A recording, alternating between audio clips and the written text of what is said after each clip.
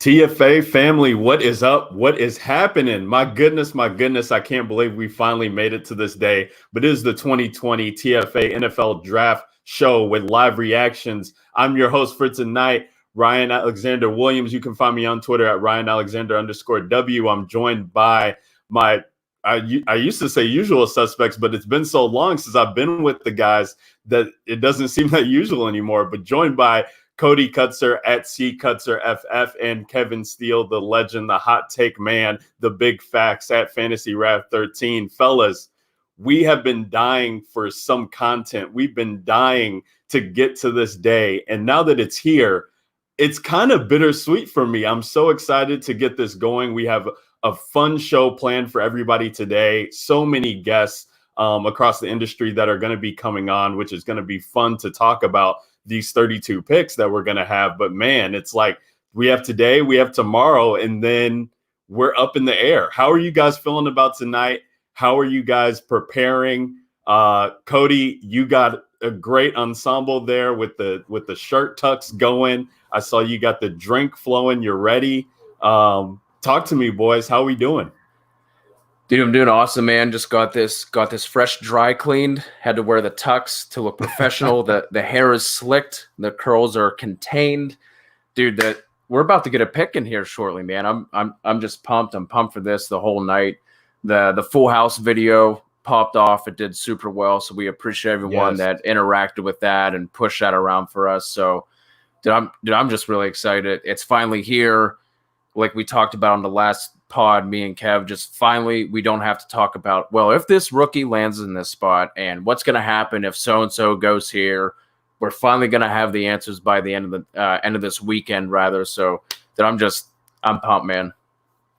Yeah, man, it's going to be awesome. Kev, talk to the people. What is good? What is good, right? Got the alcohol, right? That's check. NFL draft, check. Big facts, right? That's what I come with. Big facts all the time, all day, God. Right? So we're in for quite something tonight, Cody. It looks like in 2 days, not just one, but two. We're gonna be. See, most people are kind of doing a half-ass, right? Where they're doing it just today, just day one. Not for us, right? we're both days. We're bringing in the heat on both days. Dropping the heat early. It's just 7 o'clock, and Kevin's already throwing the darts. The alert whistle just went off. Hell yeah, right? We got guests. We got so many guests, right? I mean, hey, I came through with the guests. Went through the Rolodex of Fantasy Wrath 13 that I've accumulated through the years. We got great guests coming on, and so it's going to be a lot of fun. I hope the Chiefs don't draft Zach Moss because it's going to be rough for me. Oh, it's going to be great for the content, right? Right, Cody? # team content all day. Dude, like I said, man, I said that to Kev about Zach Moss, and we're going to have Dwight Peebles as one of the first guests joining us here in a minute, and he's a Bengals fan. I said, man, we love you. There he is, the man himself, Dwight Peebles at FF Peebles Champ is jumping in. Said, we love you, man, but we're here for the chaos. Like I under normal circumstances, I wouldn't wish anything crazy on either of you, but I want the chaos for the content. That's right, and we got our first two guests coming on. We got Dwight Peebles and Travis May joining us, fellas, for the 7 o'clock start. We're just waiting. We're waiting in constant anticipation here for the commish to not come up to the stage, but to be from his basement and making the introductions, making the first pick announcement. And Dwight, yeah, your Bengals are going to start off on the clock. Right. I wonder if Goodell's got somebody to boo him in his basement just to make him feel at home. So. He's not going to know what to do if he's not getting booed. Exactly. And quick shout out to the first comment we have, my boy Frank Denera from the hometown of Derry area, Pennsylvania. Postman Frank. Go. Shout out to Postman Frank, man, coming in right on time. We love that. Love that. The guys who are joining us at Travis, you can find him at FF_Travis M. Everything football related for RotoViz, writer for Dynasty Command Center, and podcasting too with them, I believe too, right, Travis? Yeah, so I've been doing some writing and podcasting for RotoViz, Dynasty Command Center, doing some Titan stuff for SB Nation's Music City Miracles, dating back to last summer. Going to get back to that hopefully again this summer. But yeah, Nice. just always down to talk about some of these prospects and ready to just get the draft started. It's about time. Absolutely, man. we were saying, I was saying in the beginning, man, it is about time, but it does feel bitter. I was just talking about this with the girl. Usually glass half full, try and be positive. But I think with everything that's been going on, I got the glass half empty approach coming up. So at the start of the show, I was saying that, man, after these 3 days that we're going to have 2 days with the fantasy shows, it just seems like, man, everything's up in the air. And I guess I'm just going to be trying to get in as many best ball leagues and as many dynasty startups as I can to keep the time alive. We are all going to be pretty thirsty for some drafting here soon. Trying not to go too crazy with it, but yeah, it's that time of year. Everyone's wanting to start the rookie draft like this second because everybody's got rookie fever, and so I'm all about it though. Trying not to bite too hard on all the hype and go crazy selling all my veterans for third round rookie picks and crap like that. So right. No, it's easy to do so. It's easy to do so. And Dwight, you guys can find him on Twitter at FFPeeblesChamp, writer for the DLF. And Dwight, with your Bengals being on the clock, I mean, we feel like everything that we've heard, everything leading up to the day is all about Mr. Joe Burrow, the quarterback from LSU. Joe, Tiger King, Joey can do no wrong. Talk to me about just being a Bengals fan, and talk to me about, what you would be hoping to see from Joe whenever we get back to football, as what he can bring to the Bengals organization and kind of, bring hope back to a franchise that kind of hasn't really been in the talks of, being a Super Bowl contender in some time. Right. Yeah. As long as he can play, as long as they pick him, there's still a little bit of me that thinks they're going to do some sort of crazy shenanigans at the last minute. But I think he's a winner. He's a baller. He's a quarterback that actually can push games and can win games, not like Dalton was an all right quarterback, but he couldn't win games by himself. Where I think Burrow's got that sort of talent. So I hope he brings that sort of leadership. And, he's got just off the national championship. So he brings just a different swagger to the team. It's kind of a nice, quiet, swagger, even though he doesn't like Skyline chili. But, nobody's perfect. So as long as they take Burrow, I'm still just got this haunting suspicion they're going to draft Herbert or some stupid thing like that. Oh my goodness. I have a question though, Dwight. Yeah. So if it was let's just say, let's say that something weird happened. The Dolphins were in a position where they had 3 and 5, and they were willing to trade 3 and 5 and a 2021 first for Burrow, and then take Tua at 3 or something like that. Yeah, that would be perfectly happy with that. I saw that report today that they were thinking about moving up to 3 and then trading both, and I would be so happy with that. Take Tua at 3, then take a tackle at 5, and you are set. And there's going to be 4 tackles really taken in the probably top 15 picks. Yeah, I mean, they could either go Jedrick Wills or Tristan Wirfs, or Mekhi Becton. A lot of people think he's going to be the fourth one out of the crew. Andrew Thomas has 40 plus starts in college, so plenty of opportunity if they can add some value and trade down. But I don't think it's going to happen because word on the street was that the owner, I guess, welcomed Joe Burrow to the team Wednesday, I guess. He sent him a letter or something. Yeah. So I think Shefty just dropped something about that. So I'm sure the whole world knows at this point. But we like drama. We want it to be more dramatic, but sometimes the chalk is okay too. I do hope though it would be a lot of fun if something crazy happened with the second pick. The Redskins, obviously they don't need a quarterback probably, but at least they hope they don't need a quarterback this quick. There's debate of whether Dwayne Haskins is the answer, but if it's Tua, somebody trades into that spot and takes Tua, or somebody trades in that spot and for some reason takes Burrow, or God forbid takes Jordan Love, I love that. I just see just something crazy happen early. Yeah, and I think we can expect. I shouldn't say that. What I'm hoping is that we can expect a lot of drama, right? I mean, here we are. We're used to doing this, right? We're used to coming in, podcasting from all over the place, different scenarios. But we got Roger Goodell in his home, the commissioner of the league. We've seen it all week with the GMs tweeting pictures about where they're going to be, where their war room for the draft is going to be. Some people are doing it in their kitchen. Some people are doing it in their basement, in their bedroom, at the office, I saw. So it's going to be wild. It's not going to be anything we're used to seeing. There definitely could be a lot of drama. We've seen, we've heard the drama surrounding the third pick. We've heard the drama surrounding the Dolphins trying to trade up for whomever, offensive tackle, quarterback.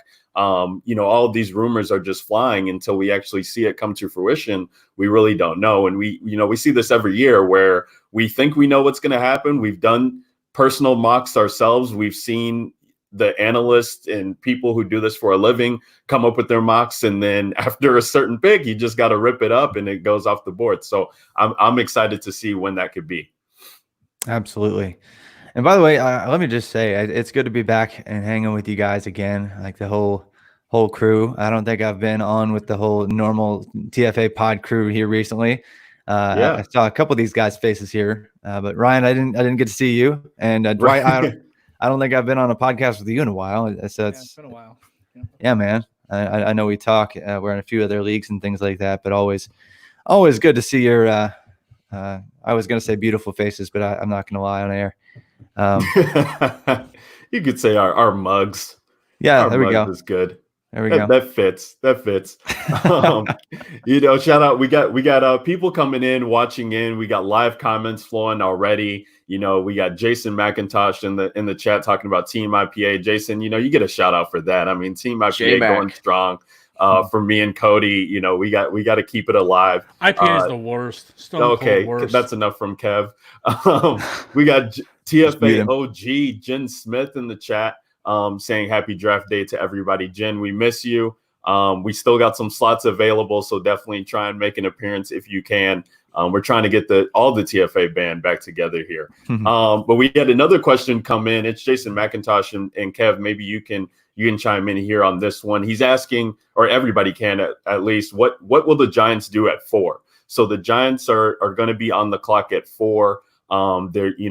We don't know what's going to happen with that 3 pick. A lot of mocks that I had seen personally, and you guys feel free to chime in on that. But with Jeffrey Okudah being on the board there, the Lions needing help at corner, him being gone, that kind of opens things up. But if, there's a trade at 3 and Okudah is still there at 4, what are the Giants willing to do? Are they going to, try and get an offensive lineman to protect the quarterback? Are they going to try and get a guy like Isaiah Simmons who can be a playmaker for them for a long time at the defense position there? Or do they go with the best available on the board and a guy like Jeffrey Okudah or trade back? So Kev, why don't you start it off and let's talk about what the Giants could possibly do at 4. Yeah, I mean, I think there's been a lot of reports of them wanting to move back. I think it makes sense for them to do so. I think they have more than just one need right now.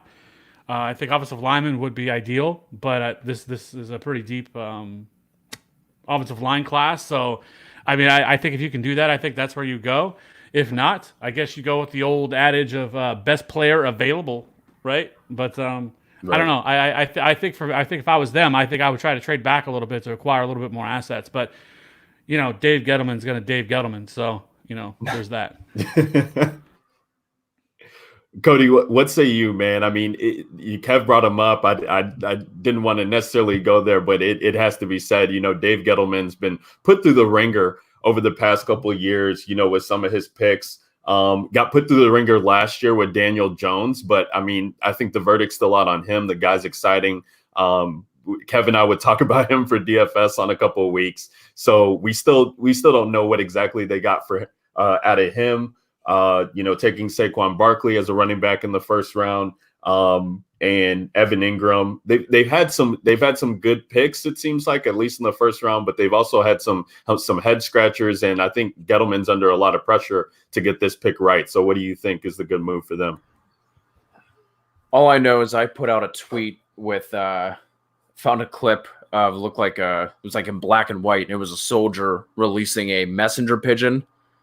And I just put and we cut live to David Gettleman making his pick for the Giants at 4. Didn't even say anything. I said nothing about the pick itself.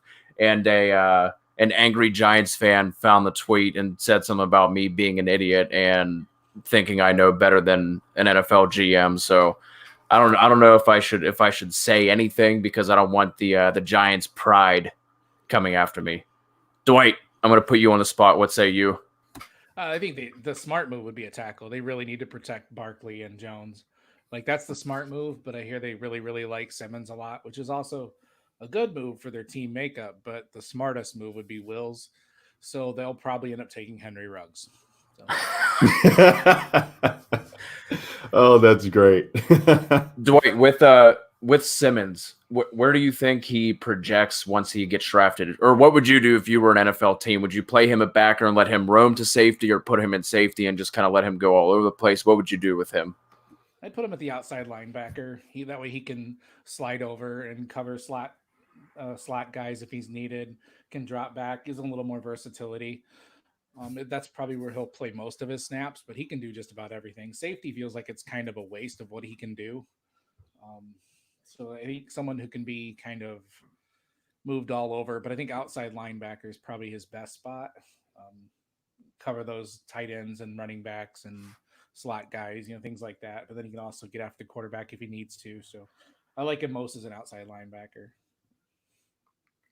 Travis, offense or defense, what should the Giants be looking to do here or not here, but with their 4th pick if they choose to keep it, or should they be trading back? Well, I think they could wish that they could draft both because they need both. It's real. Just 2 of each would be nice right here for them. But no, I think really I think the best pick would probably be to set up the future of their quarterback. If they're going to protect the quarterback and believe that he's the guy, I think taking an offensive tackle, one of the top 4 here, the one that they really believe in. This is, this early in the draft when there's this many good players at one position, they can really choose their pick of the lot. Whereas later on, you don't always know who you want, and maybe there's kind of like a wider gap in the talent later on, that's not as impressive. But if you can just say, hey, there's 4 future Pro Bowl offensive tackles, I really want to get one of these guys, I think that would be the go-to. But obviously, if you can trade down even just 3 or 4 spots and still get perhaps the guy that you want at the same position, that would be my ideal move. But I just don't know if they have a taker in that slot. Absolutely, Travis. No, I hear you there. I want to make sure we hit on some stuff with you guys too. And Travis, you're in Nashville County, Tennessee Titans fan. So we might not have you on, or I don't think we'll have you on when they pick. So what's your thoughts surrounding your team, the Titans, and what would you like to see them do with their first pick? AJ Dillon. Oh my gosh. Yeah, no, not AJ Dillon. I think there's a couple different picks, and I think it's funny. Both of the players that I think would be fun for them to see both come from TCU. They're the only good players that were on TCU's team last year, for the most part, except for Blacklock, I guess. But Jalen Reagor or Jeff Gladney, either one would be a lot of fun. Not for fantasy football purposes, because AJ Brown's supposed to be the guy, and Corey Davis is still hanging around, and everyone wants Jonnu Smith to become the next Delaney Walker. But Jalen Reagor is one of my favorite wide receivers in this draft, and I think that for a long time they've lacked true elite take off the top speed. And I know that everyone was expecting a Reagor to run a faster 40 than a 4.47, but they reacted like that was a slow 40, and he would immediately be the fastest wide receiver on the team. Would be a vertical threat, but also a yak freak who can even play special teams in year one. So that would be fun for Jalen Reagor. But Jeff Gladney is he was the best corner really in all the Big 12. And the way he matches up against players that are bigger than him, he's not like a huge, long corner, But I just remember watching, even like I guess it was a year ago, watching him match up against Hakeem Butler, who's like 6'5", 220 plus, and this guy's under 6 feet, not even like super lanky or anything, and he's still pressing, punching at the line, basically carrying him through his entire route and then breaking up the pass. I love what he does in his ball skills. And yes, I know that Adoree Jackson is amazing, but they're getting older, a little bit longer in the tooth at their other cornerback positions. So the Titans could definitely benefit from going Gladney there. Travis, how dare you disparage Taywan Taylor and say that they didn't have that long field speed? Yeah, sorry, that's just not a player who I am ever going to get excited about. Like he's king of training camp, and that's all he's ever really done. So, yeah. Oh, that's great. Well, we got Cincinnati officially on the clock. It looks like, as I'm looking over at the coverage here, they got 8 minutes to pick. So, of course, typical fashion here with the number one pick, even when we think it's a surefire thing, they're letting the clock run. So, Dwight, I don't know. Maybe you could get something interesting going there with the Cincinnati Bengals at 1. Joe Burrow on the couch with his parents in his phone feverishly. Yeah, let me text my people. Hold on. Yeah, I don't know, guys. I hope they do. I wouldn't mind a big trade, but that's not their MO by any means. I don't know. It scares me. Just they've had so many busted number 1 and number 2 picks in their franchise history.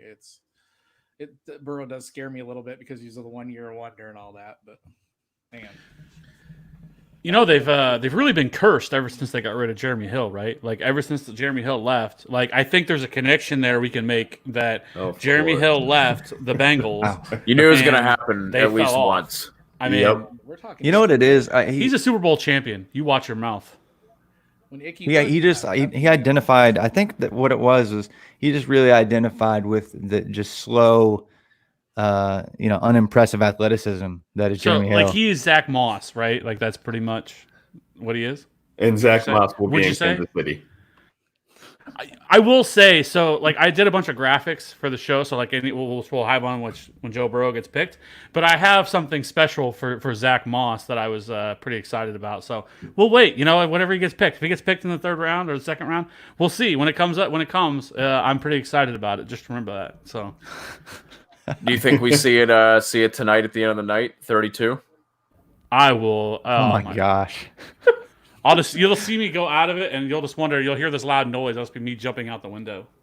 I didn't know you were that high on Zach Moss, man. I hate Zach Moss. I don't know. I shouldn't say I hate him. That is such a strong word to say about somebody. I'm just not nearly as high as everybody else is on Zach Moss. And there's the Zach Moss is the 101 of the running backs, and I just think that's blasphemous with everything that's in this class. So I don't know.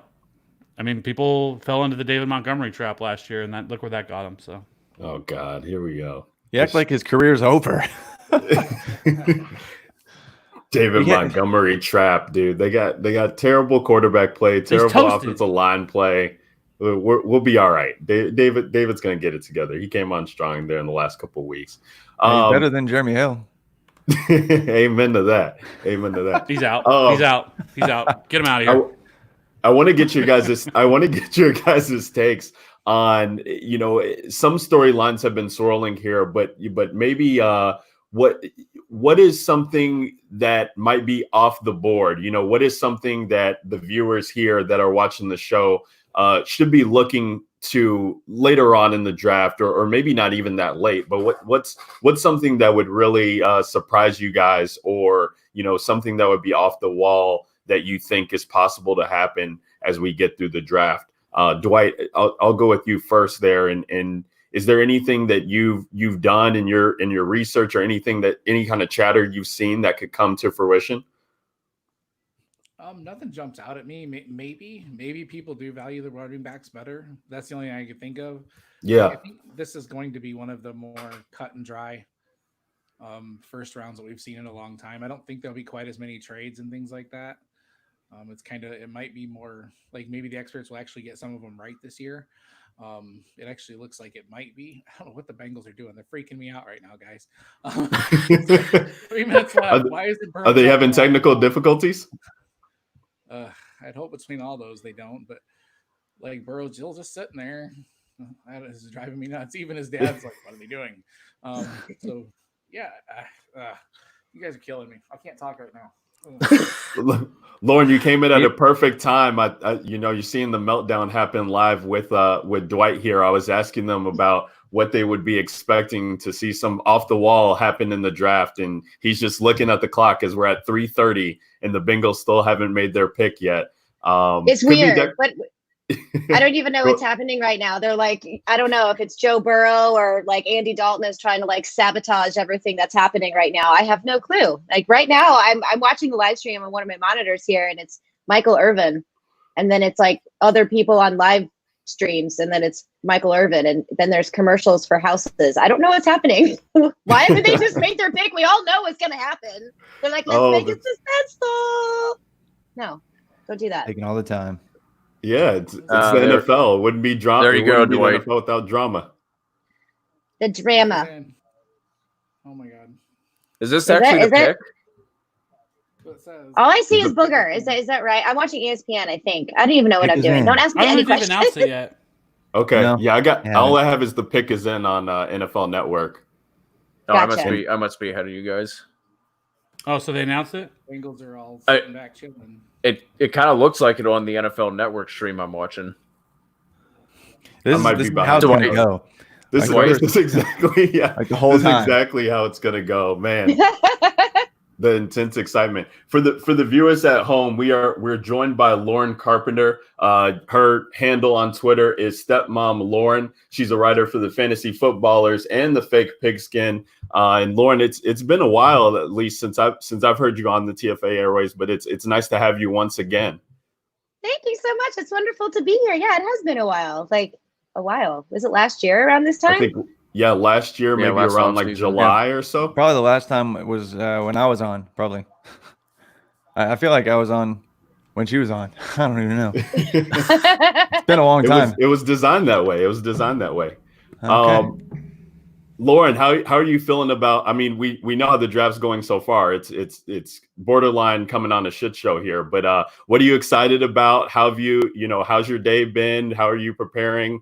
What's life like for Stepmom Lauren over there? Life is pretty darn good. It's a little busy. I'm actually going to be submitting an article. It's the for the Fantasy Footballers. It's a reaction piece on wide receivers that are being drafted in rounds 1 and 2. I will be submitting that tomorrow. If there are if there's a run of 5 wide receivers that go off the board in round 1, then I'm going to have that one series piece going tomorrow. If it takes between round 1 and round 2 to get more than that, it'll come out on Saturday. So I've really just been kind of immersing myself into the ins and outs of some of these lesser known wide receivers that are still going higher up. And we all know CeeDee Lamb, we know T Higgins, we know these guys. So it's been that. I also didn't realize that I set a really harsh deadline for myself. So I was like, oh my God, I have a lot of work to do in 4 hours. I better get on it. And I'm like, wait a minute, I have to eat and shower. Then I did my hair, and I don't know why I did because it's all flat again. I have a big shiny forehead. But hey, first world problems. What are you gonna do?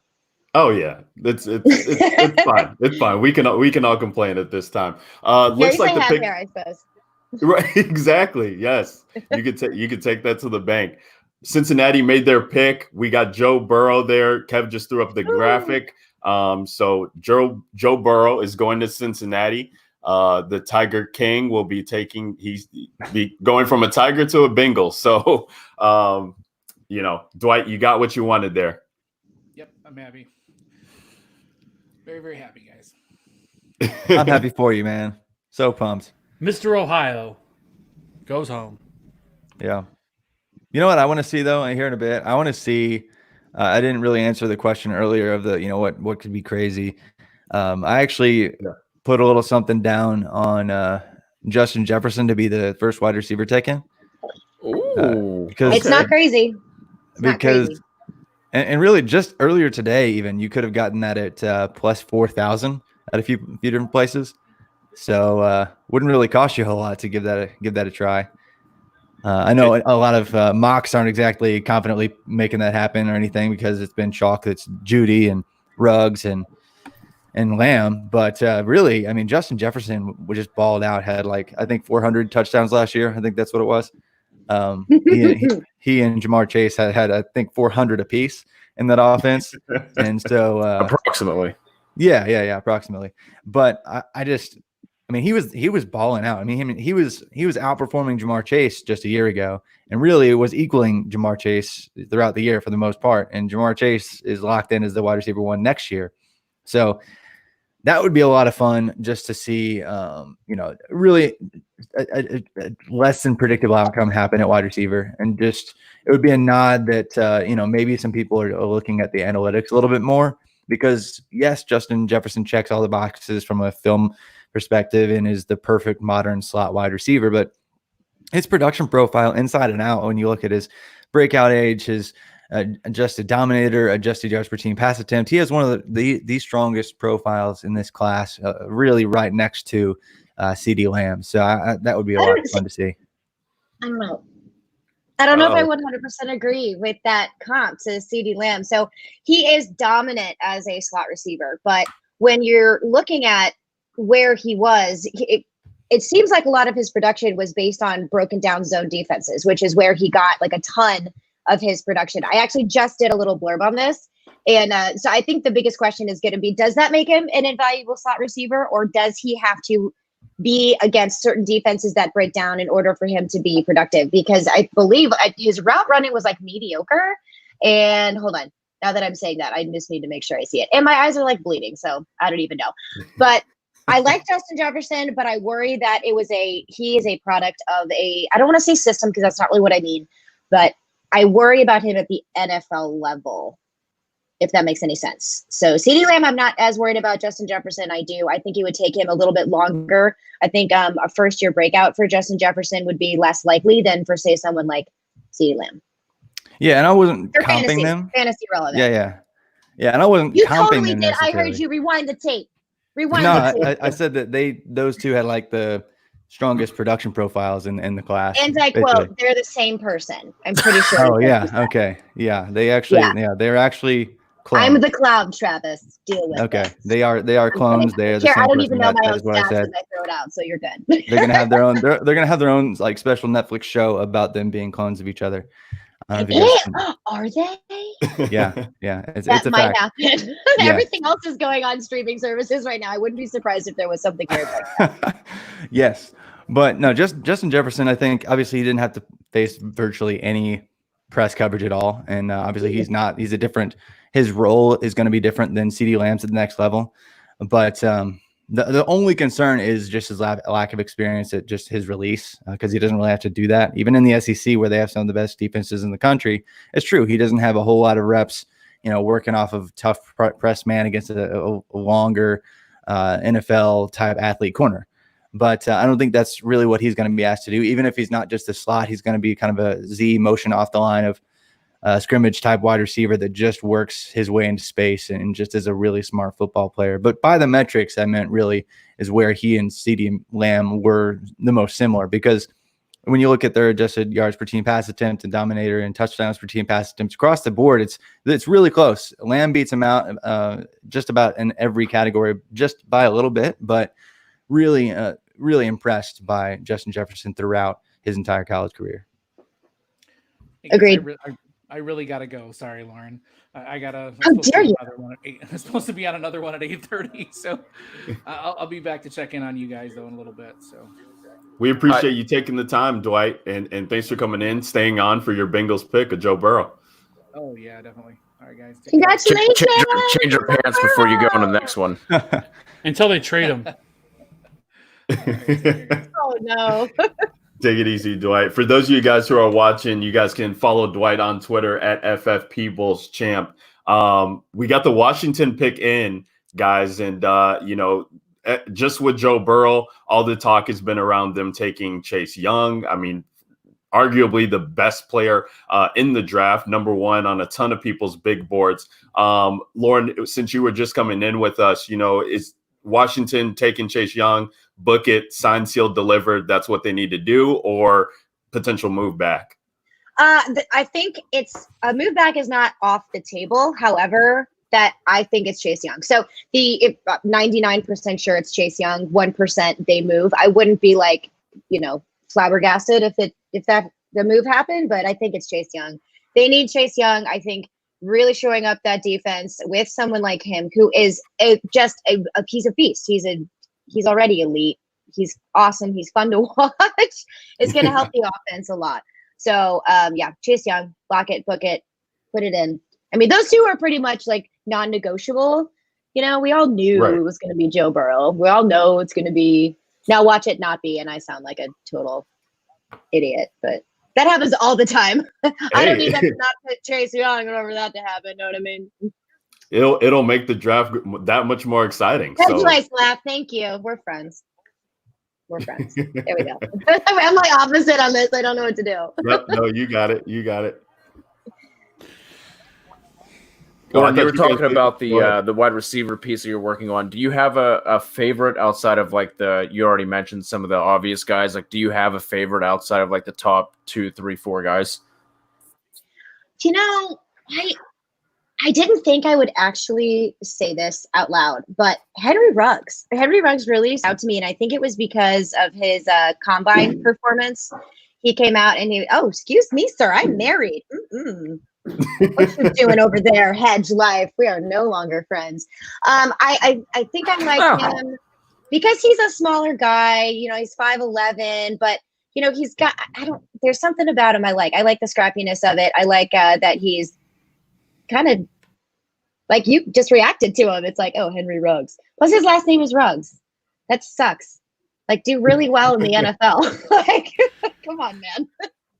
No, that's great. I mean, we definitely, Henry Ruggs is a dynamic player. Had a great into the season there with the team, and I definitely think he'll make some splash plays in today's NFL. How it's designed. Chase Young did go number 2, yeah. So Lauren, you're a genius. Got that pick correct. And with all that, my hopes and dreams. Yeah, Nate, I was just about to give you the introduction. You're coming in. We got Nate Henry. You can find him on Twitter at NateHenryFF. And Nate, why don't you go ahead and give us a little bit of a reaction there to the second pick by the Washington Redskins? Terrible pick. Awful. They really should have drafted literally anyone else. I think he would have been a much better fit in Detroit. So his career is clearly over. But now we'll just pray for the inevitable trade down disappointment, and that'll probably be my next bit of Lions sadness coming my way. You do sound like a true diehard Lions fan, just like bereft of hope and happiness. My husband's a Lions fan. This is why I know these things. You guys need a really good corner, Jeff Okudah. Come on, man. Come on. You gotta so many more things than just a corner. Let's just hope they don't go there to die, which usually happens. Yeah. We actually had a really good corner, but we traded him to Philadelphia for next to nothing. Yeah. So they're very happy about it too, by the way. Yeah, Cody's extremely excited about that. Nate, without poor Nate. let's say that Jeffrey Okudah does not go here. They do move back in the draft, try to acquire some assets. What are some of the other needs that you could be happy with Detroit trying to fill later on if they were to, get back in the draft and get some equity of picks? Well, I mean, it's going to be really hard for Bob Quinn to choose because none of the players in the draft have played for the New England Patriots. So I don't know where he's going to look. Normally it's just whatever player was on the New England Patriots and no longer is, that's our guy. So that's going to make it hard. But to actually answer your question, I love Isaiah Simmons. I think he's dynamic. I think he would be the best playmaker that could be on our team. That said, I got a feeling it's going to be either Okudah or Brown, the D lineman. I'd prefer Brown. I think you build a team through the D line if you're going to actually make an impact here. A corner is not going to win you that too many games as much as an impact lineman would. So that's why I was really hoping that the Chargers or Panthers or anyone would trade up to get Tua, but such is the life of a Detroit fan. Yeah, no, sorry, it's rough. Keep the drinks flowing, Nate. Keep the drinks flowing. I already made an old fashioned knowing I'd need the hard stuff tonight. Oh, what do you drink, Nate? So actually, what is everybody drinking? Because we're talking about Detroit's pick is in. Oh, never mind, Nate. Detroit's pick is in. The drama unfolds. Hey, which tight end or guard did they want? It's probably Tito's. Okay, how about now? This is probably Tito's. This is Tito's. No problem. This is Tito's. This is Gerst Amber Ale right here. Oh, nice. Trevor's drinking Girth Ale. Gerst, not Girth. Is anyone drinking liquor besides the alcoholic here, aka me? I got some Eagle Rare mixed with some special sweetness to make an old fashioned here. I don't know if that was like a McDonald's burger or a drink. An old fashioned? It's both. All I heard was special sauce and sweetness. Oh yeah, no, it's Big Mac sauce. It's original, but I'll go with it. It's. Oh, That's good fantastic. God. Okuda it is. Yeah, Okuda it is. Hey, it's you got to fill some needs slowly but surely here, Nate. Slowly but surely. Well, the worst part about this is not only am I a Lions fan, but I'm a Michigan fan, and the whole Ohio State love that is going on right now. I mean, all three of the first three picks were recruited by Ohio State. Joe Burrow, of course, used to play there and transferred to LSU. So that is just a knife turn as well. But yeah. Oh, here we go. Who is it? You got a nice little comment from Brian Bernowski, I believe. Bernowski, another Dairy area hometown boy. That is fantastic. I did not think you had that in you, Berno. Well done, my friend. So anything to make Nate feel better right now, I think is good. Yeah, so Nate, you got he just pulled through for you, man. I mean, at least you got a nickname. That's great. So that'll win games. Nate, who did you say you wanted Derek Brown there instead? I mean, I don't really think either of them. I preferred Simmons, but we've spent so much draft capital on linebackers lately that I think they couldn't really justify it. Plus, they just signed Jamie Collins to like the world's biggest contract for a linebacker. Yeah. So, it wasn't a fit. I just thought he was the best player on the board at this point. Gotcha. Yeah, I mean, I like Derek Brown. I'm Auburn fan, but I was a little concerned by his size and just athleticism. Even when you adjust for his size, rather, it's not that great. Like he was like a 10th percentile athlete or so at the combine. And so I don't know. I'll be curious to see how much that actually knocks him down boards. Yeah, I mean, I saw some people today saying that he didn't even really have the same ceiling as Nick Fairley did back when the Lions drafted him. I don't think so. Yeah, I don't think so.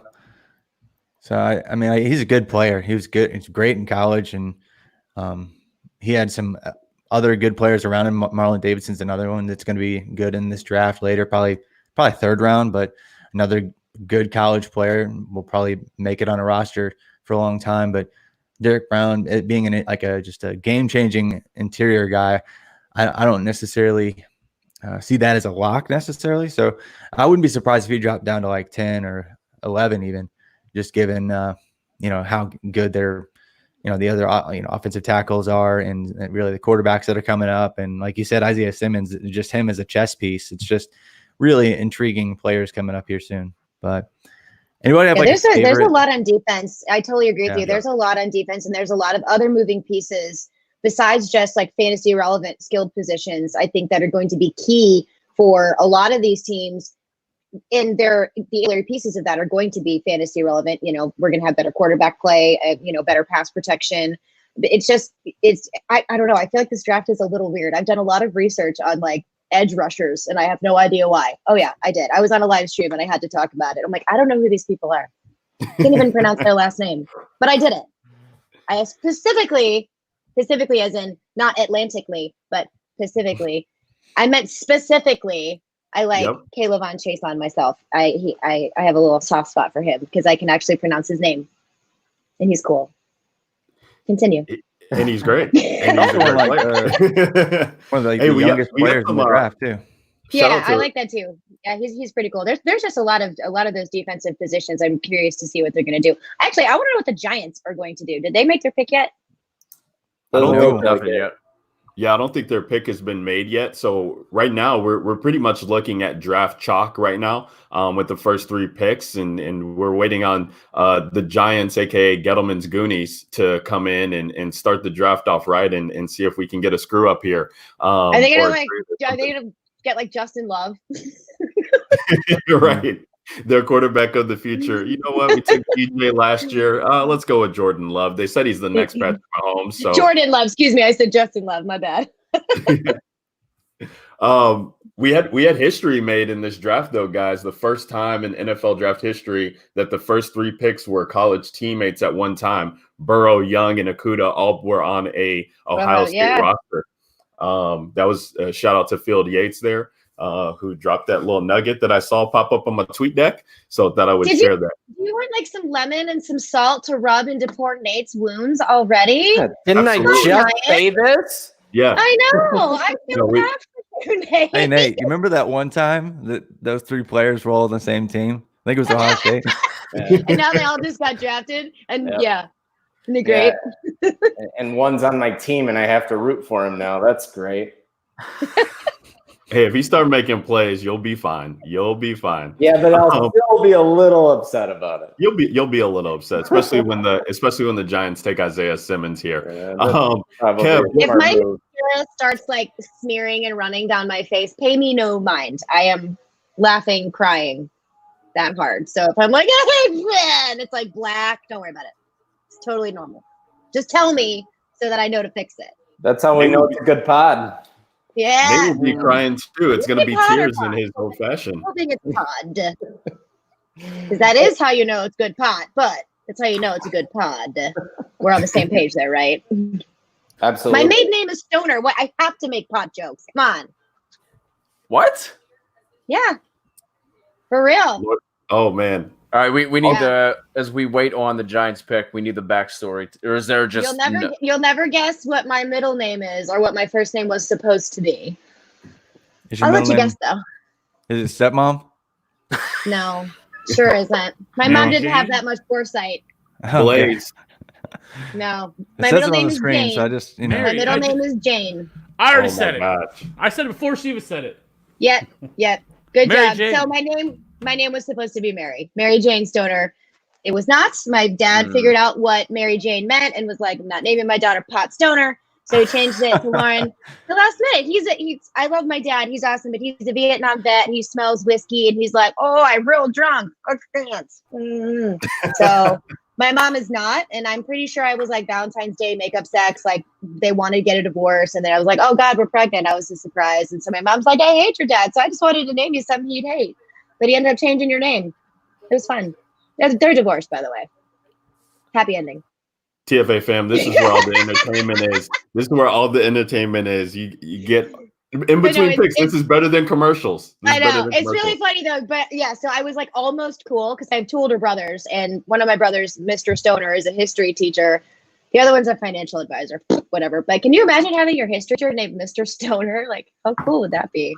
Well, could you imagine giving all of your money and your financial future to a stoner? I think that's worse. Yeah, that's true. I don't know. It was fun though. Got a lot of free weed in high school. A lot. It's great. Just because your last name? Yeah, man. All the time. Concerts, yeah, man. Her last name's Stoner. Like, we have to, man. The greatest ones were like, oh my God, you should have a daughter and name her Ima. I'm like, wow. There's some stellar brain cells up in there. Tell me more. No. Swipe left. The Giants. We didn't have that back then, though. This was like 20 years ago. The Giants pick looks to be in. So whenever we get that, we'll talk about that. And then Travis, we'll do a swap with our 740 guest here. We're gonna react to the Giants pick, and then we'll get Ethan Turner in, and we'll do the quick swap there. But we do have.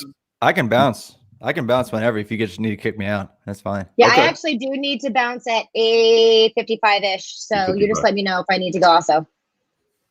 No problem. Yeah, we'll probably be able to get you for Miami pick, Lauren, and then we could let you go after that, or depending on how things go. If they have technical difficulties or keep a ride, we'll keep an eye on the clock. But or if they took as long as Cincinnati did, holy oh my goodness, criminy. the whole clock.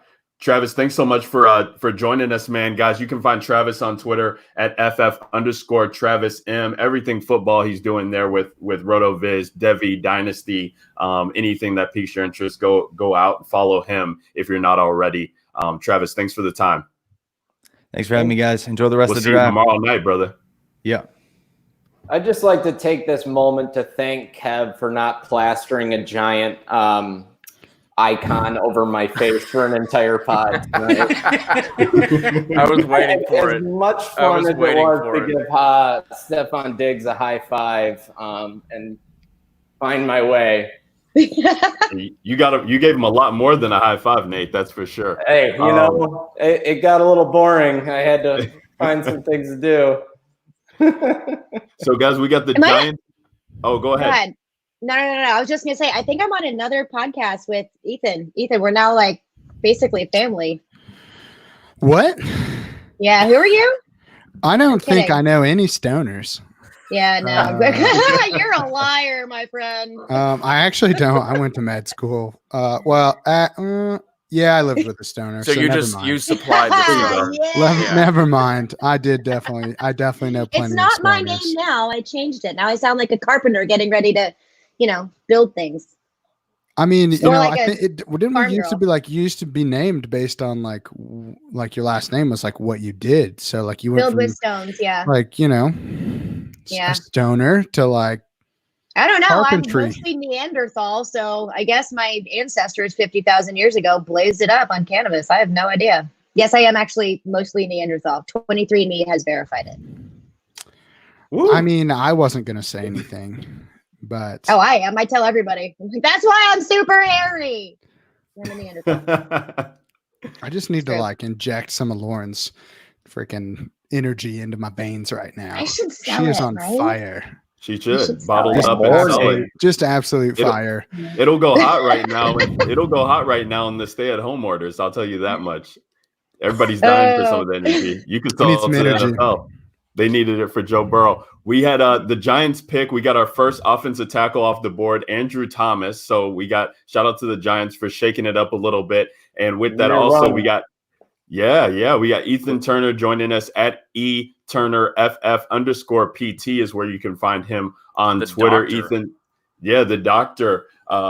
Ethan, thank you so much for joining us. Ethan is doing work or does work as an NFL injury analyst for the Fantasy Headliners. Ethan, how you doing tonight, man? I'm great, guys. I love the NFL draft. This is like my favorite. I would like the Super Bowl is like here, but like the draft is like right there for me. I'm totally motherfucker. Oh yes, that is beautiful. It looks a lot better on my screen. That is too. so if you mean. could just keep that there, that's that's great. Actually, if we could get a picture of Andrew Thomas, he's a little bit larger. We could put him on there too. Maybe we could just put Chase Young and Joe Burrow right here and. Perfect. The whole Ohio State family there. No, they can't be that close. It's social distancing. So just one. Maybe, is this how I'm politely asked to leave the podcast for the evening? Could he mute your mic? Does anyone else see Dave Gettleman wearing a mask in his home by himself? Is that not the stupidest thing you've ever seen? That's the most Gettleman thing I've ever seen. Exactly. They just write themselves. The jokes just write themselves. He has to be doing this on purpose. He's like, they're not going to be booing Goodell, and they won't be talking about me except for on Twitter. So I'm just going to get, something for the people to watch at home. What a buffoon! Unbelievable. He is in New York. Half of his face, In his No, defense. that's fair. Yeah, that's fair. Yeah, he's like, you don't have to see my whole idiocy, just half of it. Did you also notice that his TV is he's got like a 90-inch TV as his monitor, which I think is just speaks to how not good he is. I mean, it looks ridiculous. He's got like a regular sized laptop, and then next to him is literally like within a foot away from him is just this massive television. Did anyone see like how like 1970s the rest of Roger Goodell's basement is? Oh yeah. It's grandma and grandpa's house. I'm not surprised by that though. Like, is Jonathan Taylor Thomas gonna like pop out somewhere? Like, what? It's gotta be. Did you see when he did like the entire like tour of downstairs? Like, I feel like that's like his like third or fourth home. I mean, yeah, makes 40 million a year, right? Yeah, like that looked like something that I have, down in my basement or something like that, right? Like, I know, yeah. Yeah. Either that or he's like, oh, I love all this wood paneling. Like, I don't know. It's probably his vacation home or something like that. He doesn't want to real flex on everybody. I would hope so. Otherwise, or he's just an old white dude. I think it's what doesn't matter how much. I don't know. It doesn't matter how much money you got. If you're just an old white dude, like you're probably not in style. Like, I'm sorry. No. Probably just. He's like, what? Shag carpet isn't in anymore. Like he probably thinks that house looks amazing, and I'm sure his old white wife loves it too. So like, if he's happy, surprised he doesn't have that like flowered print couch down there. Like everybody has the leather on the planet has that. I can picture the couch. I did too, and then like the cat, cat throw blanket with all the different cat faces on it. Yeah, or was that just my childhood? If you're Miami, just yours. And you get Tua here, how stoked are you that you didn't have to give anything to get him? I was convinced they would have to trade up to get him. Somebody would trade up, but maybe they're going to take Justin Herbert and just ruin everything. The Chargers would be happy. That's actually been legit thrown around. I am super curious to see what Miami is going to do right here. I mean, and they're the rumors that they want to trade up to 3 to be able to take the tackle if they wanted to. Like it's. Yeah, like because there was just loads of tackle talk in the top 5 for sure. For a while, they were saying they wanted to keep the 5 and knowing Miami, they probably are pissed that Andrew Thomas is off the board. They're going to go something super weird here. That's. I mean, they do have Fitzmagic, right? I mean, that's just ridiculous. Hey, everything could be right with Fitzmagic. That's going to be my new fantasy football name. Is Tackle Talk. Ethan and Lauren need a pod just called Loads of Tackle Talk. It's just so much tackle talk. Lauren and I are in a fantasy league. Maybe that's what she was thinking about. We are in a dynasty league together. I know about the tackle talk, bro. I can't. But like, that's a great name for a podcast. I don't know what Stoner Tackle Talk. Stoner Tackle Talk. Brought to you by Bash Shops. I think that's great. I don't know about you. Oh my god! See, this is when the mascara starts smearing. Oh my god! Brought to you by Tito's. We got Unfortunately, this is only my second one. I'm really depressed. Oh, really. Woo! All right, see, Ethan, I got tears. Tears are coming down. We need the injury analysis here, Doctor. What you got on Tua? Oh man. If I had told you the number of times I have to be the first to ask this, right? I have had to talk about Tua in the this is how I knew this was going to be big. I found Tua's normally I do an injury guide that has the injury histories of between 100 and 170 prospects every year. And so this year it's getting real legit, this injury guide. But I knew when Tua got hurt that I should probably just go ahead and start collecting his injury history. And so I actually started back basically like the week after he got hurt. He was the first one I had done. Normally I don't start until like the college season's totally over so that I don't have to like go back and like update it a bunch of different times. But I did go back and look up to his injury history. He has as of right now, I've done 106 players for the first edition of my guide. He has the most numerous injuries. So he has 8 recorded injuries in his history, which is a lot. He also is leading for the most surgeries. He's had 4 surgeries on injuries. He had surgery on his hand or wrist, if you listen to headlines. That was back in 2018. And this is the killer. This is the thing that really killed him when I was doing my injury risk rating, which is basically a number guide so that I can objectively look at how much risk these guys are coming into the NFL with. That rating is skewed towards more recent injuries because those are the ones that are more likely to affect him when he first comes in the league. If you tear your ACL in 2019, that's a lot different from tearing your ACL in 2015. So all of his injuries, all 8 of them have been since 2018.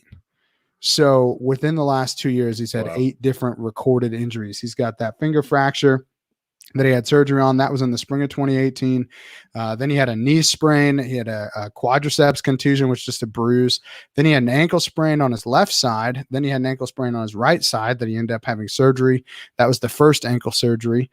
And then we go to 2019. He had a hamstring strain, a left ankle surgery, and then the team was stupid and tried to push him back. Then obviously had the big major hip injury, which is the thing I think most teams are going to be concerned about. Obviously falling to 5 here, not willing. I would say maybe we could make a case that the reason teams weren't willing to trade up for him was related to this injury history. You know, it's one thing to take a guy if he falls to you where you're picking. It's a totally different thing to invest the cost that it probably would have taken to move up to 3 or 4 to take him. So, I mean, he has the high right now. He's tied for the highest grade that I've given out in terms of risk grade. So that that injury risk rating is that objective scale that I use to measure how much risk they have. The scale has been topped out. He's got a 9.5 out of 10. For reference, the rest of the quarterbacks, the next closest, it's actually Justin Herbert. He's at 4.25, which is a moderate risk. So everyone else is under 3. So that's the risk is there, but Tua is obviously a very good talent at quarterback. So I'm not surprised that he still goes in the top 5 here. I actually said he was probably going to go in the top 5 regardless of the injury. Is anyone you've done this ranking for a few years, I'm guessing, the risk rating. Has anyone stand out who had a risk rating that high? Yeah, I mean, it's hard to say. Yes, there have definitely been players that I thought were a huge injury risk that I've, basically rated. This is the first year I've ever put a number on it. So the number has evolved. This scale that I'm using now for this guide is a culmination of all the data that I've collected over the last, I started in the 2017 class. I did about 80 players and then about 215 players last year. That was too many. So I bumped it down, but I added way more info for my guide, which I sell. But the problem is that release date April 25th. Releases April 25th. Definitely go check that out. It's $10. You can't find it anywhere else. But the problem is that the players that I have, some of the players that I've basically rated as a high injury risk, they tend to miss way more games than players that are at moderate or even low injury risks. The first year I did it, I think players that I rated highly, I used to just do a red, yellow, green light scale. So it used to be low, moderate, or high. That's still included, but now it's got an objective number too. So I do both. So when it was just a red, yellow, green light scale, the red lights missed on average, I think it was like 3.5 games their first year in the league. And so compared to the green lights, that I think they missed less than 1 game total when I calculated it all up in terms of games missed from injury. The moderates were a little bit closer to the green lights. I think they were at like 1.2 or 1.3, but I mean, that's a huge jump. Obviously the players that have these extensive injury histories are much more likely to miss games. That's amazing. eTurnerFF_PT, guys. You got to follow him. You got to look out for this guide. It is going to be flames, fire, lit. It's gorgeous. It's gorgeous. My wife is a graphic designer, so it looks much, much better than you would expect a guide that's coming from just one person to look.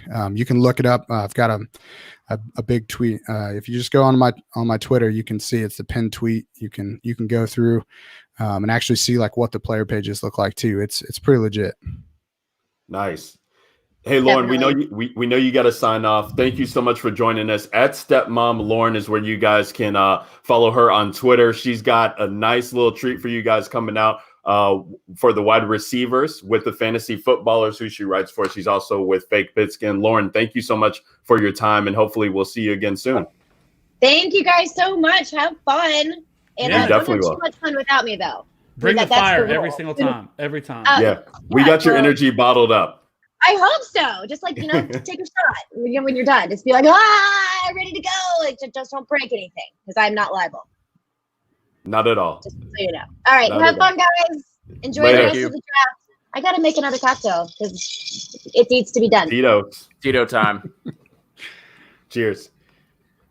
We got the Chargers pick in, but before that, we're going to welcome in our next guest. It is the one, the only Nick Whalen _ Nick Whalen is where you can find him on Twitter. Nick, my friend, how are you doing, sir?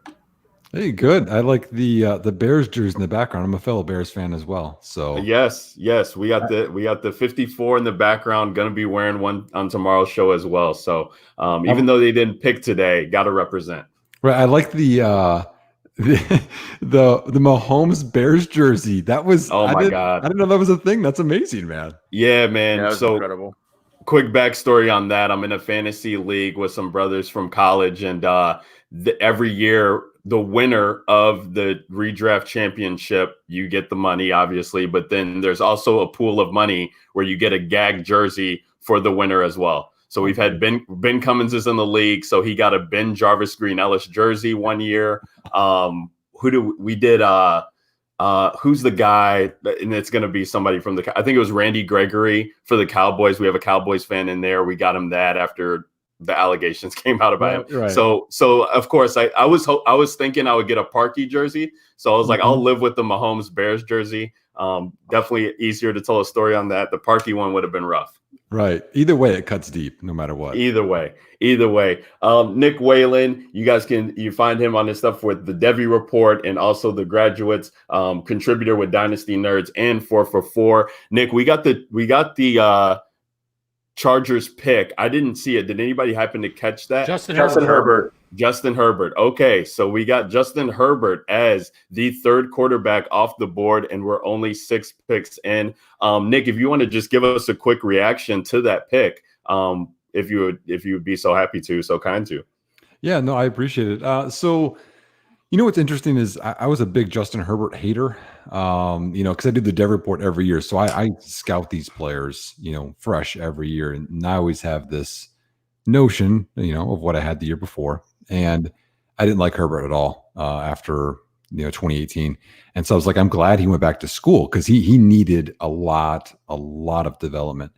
And he didn't get it all in 2019, but there were some things where he made some steps where you could see him, at least I feel better about him being a top 10 pick. I mean, in terms of progressing through his reads, he used to always lock onto his first read. And if it wasn't there, he'd freak out and run or, make an errant throw. So he progressed a little bit there. There's still some things he needs to do in terms of accuracy, especially down the field. But I have at least a little hope, and mainly I'm looking at like Keenan Allen and Mike Williams and Hunter Henry that he can progress through and make them at least functional. I'm not a huge believer, but I'm not a complete hater anymore. Is he a quarterback that is going to be NFL ready from day one, whenever day one is, once all this craziness is over? Or do you see him legit as a project and without the proper training camp, without the proper preseason exposure, is he going to be a guy that's not going to be ready and maybe they have Tyrod Taylor kind of start the year? Yeah, that's a great question. We've lived this Tyrod Taylor experiment for a while, right? I mean, Buffalo, and then he was going to season in Baker, and that lasted a couple of games. I mean, I don't think Tyrod's good enough at this point where you'd hold a top 10 pick back. I think that with him, you're going to have to shorten the playbook a little bit just to make sure he gets a good grasp. I mean, Oregon had some great offensive line play, and they had, a really good running back there as well, I think, to help him out. So I think that they're going to have to limit the playbook, keep it short passing, really, really help him out early on. I don't think he's going to be leading game-winning drives and being a great asset right away. I think he's going to need probably year 3 before we really know who he is. You want to think of someone like a Ryan Tannehill as about the projection that you're going to get for him, where it's really minimal and you're like, I don't even know if he's the guy. And then it could be a later resurgence. Right. So we're not going to see him ball out until his 13th year in the league. That's true. Hey, and they're both pretty athletic, so it's not a bad comp. Hey, right. Exactly. We got Carolina on the clock. The pick is in. Cody, how are you feeling about Carolina here? They got some needs. Mostly on the defensive side, right? I mean, Kuechly's gone now; he's retired. So linebackers in need, corners in need for them. They lost James Bradbury in the offseason, and then interior defense is something that I know that they could use as well too. They haven't, hit on too many of their defensive picks in the past couple of years, but is this the year that they can right the ship?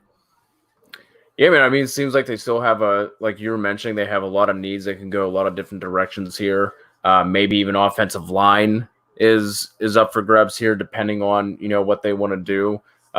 So far, though, man, it's funny. It's like we have like the chalk mock draft with no trades, right? Like this is kind of how like everyone has been like, well, this is how my mock draft would go if there weren't any trades, right? And like everything has just fallen this way so far. So I mean, this is one of those spots where they have a bunch of different needs, and maybe we start to get some shakeups here, but it'll be interesting to see what they do. I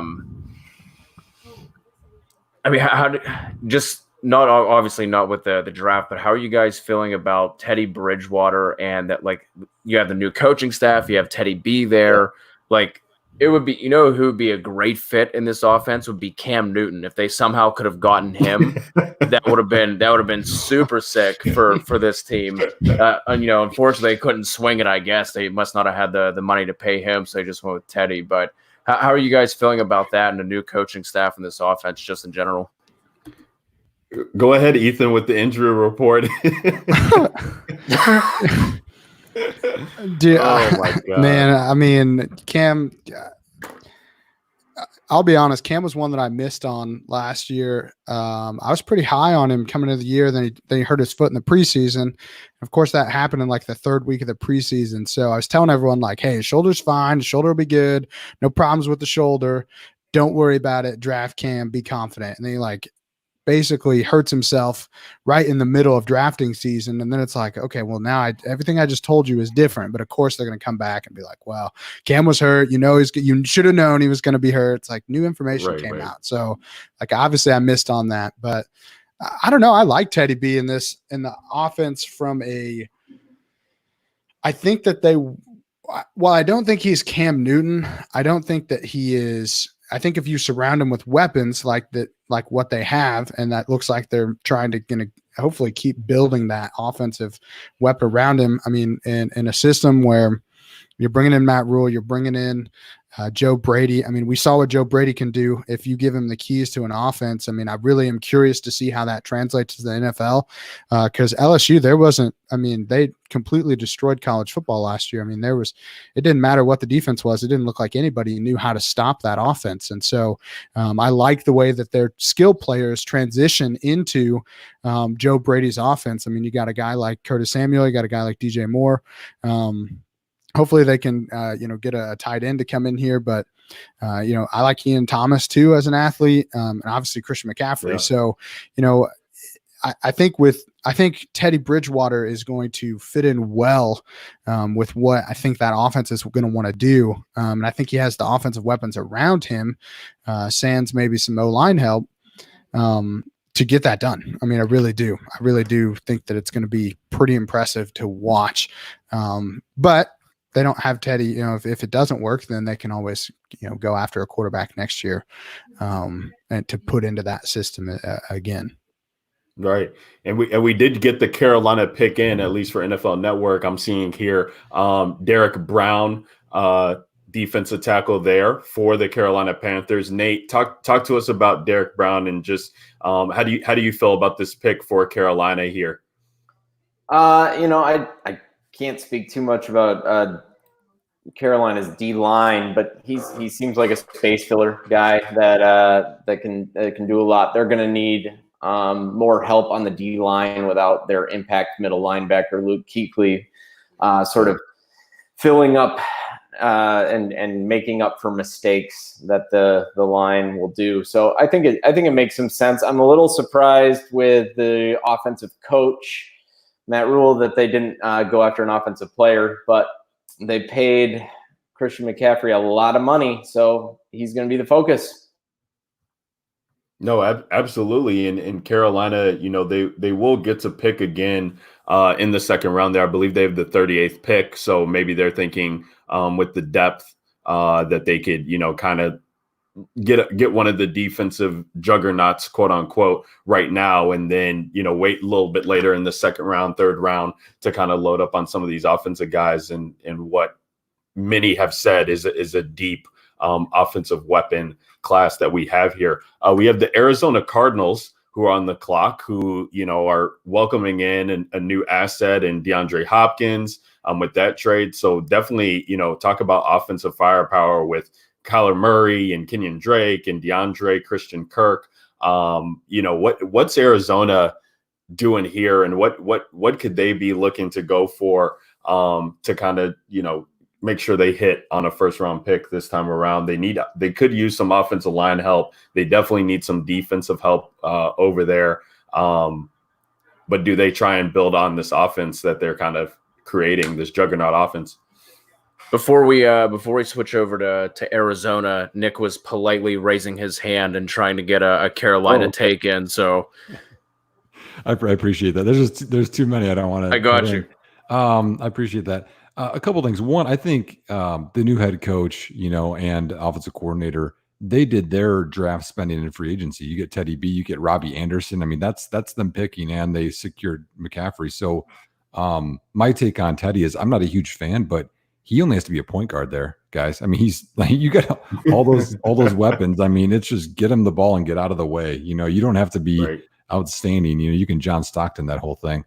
And then in terms of Derek Brown, I think that's a fantastic pick because the NFL now, I know it's a passing game, but when you can get interior pressure, it's way different, because there's the collapsing the pocket, but then the quarterback can climb the pocket and roll one way or another. But when you get interior pressure, you got nowhere to go. And he's pretty special with how big he is and how quick. It's pretty rare. So I think that's a great pick because he needs some kind of defense to offset what the offense he's hoping to build there.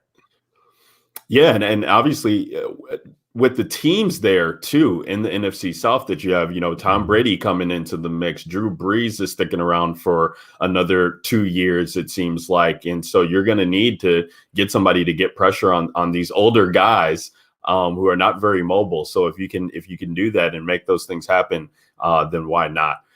It looks like we have the Arizona pick here as Roger Goodell is coming up, so we'll see what this is, and then.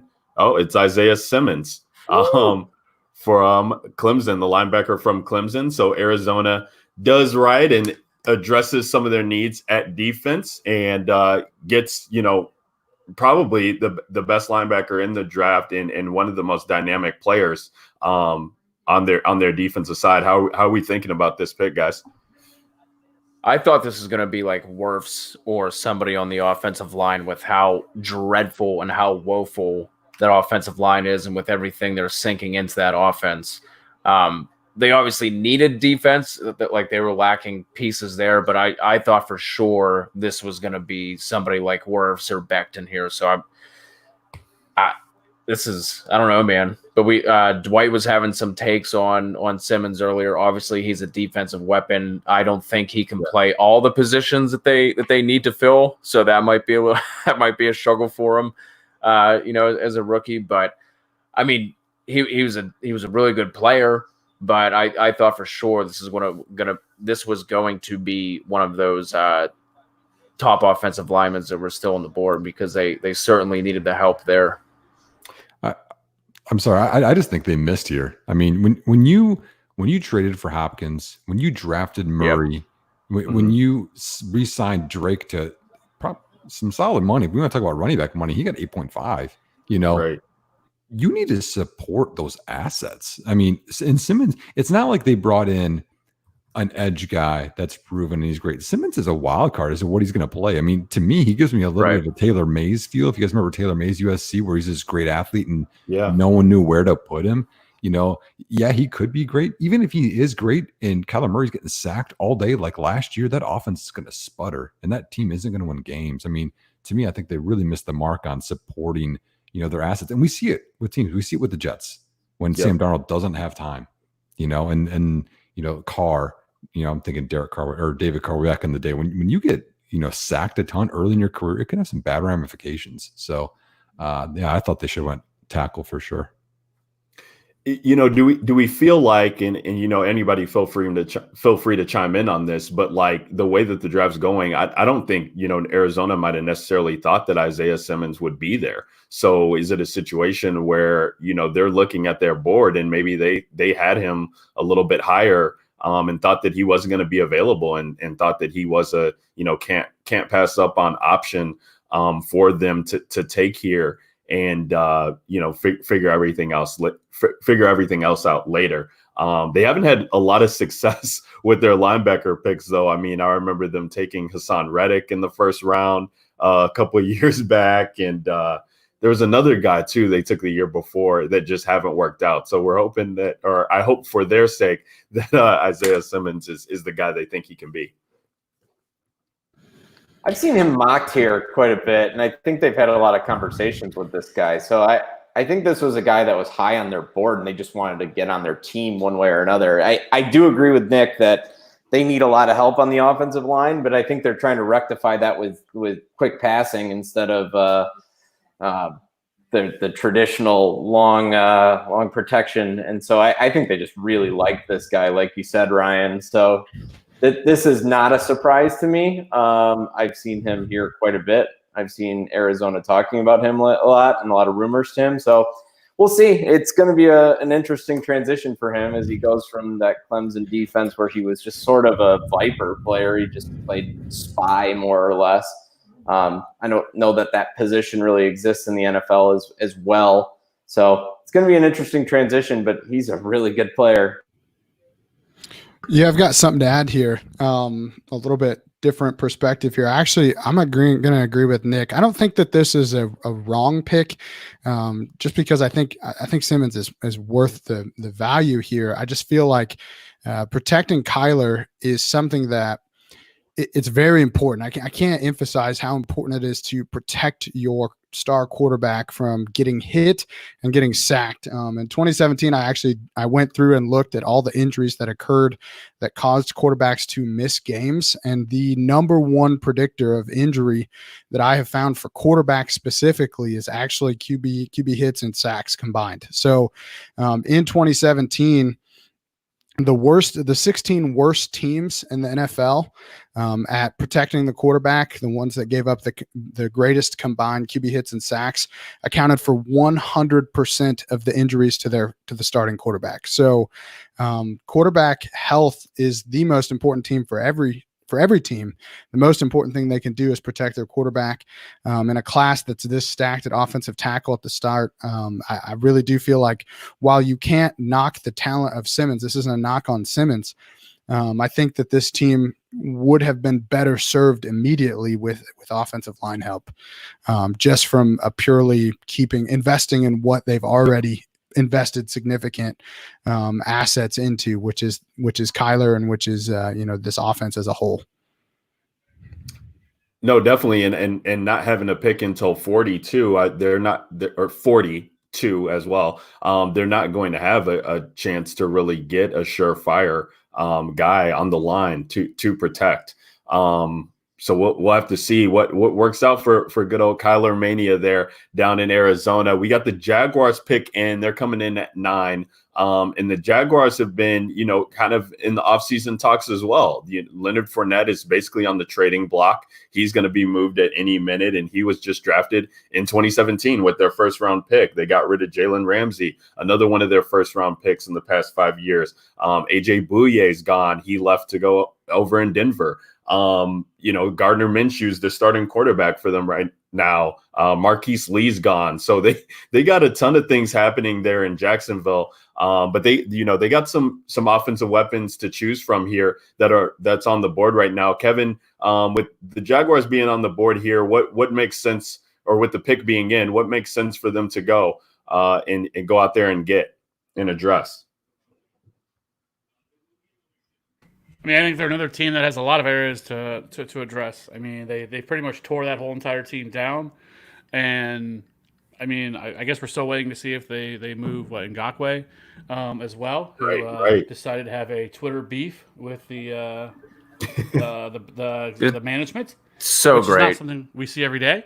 Yeah, but he's just giving us something to talk about in quarantine and stay at home life. He's just entertaining the people. That's what the people want. It's doing all of us a great service. Yeah, I mean, I don't know. I mean, I think this is a team that can go in a lot of different directions. I mean, I don't know. Would it be crazy that they went quarterback? I know a lot of people love Jordan Love. No, I'm not one of them. But, I mean, a lot of people think that he is a first-round pick. And they are a team that were rumored earlier today that were interested in moving up to grab a quarterback because apparently they don't think, Gardner Minshew's the answer. But, I mean, I think that this is I would go probably maybe tackle. I mean, you could go any number of directions. I think they need help on defense now that they've pretty much decimated that. So, I mean, I don't know. I know that's not an answer, but C.J. Henderson, cornerback out of Florida, is the. I mean, it fits a need. There were some GMs and front office folk that were talking about Henderson being over Okudah. So, I mean, I think this spot makes sense. This is something where the talent meets need here.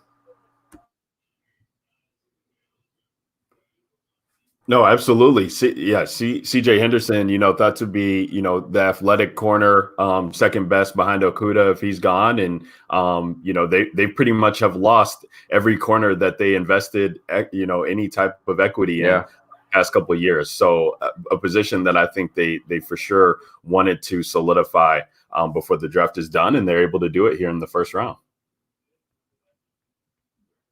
I mean, do they know what they're doing?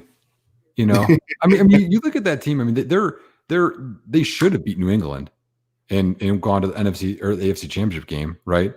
Or I don't know, was that the AFC Championship game or was that the divisional game? No, it was the ship, right? Against 2 years ago. Yeah, when they were up, and then 2 years ago.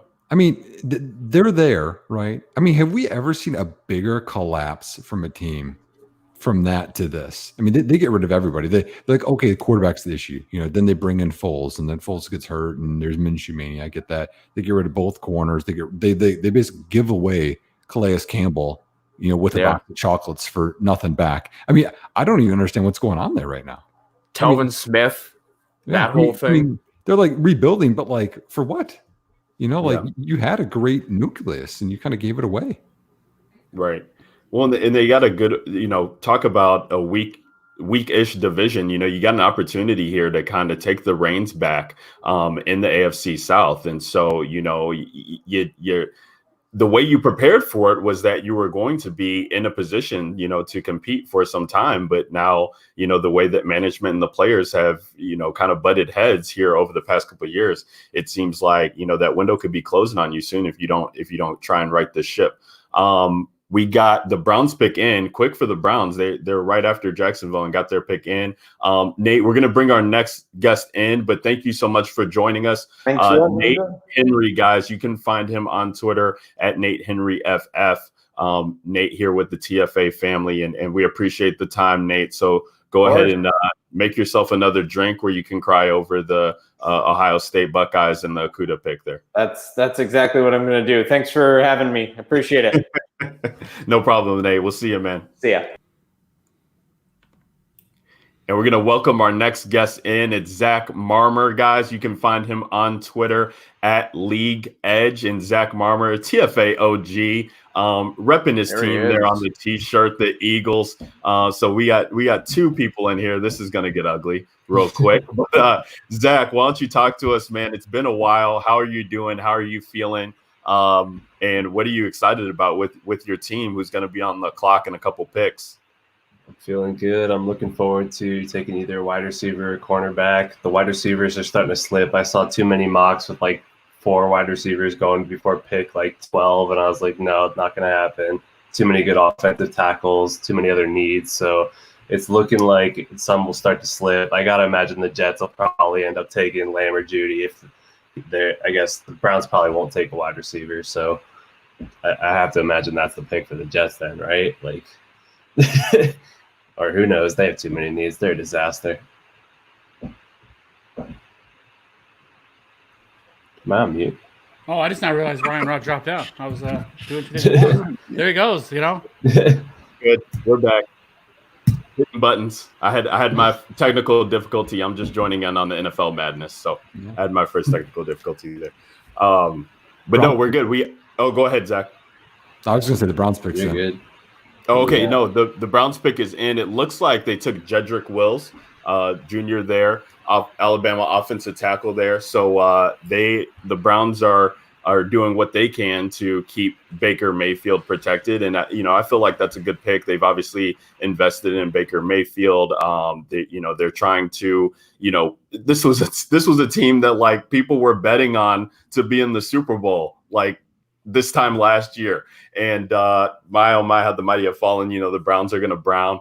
But I think they're trying to come back to reality here. And this is a good way to do it. Shore up this offensive line, get some protection there for Baker Mayfield, somebody who's very aggressive, who's going to block for Nick Chubb as well. So definitely like that pick. And shout out to Michael Nickel in the chat, who said the Browns were going to do something dumb. But Michael, I think you have to, wait around for the next pick, because I like this. I like this pick that they made.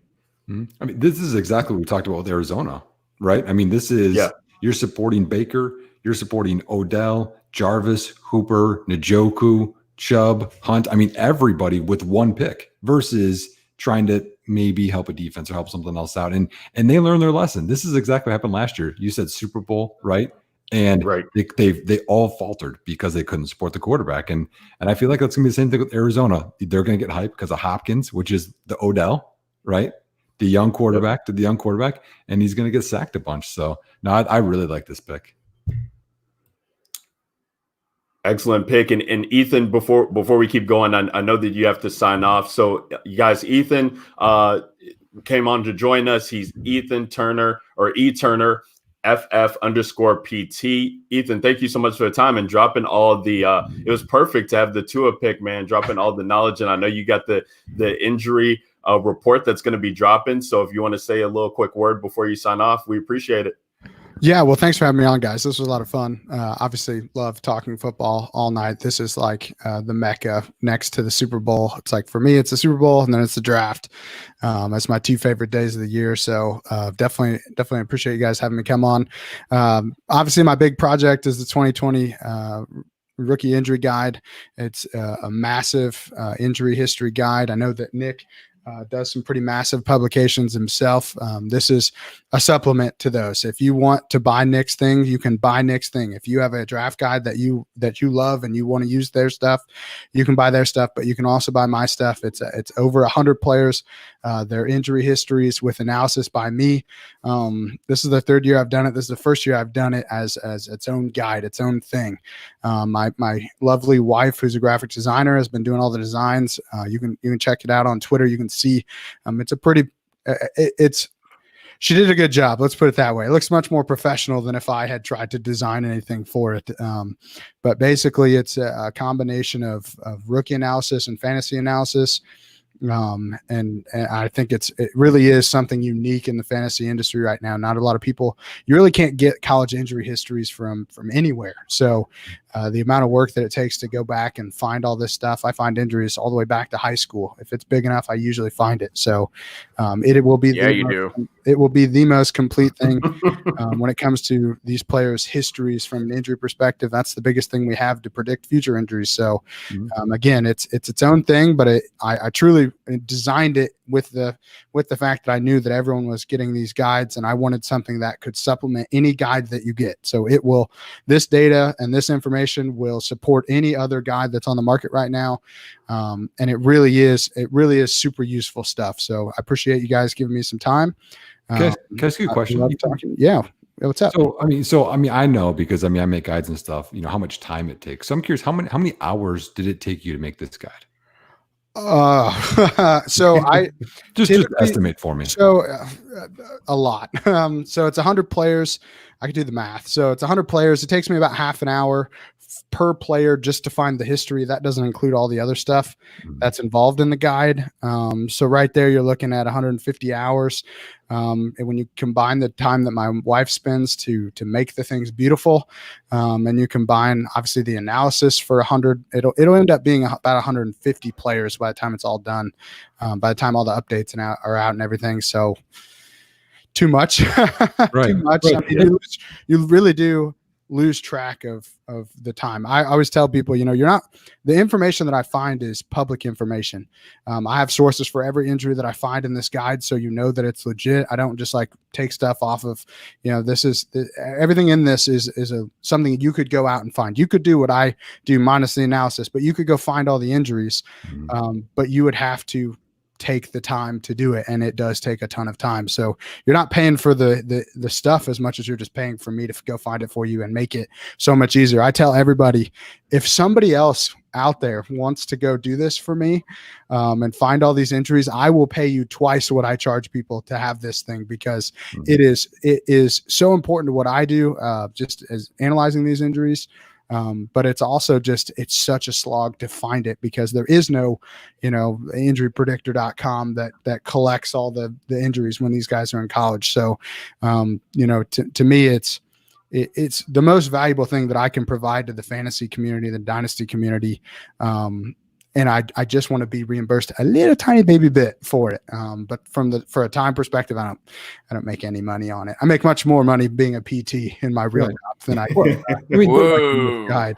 Yeah, I think about it though, is it's basically you save people time. That's what I think that I do. I mean, it's you buy 2 coffees, or you can know all the injury histories forever. It's not really a big choice. And that's why I think when people think about money, they think about, that's a lot of money. But they're like, well, hold on. When I want to go and look, okay, hold on. Tua, what were all those injuries? When they want to go through all that stuff, for mine or anyone's guide, it's time that it saves. I mean, and they think it's so valuable. Go work 1 hour at work, and then you already got it all paid for. It's not a difficult decision, I don't think. Yeah. And it definitely, I'm the same way. I mean, I really do think that, to me, it's a service as much as it is, obviously I would like it to be super successful.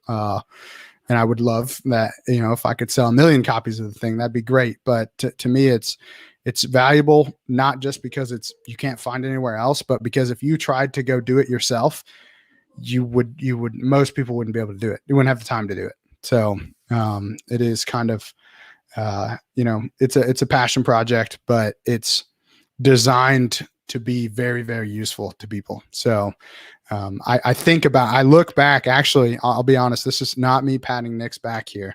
I got a copy of his 2019, last year's graduates last year. And I used that as a way to see what I needed to add to make it even better. That's not a knock on what Nick does. His stuff is incredible. I definitely hope he gets to pitch it some more tonight. But I wanted something that I could supplement everything else that's on the market with. And I think I've done it. I think this really is, something super unique. So I will take no more time. But I love you guys. I will enjoy the draft. We will see you guys later. Thanks so much, bud. Thanks, we really brother. appreciate having you. Yep. See ya. I think that every time Ethan enters and leaves a room, he needs the drop from Step Brothers. This is a house of learned doctors. Every time he before he speaks and whenever he leaves, this is a house of learned doctors, and he just bounces. You damn right. You damn right. We got go ahead, Nick. No, I just was looking at the Jets pick. So same thing, man. I mean, they took another tackle to support another young quarterback. I mean, here we are. It's like Groundhog Day right now. It's time and again. You support your young quarterback. It's a good thing.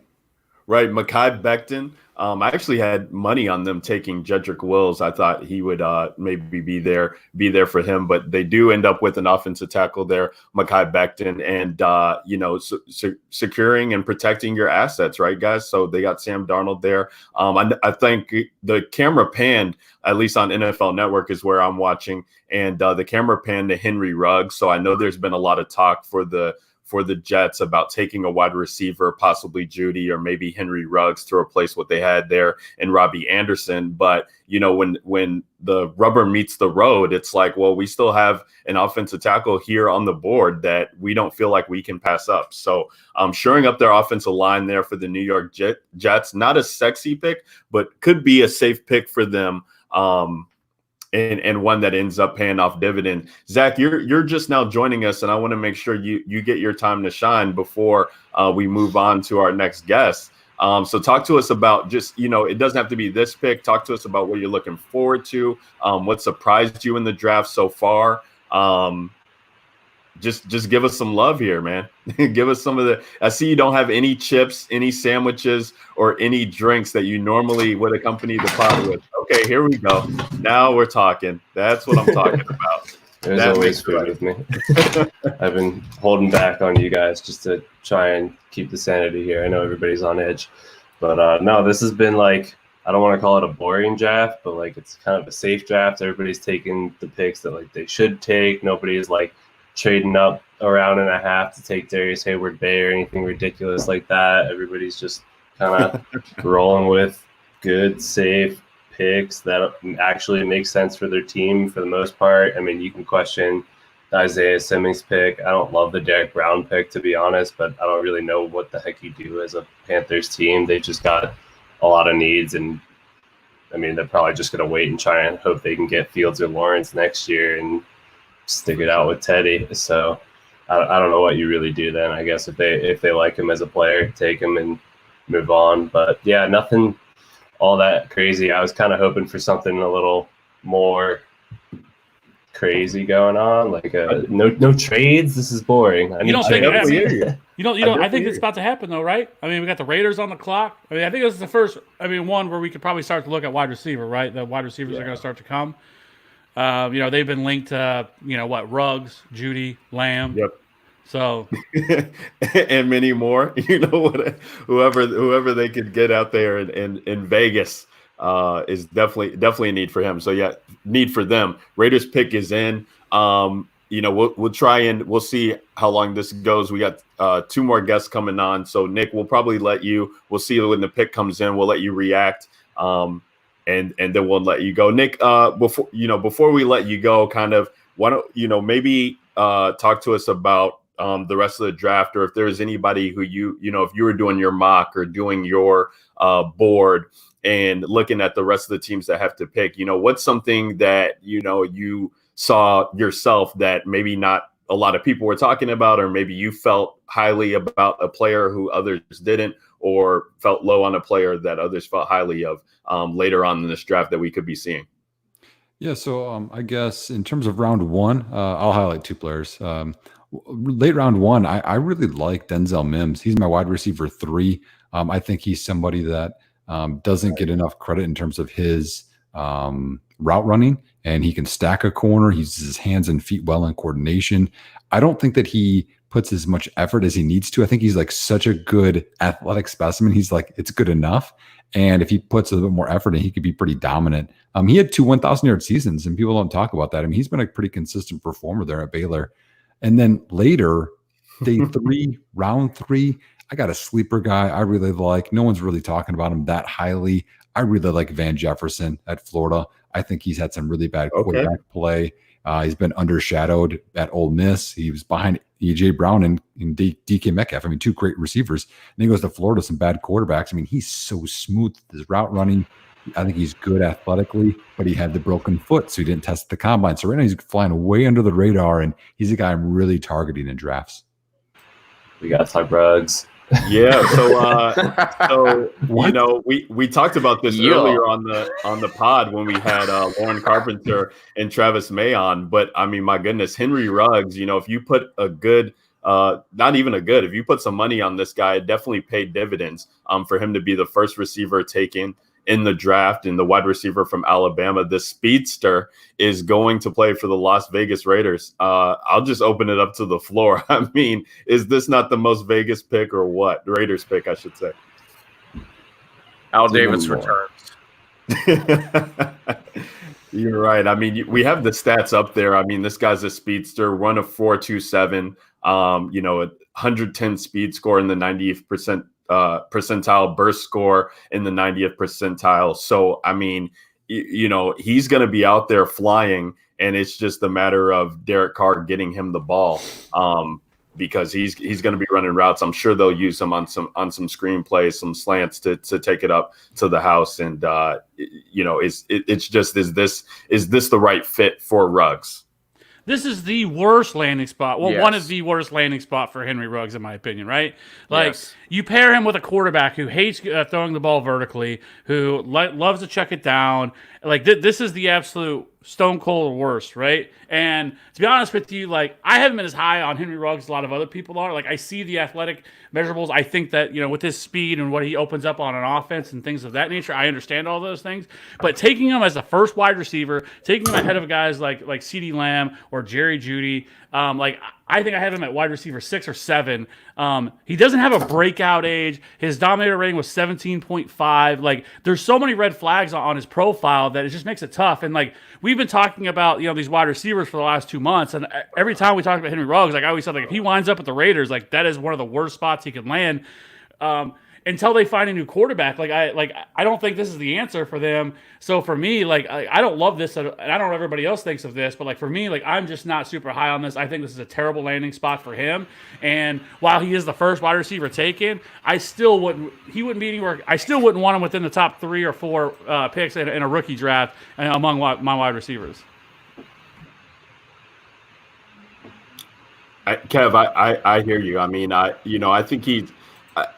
I just, when I was watching his tape, and I'm not one, I won't say that I'm touting rookies or anything like that at all. I don't watch rookie tape, but when I was watching him and his highlights, I mean, it just seems like he's a one-dimensional thing. And you have guys who are just going to be prolific wide receivers, I feel like, for years to come, in Jeudy and Lamb, that you could have just locked down and taken. I mean, the past couple drafts, you're getting guys like Hunter Renfrow and then Henry Ruggs, who, Henry Ruggs, he can ball in his own right, but like you said, Derek Carr's going to have to get him the ball. And I just feel like, when you're looking at the wide receivers from this class and they passed up on these other 2 guys, they're just going to be kicking themselves. But it's like, I mean, John Gruden just can't help himself. I mean, this is the guy who was talking about Johnny Manziel was going to be, the all-world talent that you couldn't pass up on. And I think he just fell in love. I think they fell in love with Henry Ruggs and his speed and what he could provide. And I think that's why they ended up with him. But unbelievable there. Yeah, I mean, just in terms of my report, the graduates, I mean, I don't even have Ruggs in the top 10 in terms of wide receivers, in terms of a fantasy impact. And the thing is, he is one-dimensional. He doesn't run routes great. He gets physical corners get into him. I don't think he's sudden with his breaks. Even with the athleticism laterally, he's not great. He's a straight line guy, and you really have to manufacture those straight line touches. So a slant, he can run straight and get that speed, or a screen with great blocking. I mean, it's going to be tough. I will say this, though, because there's a very big difference between what the NFL is looking for and what we're looking for in fantasy football. Those are very different things. We know with Will Fuller, there's a stat last year. It was, over his career or whatnot, he averaged a touchdown more per game when he would play versus when he didn't play for Houston. I mean, that's a big difference because you can open up all the underneath. So I think this pick helps out Waller and Tyrell and Jacobs underneath, because you won't have as much safety play, at least doubling or bracketing anyone else. But yeah, I think it's a big reach overall. Ooh, I mean, yeah, it's tough to say. Nick, we're gonna let you go, man. We appreciate the time, guys. It's Nick Whalen _ Nick Whalen on Twitter, and that's the A before the E in Whalen. Don't make that mistake. But if you guys aren't following him already, you're making a mistake right there. So look out for the graduates that Nick has coming and just everything that Nick's doing. Nick, we appreciate the time that you took to join us, man, and we hope to catch you next time. Thank you guys for having me, and I'll always be Aaron for a Bear fan. Yeah, man. Bears all day. Bears and Stella, you know. Yeah, I like Stella too. It seems right. Thanks, guys. Hey, Nick, we'll see you on Twitter, man. Yeah, see you. Bye. All right. Woo, and then we're going to welcome in our next two guests here. So we got Andrew Harbaugh joining us at Mandrew NFL Draft. Coast to Coast Scouting is where you can find his work. And we got the Dynasty Outhouse. And that's the same thing as where it is on Twitter. Russ is joining us there from podcasts. You might know him from Dynasty Game Night and the Trade Addicts Pod. Fellas, how are you doing with us how are you doing tonight? And thank you so much for joining us today. I'm doing better now that Al Davis is apparently alive and well. I mean, that's been weighing down on me for a couple of years, but clearly, you know, he hasn't gone anywhere. Next is Tupac. Hey, man, we never thought he was dead, so that is what it is. But we need to know. Him and Elvis are sipping Corona on a beach somewhere. I thought that was known. Whoa. Do we have a trade? No Coronas, man. It Tampa looks like jumped we up. do have a trade. Tampa Bay is on the clock, is what it looks like. Do they have? I mean, by looking at the way they have this graphic here, it looks like okay. Never mind. All right, I see. No, why would you just trade up one pick? They just switched spots. Yeah, they traded up one pick. So I don't know. I'm betting it's the worst. Did San Francisco do it again? I think they might have done the one pick and they'll still get their guy. The one pick trade. So now the Buccaneers can get fleeced by the 49ers. I haven't seen the details of the trade, but my goodness, we got Bruce Arians here and his what looks to be like a straight baller. He's really just missing a cigar or something like that, and I think it'd be perfect. I'm sure he's got the cigar somewhere. But you know, what's that supposed to mean? No, I'm sure he's just hiding it. Where do you think he has it? Probably under the Tampa Bay helmet that is just so nicely placed on the table that can barely fit his computer. But Tampa Bay's moving up here. What do you guys think this is going to be? Is there going to be offense?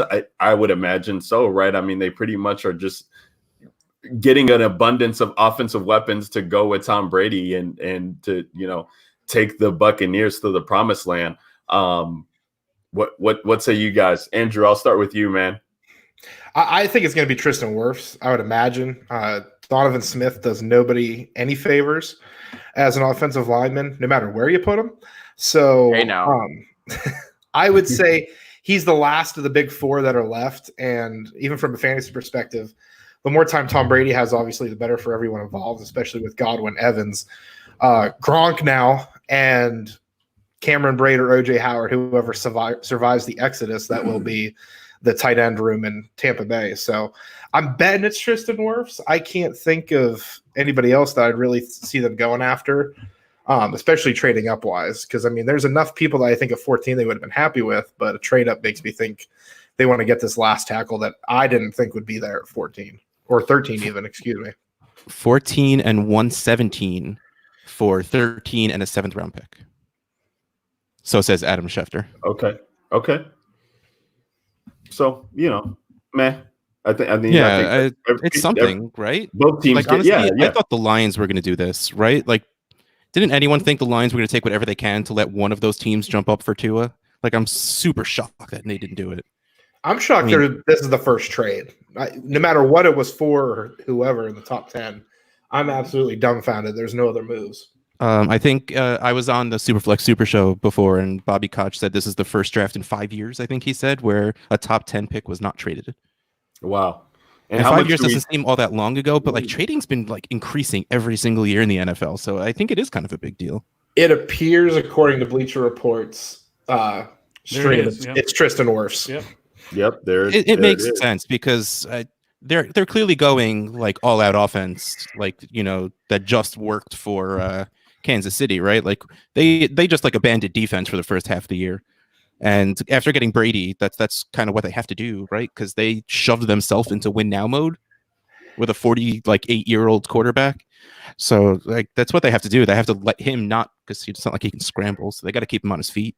And what's nice with Wirfs too is he has the flexibility. He can be a day one starter at tackle. He can be a day one starter at guard.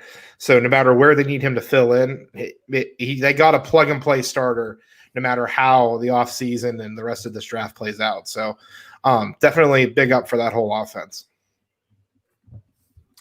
Yeah, and you know, to talk about the trade part, and I'll let Andrew and Russ, I'll let you guys chime in because we were talking about this earlier. You know, I'm wondering how much of the technical aspect of this draft being, you know, way different than what anybody's ever used to, and out of their comfort zones, and you know, having, you know, just one guy in a room where the rest of the people are either in the driveway or back at the office or at their other homes. I mean, I'm wondering how much the technical aspect plays into these teams not making the trades, so to speak, or not, you know, doing what we might be accustomed to seeing over the past couple of years, because it seemed like they could have been working out a couple of kinks in the first couple of picks. I don't have the sound on here, but just with how long Cincinnati took to pick, with it being Joe Burrow in the first couple of picks, just taking a while, I thought maybe the technicals were playing a part in it. Got it, right? I mean, like, would you trust Dave Gettleman by himself to use multiple phones and computers to make a deal? I can't, like, there's war rooms for a reason. There's reasons there's 6 people standing around each other, especially when like trades for the purpose of actual negotiations. I mean, GMs don't have 100% control. No, I can't imagine any of them really do. Like, there needs to be someone in their ear, and I can't picture anybody these days being able to really handle that by themselves with multiple phones and computers. Like, I was making the joke that the reason the Giants pick was taking so long because Gettleman like literally had the laptop up to his ear trying to make the pick, like screaming into his laptop. Like you got to think that's huge into it. I honestly thought we'd see a lot more pre-draft pick trades, even if it's like picks for like established players, just like people being like, nope, don't want this. Wait, I'll wait to the second round. That's fine. I'm not screwing this up first night. I am not getting fired that quickly. No, that's definitely fair. I mean, I think they're doing it pretty basic and by the book, it seems like, and just trying to make sure that they're getting their best available, or getting their guys when they come up. You know, how have you guys been thinking about the draft, or what are you guys looking forward to? You know, Andrew, talk to the people just about, you know, what you have going on, you know, what's on tap for you for the rest of the draft, and how you're going to be spending it, what you're looking forward to in the next 3 days. And why you're good now to be in an actual room, as opposed to when you go on my show, you're laying down in a car. Well, that's fair. And to be honest, I had to break quarantine. I'm not the best example setter here. I've been watching the draft with my grandfather since I was younger, and I'm at his house now. So I don't have the kids today, Russ, which is why I'm not in the car doing a podcast. That sounds like an excuse. It is an excuse, but the excuse involves shrimp and good alcohol and steak. And there was plenty of reasons to leave the kids and make my wife hate me for the night, really over this whole next 3 days. But enough about my marriage. What I was going to say is, though, I've got Coast to Coast Scouting. We're starting to expand back into fantasy. I love the draft and all the aspects of it. I'm not going to stop scouting for that aspect. But it's something that I feel like we know this market. It's fantastic. And there's so many different views. And I missed having what I did at Dynasty Happy Hour kind of mixed in with my writing. And it keeps me from getting too dried out as far as NFL thoughts and like how players go to there. Because it's like we talked about a little bit ago, it's 2 different ways of thinking. Like we talked about the Ruggs pick, where as a fantasy aspect, it's really not that great. But for an NFL team aspect, like you talked about, it should have the Will Fuller effect, where it might open up underneath for Derek Carr and everybody else, which is what we talked about, what you guys talked about, that he prefers. But with that in mind, I do have a fantasy guide I'm going to be dropping hopefully on Monday. I plugged it a little bit with Russ earlier this week with Trade Addicts. I'm not asking for any money with it or anything. Instead, I've got 3 first responder donation charities through the NYPD that are going to be on one of the pages. You can go through. I put the links in there so you can see what each one does. So people can pick and choose, donate 1, 2, 3, whatever you want to do. So Because I didn't feel like it was fair with everything going on. Not everybody's lucky to have a job right now and so on. So, and plus with what New York's going through is just insane as far as a response to what they're doing. And Andy Singleton was who I reached out to. So I know the charities he recommended are going to be top notch. That's awesome, Andrew. Yeah, thanks for sharing that. And we're just happy to be able to have something to talk about, right? In this time when things are just as crazy as there is. So as we're complaining about I shouldn't speak for everybody else, complaining about the technical difficulties. I'm just happy they were able to get this going, and we're almost to the halfway point, and not too many major hiccups. So I know they've been preparing a lot to give us something sports related that wasn't League of Legends or somebody playing NASCAR 19 or NASCAR on the TV. So definitely happy to have the NFL draft here to kind of give us an escape from the everyday. We got the 49ers on the clock here, and I know people are talking about it right now in the live comments. Nicole 44 asking if Nickel 44 asking if the 49ers are looking to add a weapon here, possibly give Jimmy G somebody else besides Kittle, and he says 1.5, so I would assume somewhere Deebo Samuel's in there, but Deebo Samuel's one, so two significant options to work with here. I think on Kittle like that. I said Kittle and Deebo. Okay. What do you mean, Zach? Go back to eating your Ritz crackers. Go back to eating your Ritz crackers. No, but I think there's some offensive weapons definitely on the board for the 49ers here. A team that was pretty, just in the Super Bowl and really felt like they didn't have enough to keep up with the Kansas City firepower when it mattered. So, could we see a guy like CeeDee Lamb or Judy go here, or do they try and take another pick to either, attack the defense? Cody, what say you, man? I hope it's not a true alpha wide receiver like Lamb, just for the all the investment I have in Deebo Samuel stock, and just with a run-first offense with their defense, with Kittle, and if they get a true alpha, I think that's going to ding Deebo a lot. I think he can still be efficient with the targets he gets, but I think it's going to eat into his target share significantly. Could this be like a Kinlaw or somebody, since they traded Buckner to the Colts? I'm not sure. But we do have to go back in the comments just slightly here. And the only reason why I corrected you on the Nicole thing, I believe that these are two of my cousins that are in the chat, and shout out to my cousin Mike, who made the Lebowski reference. So Justin Mandaro asked why Ruggs was wearing the robe for his draft day attire, and he brought in Lebowski, the Ruggs robe. It ties the whole room together. So that cannot go not talked about. That's fantastic. I missed that. Wow. That shout out there. Hey, these guys are at home. They're not able to, show off their new suits and the flashy, get up. I was watching, takes on Jamal Adams, and Jamal Adams was talking about how it was nice to get all dabbed up for the draft. So they have to figure out other ways to make it enticing. So that's a great catch there. We got the pick too, by the way. Yeah, it was Kinlaw. It was Kinlaw. All right. So Javon Kinlaw, D tackle there, goes to the 49ers. And, the 49ers defense just keeps getting better and better with Kinlaw going. I will say, just from a non-fantasy aspect, I don't understand why you would trade DeForest Buckner just to draft another defensive tackle, but that's just my NFL draft tangent for a minute. You didn't want to have to pay Buckner? I mean, that's the only thing. Yeah, that's true. But still, it's not fun. We could put that out there. I mean, I know they don't care about that, but I mean, we do.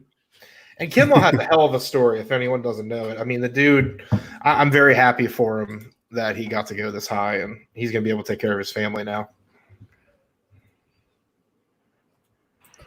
So are the Broncos sprinting to get CeeDee Lamb right now? They got to be. Yeah. I feel like they would rather have Judy. Like Lamb to me kind of feels like a Sutton too, and I feel like they kind of want to compliment to him, not another I one. really wanted Ruggs to go to Denver. Same. Yeah, me too. Yes. Yeah.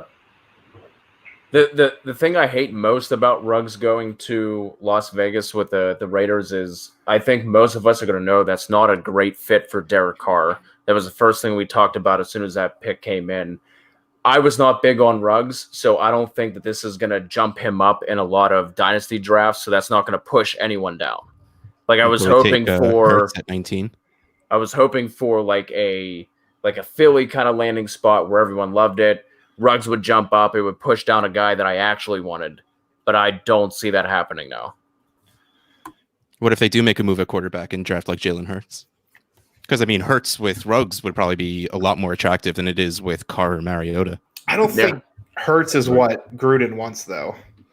And I wasn't reacting to you, Russ. I was reacting to something I was reading on Twitter, so don't think I was. No, I know you don't. It sounds like you're making a lot of excuses when it comes to Russ. Right?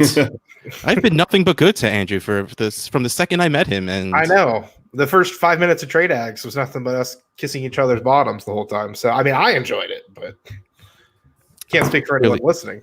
Make sure you listen to that, huh? So exactly. The live stream was very awkward for Brian, my co-host, who was just sitting there watching it. Yes, it was just mainly facial expressions is what got contributed. Pick is in. Pick is in. So the Broncos have the 15th pick, and their pick is in. So yeah, I would expect to see a wide receiver here. I mean, outside of Cortland Sutton, who's catching a lot of steam in the fantasy community there. I mean, you're looking at guys like Tim Patrick, Deshaun Hamilton. Yeah, gross. So just guys who aren't getting it done. And, it seems to be that, Drew Lock is going to be their guy for the foreseeable future. They just went out and got Melvin Gordon to go along with Phillip Lindsay there as a 1-2 punch. So definitely need to get some more offensive weapons outside of Cortland Sutton, and I guess Noah Fant, if you want to consider him that, to get Drew Lock some help there. But before we get the pick in, I think we're going to rotate guests in right now. Andrew and Russ, thank you guys so much for joining us. Andrew is Mandrew NFL Draft is where you can find him on Twitter, and Russ being with the Dynasty Outhouse. Guys, we thank you so much for coming in and taking the time to be on here, even though it was short-lived. We hope to have you guys back on soon. That was awesome. Thanks for having me. Super fun. Thanks again, guys. Yeah. Appreciate you guys. Thank you.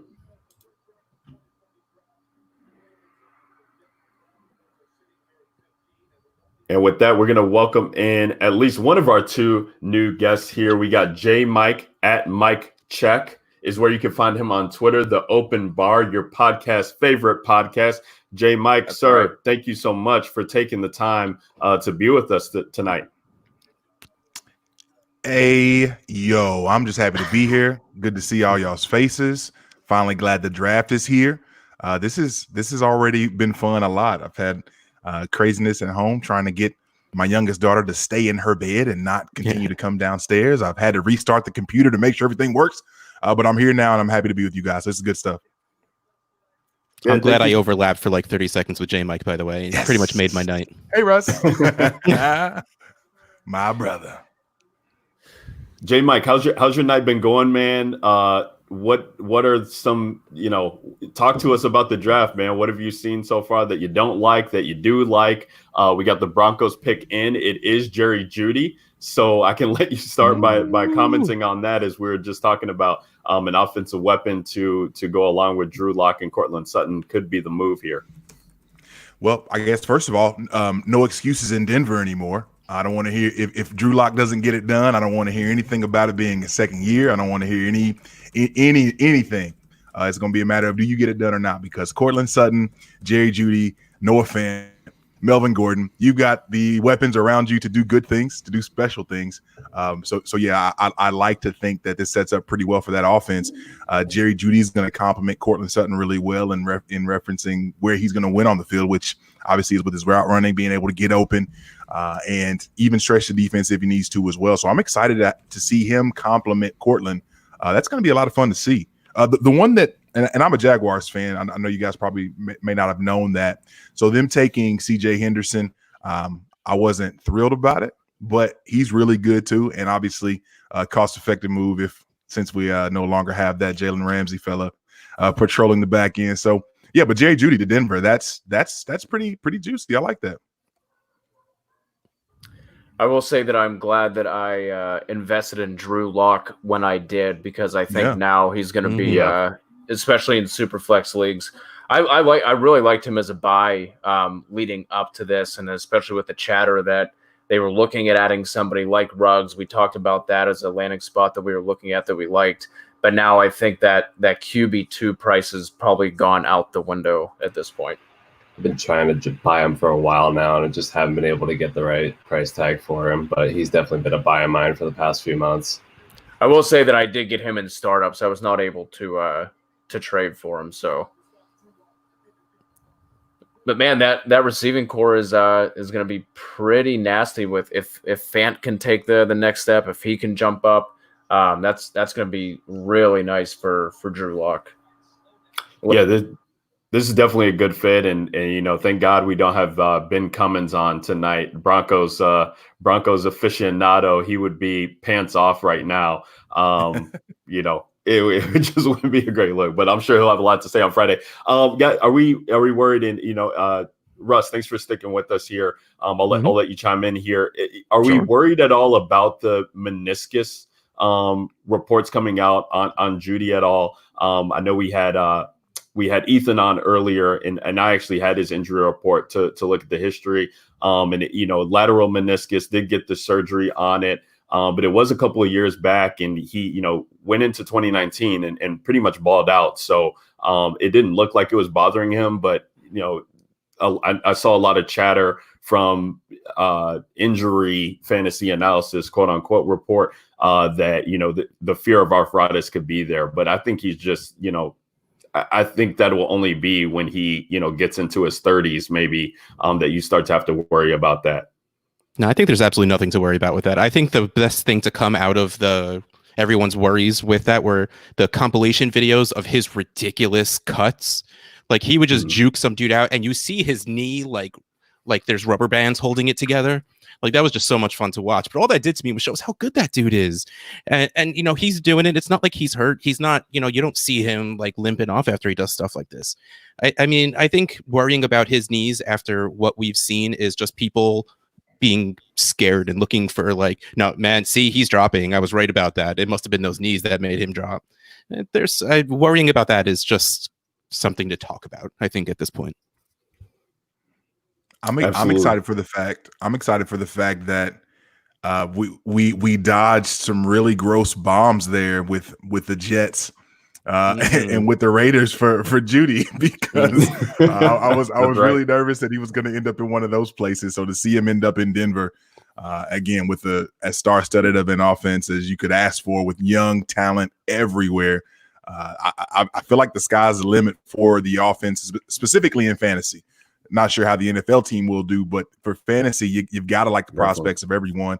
And it's really good to not have to see Tim Patrick or Deshaun Hamilton opposite Cortland Sutton. So that's what makes me most excited for Jeudy as well. But I'm curious, what do you guys think of a guy like Jeudy and his fantasy ceiling? Are we thinking that did you guys come in thinking that he's a guy who can come in and give you wide receiver 2 numbers out the gate? Do you think it'll take him some time to ramp up? Do you think he has any chance of challenging Cortland Sutton for wide receiver 1 status on the team? Guys, before you chime in real quick, we got Matt Griffith here waiting to come in. So Andrew, let McGriff wait. I don't care. Russ, between you and Griff, I got you in a fight. Yeah. Oh, God, no. Oh man. I can I bet on McGriff? Does that work that way? It definitely can work that way for sure. There's no doubt about it. Bro, he's all show and no go. That show is still enough to make me go running. Guys, you guys can find Russ on Twitter at Dynasty Outhouse, and he's doing great work. So please go check him out, follow him, and we thank you so much for your time. We got to get you back on, Russ, because it was too short lived. Anytime, man. Peace out for reals this time. Appreciate it, brother. Later. See you, Russ. Bye, J Mike. And then we'll get Matt Griffith in here. Matt, thanks so much for the patience. I know you were waiting in what we call our TFA draft lobby there. You can find Matt Griffith on Twitter at Commish McGriff, DLF contributor and writer. And Matt, I'm just going to let you come in and chime in real quick. Before you came in, I think you were listening in, but J Mike was kind of just talking about the Jerry Jeudy fit there in Denver and how we felt that would be for fantasy purposes. And so how do you feel about this fit with Jeudy, and where do you have him? If you were doing a rookie draft today, where would you be taking him? Man, so hey, thanks for having me on, guys. Glad to see y'all. I love Jeudy there more so than Lamb, even though I do like Lamb more than Jeudy. I just think Judy's a better complement to Cortland Sutton and what that offense is. You kind of got the big play guy and just the alpha in Sutton. So I really like this landing spot for Jeudy. I heard J Mike talk about it, but it really is the lock or nothing, right? Like if Lock doesn't get this done and doesn't make a progression to this year with these weapons now we got to start looking at that from a different angle. But man, Judy's still got to be a top 5, top 6 guy. Well, if we're looking at super flex, probably top 6, top 7 guy. You got to think that 2 to 3 quarterbacks. I don't know. Well, I mean, it depends on where CD goes to here. That's kind of like the wild card now, but I really like that pairing, man. I like him there with his skill set to go with Cortland Sutton and Fant. Absolutely. I mean, I know Jerry, we talked about it in some of our TFA chats that Jerry Jeudy was a number one favorite for some of us there. I mean, you look at his 21.5% dominator rating there in the advanced stats, but the 19.4 breakout age. And I mean, what this guy was able to do when you look on film was nice. You talk about a complete receiver there to go along with that 4.45 40 that he ran. Which isn't the fastest, so to speak, but at 6'1", with the frame that he has to have that speed, with the injury history that he had, I think that was definitely awesome to see there. So Drew Lock definitely celebrating somewhere in his house on his couch, jumping up and down like Tom Cruise. Now that he gets another weapon to throw to out there. Yeah, no doubt. And so we got Atlanta pick is in. They took a cornerback, which was a definite need for them. But AJ Terrell is where they go. The guy from Clemson. And I don't know how we feel about this pick. I'll tell you this, as a Raider fan, kind of being let down at the pick 12. I'm happy he's gone so that Gruden doesn't have an opportunity to take him at 19, because I felt like that was his next move, to be honest. But I'm happy he's off the board. What's that GIF? What's that GIF we always see? It's a trap. Yeah. I feel like that's AJ Terrell, man. It's a trap, especially for Atlanta. Like, obviously, I know I don't even want to get into it. I did not think they were going corner here, so I find that interesting. Who'd you think they were taking? Clavon? Yeah, get into this. I was sure they were going to take Kayvon Chase on with him letting Big Beasley walk. Yeah, it makes sense, man. He's a stud too, and it's a good spot for him. It's not like you're reaching. Right.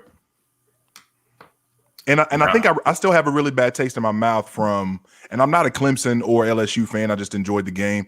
But watching Jamar Chase cook Terrell all game long, that was the last I saw of Terrell. It was like, man, I don't know if I can get with you, dog. But again, it's Jamar Chase, so what are you going to do?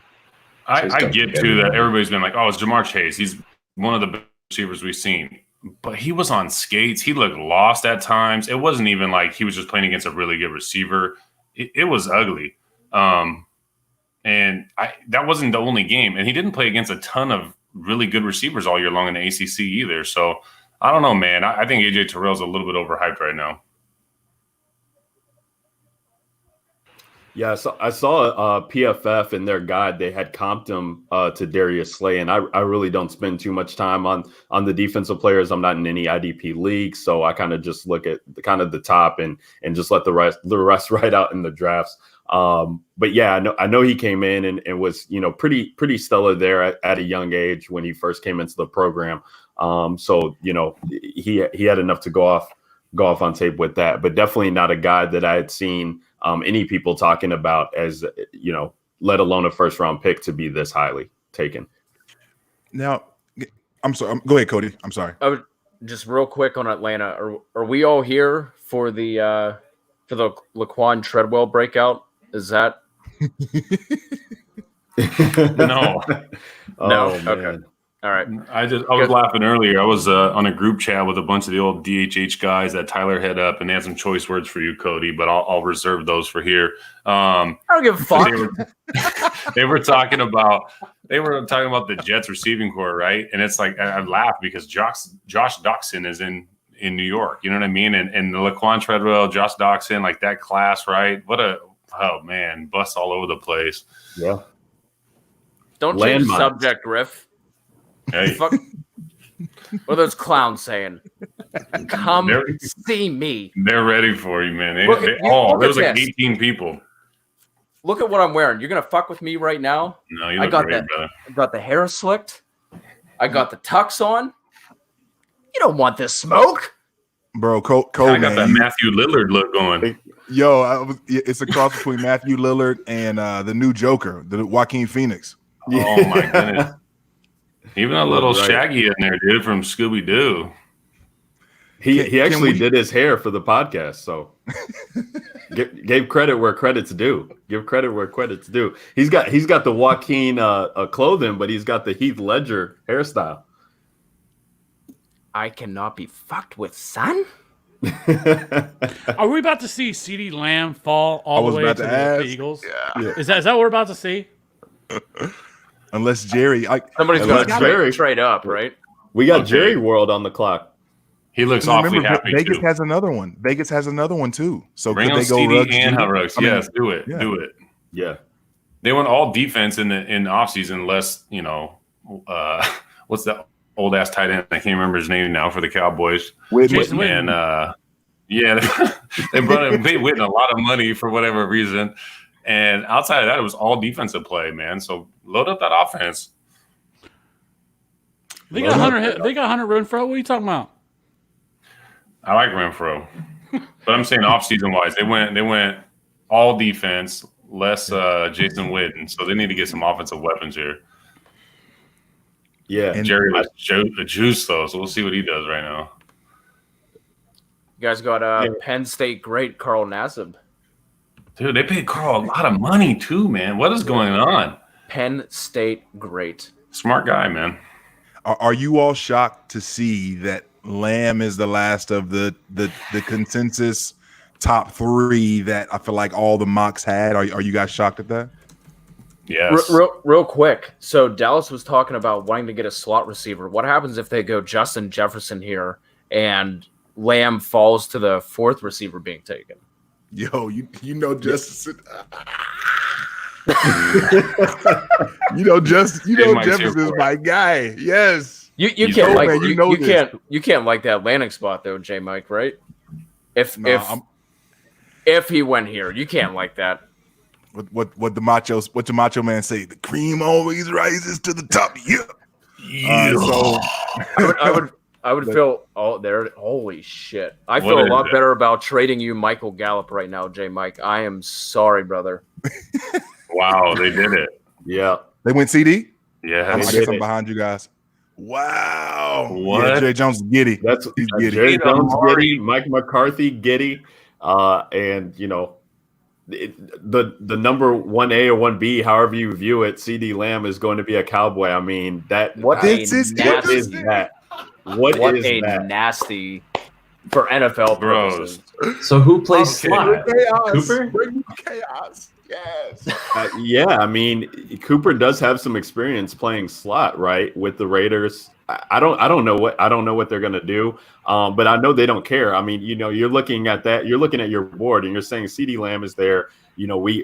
the Cowboys are one of those teams too that they had to get this draft right, because their window always seems to be kind of closing up. You got Dak Prescott, who still is looking for his money not paid. You got Zeke there. Amari just got paid. You going out and making all these offseason acquisitions on the defense, like they got to win now. Their window's closing in, and so why not bring another offensive weapon into the mix, guys? I mean, CeeDee Lamb there. Like, what are we feeling about? There's so many people with Gallup shares, myself included, who I'm getting ready to start crying now. I thought Gallup was in for a treat for seasons to come, and of course, Jerry World has to just mess that up for me on draft night. Bro, Ryan, you're so right, because like Gallup was starting to get traded around like he was a premier receiver, and you were seeing people paying a ton of capital for him, and he was becoming a focal point of trades, not just a throw-in like he was a year ago. And I had somebody, man, I'm trying to remember what it was, but they were offering me Gallup plus a little bit for Sutton just like 2 days ago, and it was actually an intriguing trade. And I was like, nah, man, I just don't trust the Cowboys and what they're doing and all this. I didn't expect this, but whoa. Oh my gosh. That's gonna be a meme with Jerry just laughing giddy on his Tony Montana couch, right? Just like the world is mine. I get what I get. You know, it's like it was so perfect. Kev, you've been quiet a little bit, man. CeeDee Lamb going to the Cowboys. Big facts. He's motherfucking dead is what he is now. I mean, look at all this shit they got going on here now. I mean, you got Cooper, you got Gallup, and you got CeeDee Lamb. Like, I don't know. Like, you got to drop him down for that. I mean, there's not going to be that many targets going around to be able to support that. I don't know. Like, that is like another terrible landing spot for a player, especially after. It'd be different if, you know, they had just franchised Amari or something like that, but giving him a new deal, I mean, we're pretty much struggling here. And then Gallup, I don't know. I do not love this landing spot whatsoever. Jerry is drunk. He is drunk at the wheel. He is by himself. He has nobody there to stop him, and he just pressed the button. Not at all. Woo, that is some heat. We're at that time where we got to do our revolving door, and Matt, you're the last one on, so we're gonna keep you here. Zach, I thought we could possibly make it to Philly, but we'll definitely just have to have you chime in on the comments once the Philly pick, because your receivers are gone. So it's gonna be interesting to see what they do. Possibly Jalen Reagor. Possibly. Reagor. Okay, well, we'll see. Howie and the boys, and then J Mike, we appreciate you coming on, guys. You can find Zach on Twitter at League Edge. His handle's right there. J Mike, you can find him at J Mike Check. The Open Bar, your favorite podcast, man. It was great talking with both of you guys. Thank you so much for making the time to join us. Thank you, guys. Appreciate y'all. Have a good one. Yes, you do the well. Thank you you, do the same. It was a blasty blast. Blasty blast indeed. Yes, sir. Oh man, and so it was down to 4. Kev, I know you sent out the invites to the next two. Elliot was just in here, then he dropped out. Elliot's punctual, so if it's not right at the time, I understand he's got places to be. But he'll come back soon. So we got our next 2 guests coming in, and it'll be fun. Matt, we really just kind of started you out with the chatter talk, but kind of just talk to us about the draft. Didn't know you were a Raiders guy, so kind of what are you looking to see them do with their next pick? What are your thoughts on the rest of the draft? Kind of how the way it's been shaping up with now we got a wide receiver run going.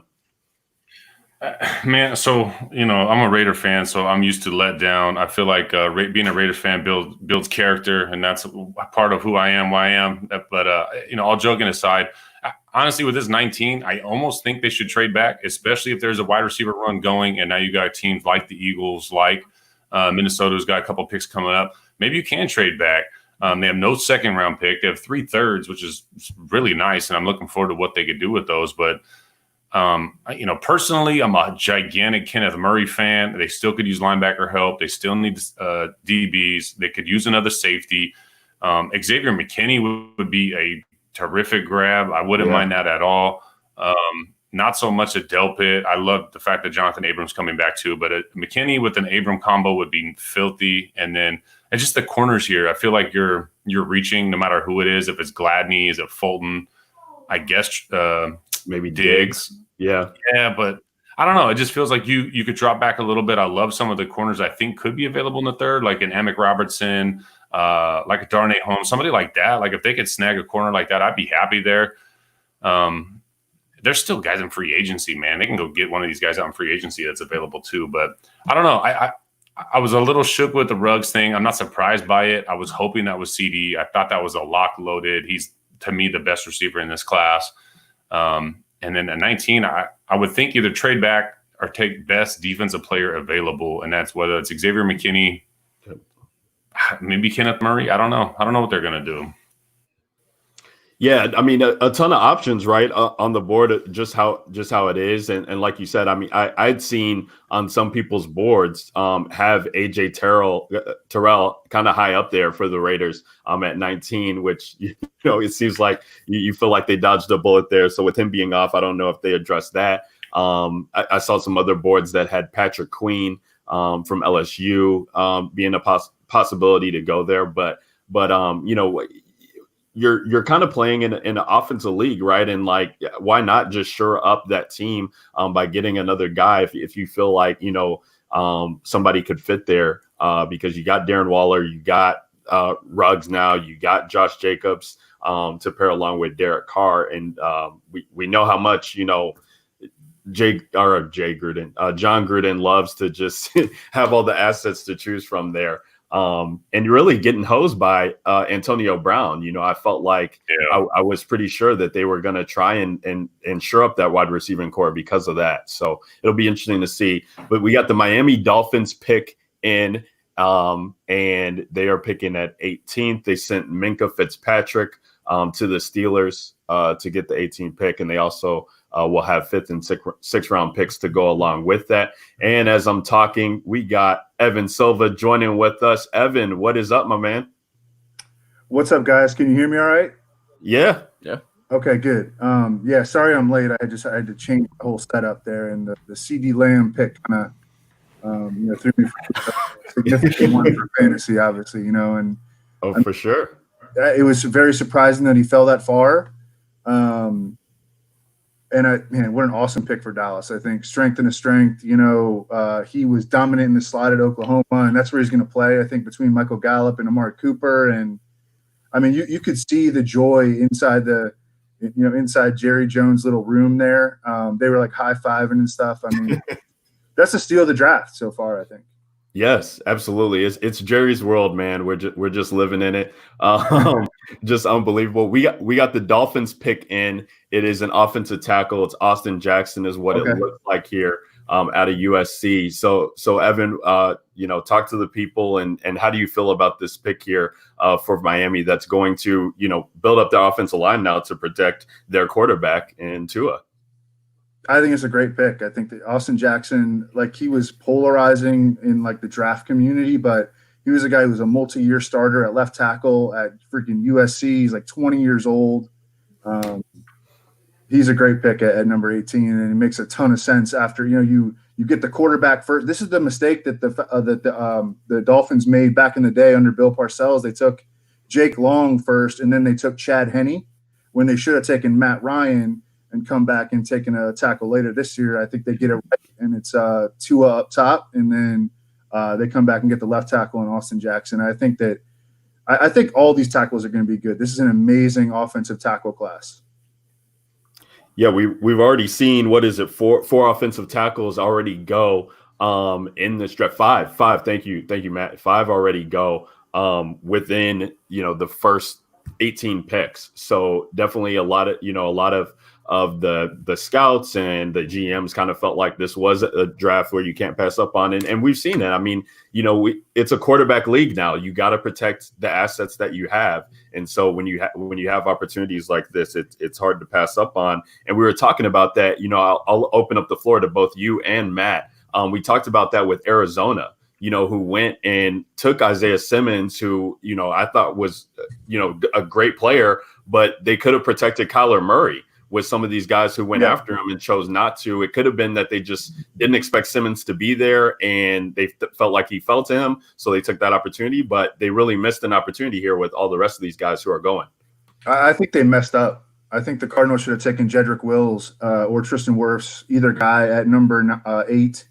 And I mean, I love Isaiah Simmons, but I think that I think you're not gonna get a whole lot out of him in year one. I think that he's a guy that you kind of got to make special arrangements for, and with no off season workouts and abbreviated training camp preseason. I mean, I think with Jedrick Wills, you just plug him in at right tackle. And I mean, your right tackle last year was Justin Murray, who was like one of maybe the worst right tackle in the league. And I think, coming from Alabama, Jedrick Wills should have been the pick at number 8, I think. I mean, look, I like Isaiah Simmons a lot, but I don't think he's going to give him a whole lot in year one. They made this mistake with Hassan Reddick back in the that they're trying to trade, and I think they made a mistake. They should have taken a right tackle. Yeah, they haven't had a lot of. Oh, go ahead. I was going to say they haven't had a lot of linebacker success in the drafts for the first round in the past couple of years. No, and I'm going to echo Evan a little bit here. I think they're the top end tackles, the 5 that we've seen, and there might be even another one. Ezra Cleveland could creep up into this late into the first, even early second. But there's some good linebackers later on, man. And obviously Isaiah Simmons is kind of otherworldly, and he's just a freak at what he's doing. But they could have snagged somebody up in the second, third, day 2 kind of guy. I really thought like the Jets, Giants, Cardinals all should have went and got tackles up front early to protect these young quarterbacks that they just invested a bunch of money in their franchise in ultimately. Absolutely. And with that being said, we got the Raiders pick in for 19. The Raiders, selected earlier. They got Henry Ruggs, the speedster out of Alabama. They now have the 19th pick. We see Mayock is talking with Gruden, figuring out what they're doing, and the selection is in. So Matt, we definitely got to get your reaction for this, which it could be tears or joy for you. You seem nervous, Griff. Yeah, it's the Raiders, man. As it is with most Raiders picks as they come to fruition. For those of you guys who are just tuning in, we got Matt McGriff with us, and we got the legendary Evan Silva as well too. You can find Matt on Twitter at Commish McGriff, and you can also find Evan Silva if you're not already following him. My goodness, at Evan Silva, just that. I think it's either going to be a corner here or Jordan Love, but I think that Jordan Love probably is just going to fall out of the first. Oh wow, who is it? Arnett, Damon Arnett. Horrendous pick. Arnett, wow. So it is a corner. It's just a corner that was not expected to go until late day 2. This is the Raiders, and this is exactly what they do. I mean, give me Jeff Gladney, give me Christian Fulton, give me one of those guys if that's the route you're going to go at corner. Like I said, give me Xavier McKinney, Kenneth Murray, Patrick Queen, any one of those guys to go help that defense over Damon Arnett, who probably could have been had maybe in the 3rd round with one of the 3 picks. Standard, dude. This is standard for me. It's just an entirely need-driven pick. It's just an entirely need-driven pick, and I think that by no account are they taking the best cornerback on the board. I mean, Jalen Johnson, Christian Fulton, Jeff Gladney, as you mentioned earlier. There are a bunch of other cornerbacks with I think higher ratings than him. Trayvon Diggs out of Alabama. It's very surprising that Damon Arnett, I think, ran almost a 4.6 coming out. They're like obsessed with cornerbacks that can tackle.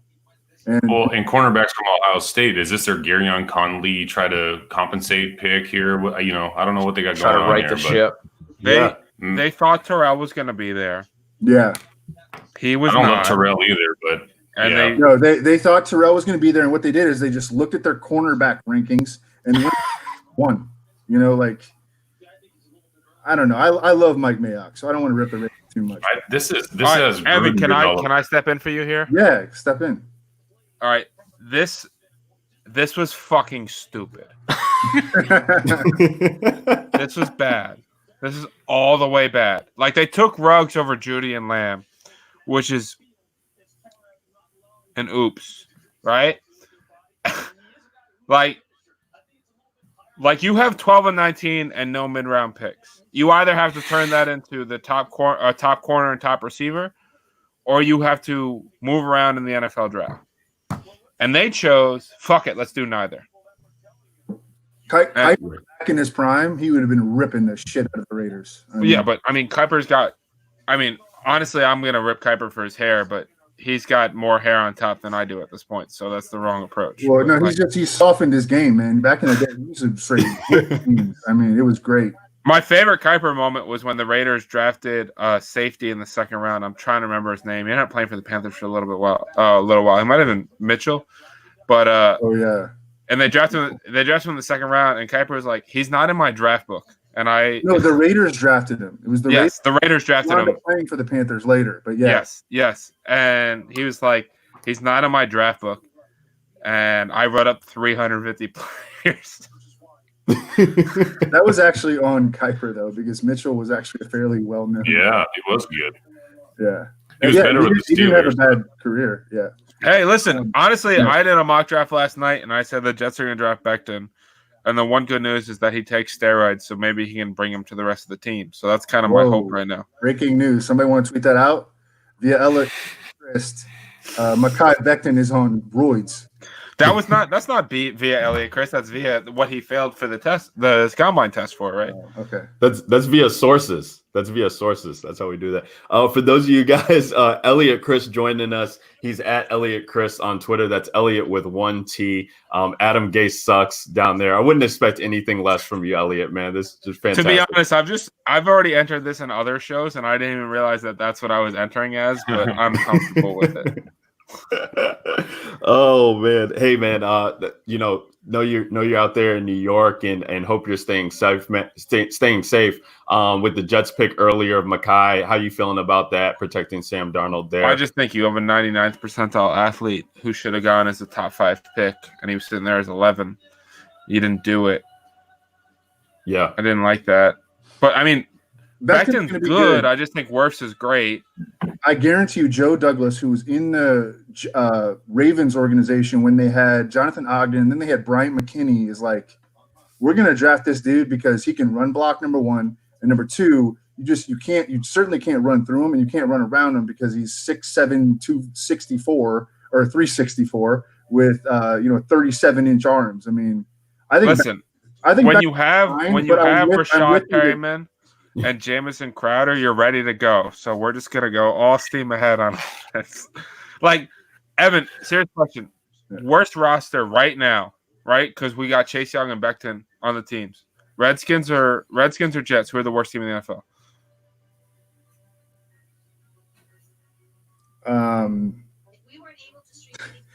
Well, the Redskins have one good position group at least, and that is their defensive front seven. It's legit. Their defensive front seven is legit elite. Especially their front four. 5. It's like top 5. The Jets don't have one elite position group. So from that, you know what's hilarious about that is if you just drop the word group, it still applies. Yeah. Okay. Yeah. One elite position. They have Jamal Adams, and then they have right. Jamal Adams, who affects, 1 out of every 3rd play or 1 out of every 4th play. I mean, but anyways, did any other team make a pick? Well, we got the Jaguars pick in, and Matt, we got some requests out in the TFA draft lobby, but we appreciate you coming in. We hope to have you on again, man, soon. And we'll let you have your tears, and you can cry that away for the Raiders pick, but definitely come back on, man. Guys, you can follow Matt Griffith on Twitter at Commish McGriff, DLF contributor and writer. Matt, thanks so much, man. We'll see you next time. Hey, thanks for having me, guys, man. Good to meet you guys. Absolutely. And I know Kev has a couple other invites sent, so we'll wait for that to we'll wait for those to clear.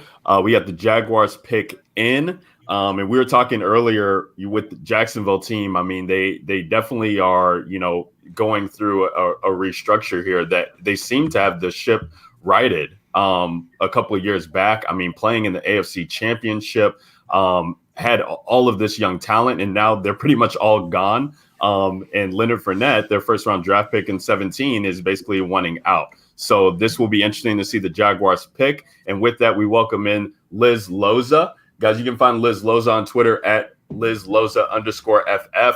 Yahoo Can I throw a Fantasy. complaint Go out ahead, real Elliot. quick? Yeah, you can. Go ahead. Liz, we've never interacted before. I know you don't know who I am. But like yesterday you pick in front of me at 10 and you do this amazing cheers. And then today you come in right after me and everyone's all excited about you. I kind of feel like you have this like little subtle thing about like, listen, I'm going to try to find out who this Eliot Crist character is. Can we get this context? Like Elliot is just speaking without any context. We have no idea what he's speaking. Of course. Liz knows what I'm talking about. A draft that you're participating Liz in. knows exactly what I'm talking about because I'm trying to catch up. Everybody who's watching the show is the people who need to know the context. What's your name? That's hurtful. That's hurtful. That is fantastic. You know what's hilarious, Liz? I don't know if you know this. Is that I thought I wore a special outfit for the Ben Heisler mock draft yesterday. I don't even know if you know what I'm talking about, but I wore a special outfit to try to impress people yesterday, and turns out my camera was off the entire mock draft for all 2 hours, and I found out at the end of it. So I'm sure you have no idea what I'm even talking about right now. I mean, I'm just gonna keep. This is great content. I'm gonna let you go. Yeah. You obviously though did not wear an outfit today. Look at the ring on that T-shirt. Shit. This is just the headphone thing. Damn, it's straight from the commercial. No, you accessorized for us. That's nice. There's no accessorized. This is I got plain great. Day drinking since noon. Elliot, that shirt looks like it's quitting on you, bro. We have finished this much so far. Oh wow. Hi TJ. Nice to see What's up, you. Liz Loza? Evan, Elliot, guys, what's up? What's up, TJ? Guys, TJ is my Hernandez. favorite person in the industry of fantasy. Oh, come on, man. This guy I keeps fucking winning, love by this the guy. way. That you can't. Does he? This is amazing. How's everyone's draft day going? Well, neither Tristan Wirfs or Jedrick Wills went top 10 or to the Giants or top 8. And I didn't really like that. Well, that's because you lost like 10 grand with them not making it. But otherwise, I lost like $500. How's the fiance feeling about that bankroll, Elliot? So I didn't realize that was going to get that kind of attention. I made a joke, and it got a lot of attention. And people were calling me a fucking idiot and all kinds of stuff like that. And I was, but we're gonna have enough money that we're still dating. So the good news is that we're gonna cover that. The wedding's off, but you're still dating. The wedding's still on. Oh, okay. Wedding's Evan, you're in going to be at the 2022. wedding because it's going to be we're going to have a whole DFS and sports betting table where there's like a player prop thing about what happens at the wedding. I'm going to walk into the intro of the 1997 Bulls, with the Michael Jordan stuff. I'm all excited They actually about it. still play that at the Bulls games. It's not the same effect with Zach LaVine. Yeah, well, I don't want to totally bite off you, but that's actually what I walked into at my wedding. That's There awesome. it is. So I'm sorry that I keep like doing everything. Less than 24 hours and Liz has already shit on me 3 times. Yeah. Are we allowed to curse on this podcast, Kev? You can. You're good, Elliot. Don't worry. You're good. We've been letting them fly. We got the Jaguars pick. It was Chase on from LSU there going. And the Eagles pick is in. So I just wanted to make sure If this is not Justin Jefferson or another receiver, I'm gonna be very upset. Wait. The Eagles traded up? No, the Eagles are picking 21. 21, yeah. So the Eagles are plus 175 to draft Justin Jefferson. He moved up to minus 250 to go top 21.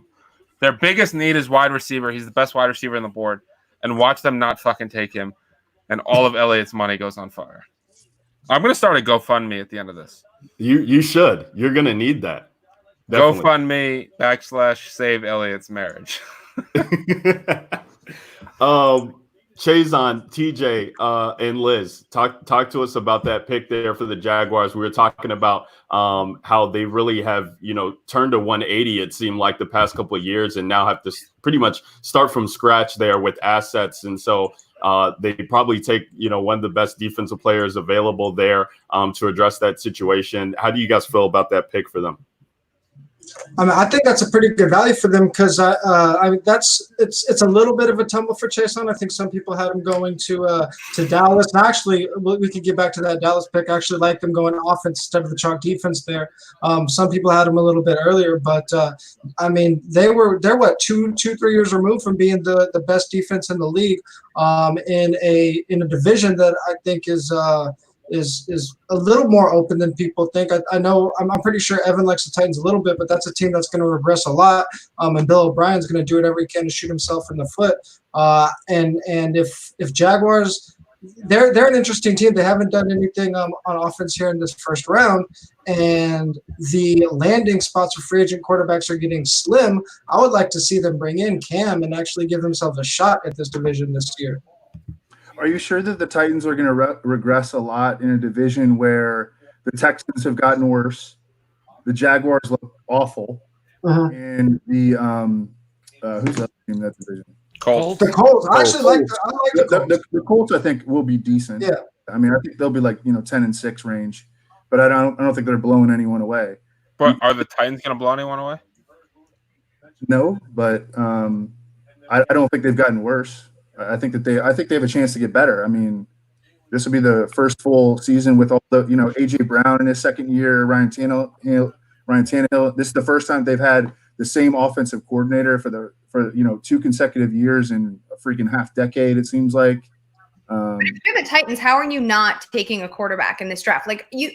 Somewhere near the top of your draft board has to be Jalen Hurts, right? Because if you're not interested in tossing the ball more than 20 times a damn game, and you have a rushing talent like Jalen Hurts on the board, and you know that Ryan Tannehill has had some trouble staying healthy, then why aren't you trying? And you don't have your O-line. No! They did it. Calm down. They did what you wanted to do. No, they didn't. I disagree, Liz. They didn't. I thought they were definitely going to go Justin Jefferson. They went Rager. Holy cow! They showed Justin Jefferson on the phone. But why would you? Sense. Yep. Here's why. This is not horrible because Jalen Rager is a gadget, right? Like this is a great, like an after the catch speedster. They can use him in a lot of different ways.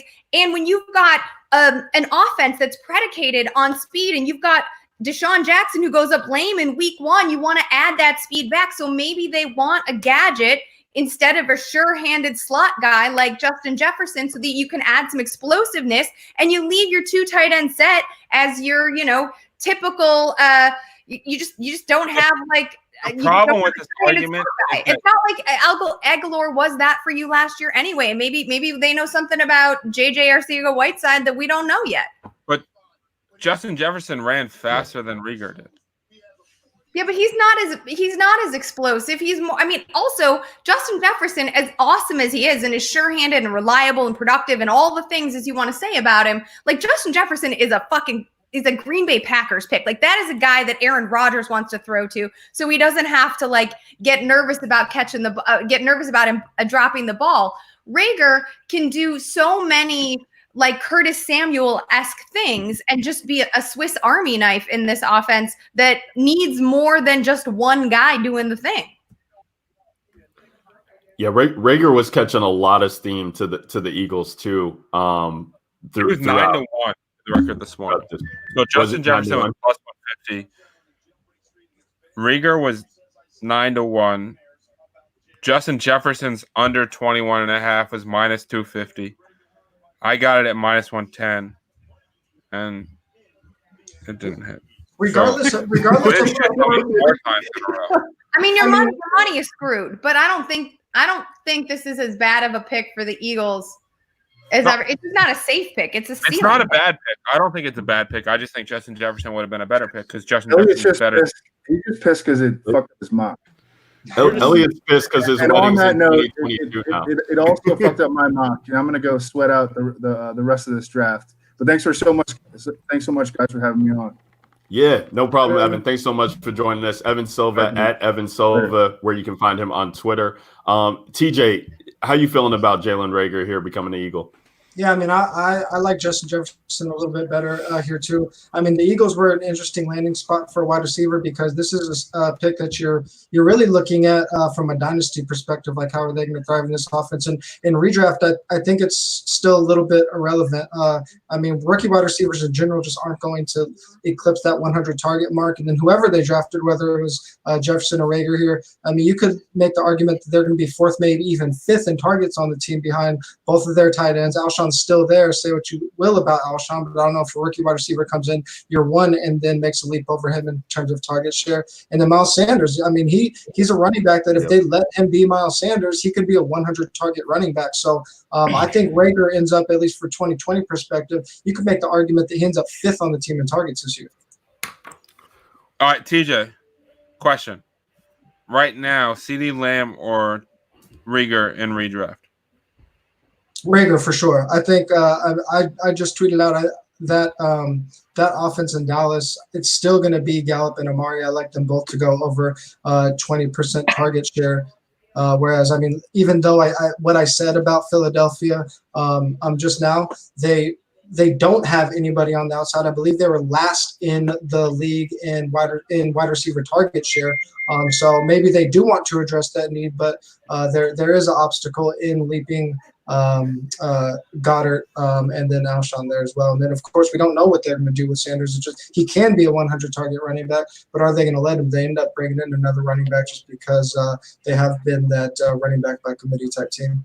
So we agree that basically Lamb is an elite NFL pick, but not a great fantasy pick. Like if you were if you did a pre-draft dynasty league and you took Lamb in the third or fourth round where he tended to go, you were pissed. And honestly, Judy too. Yeah, Judy, you were hoping for Jets, Raiders, 49ers. Same with Lamb.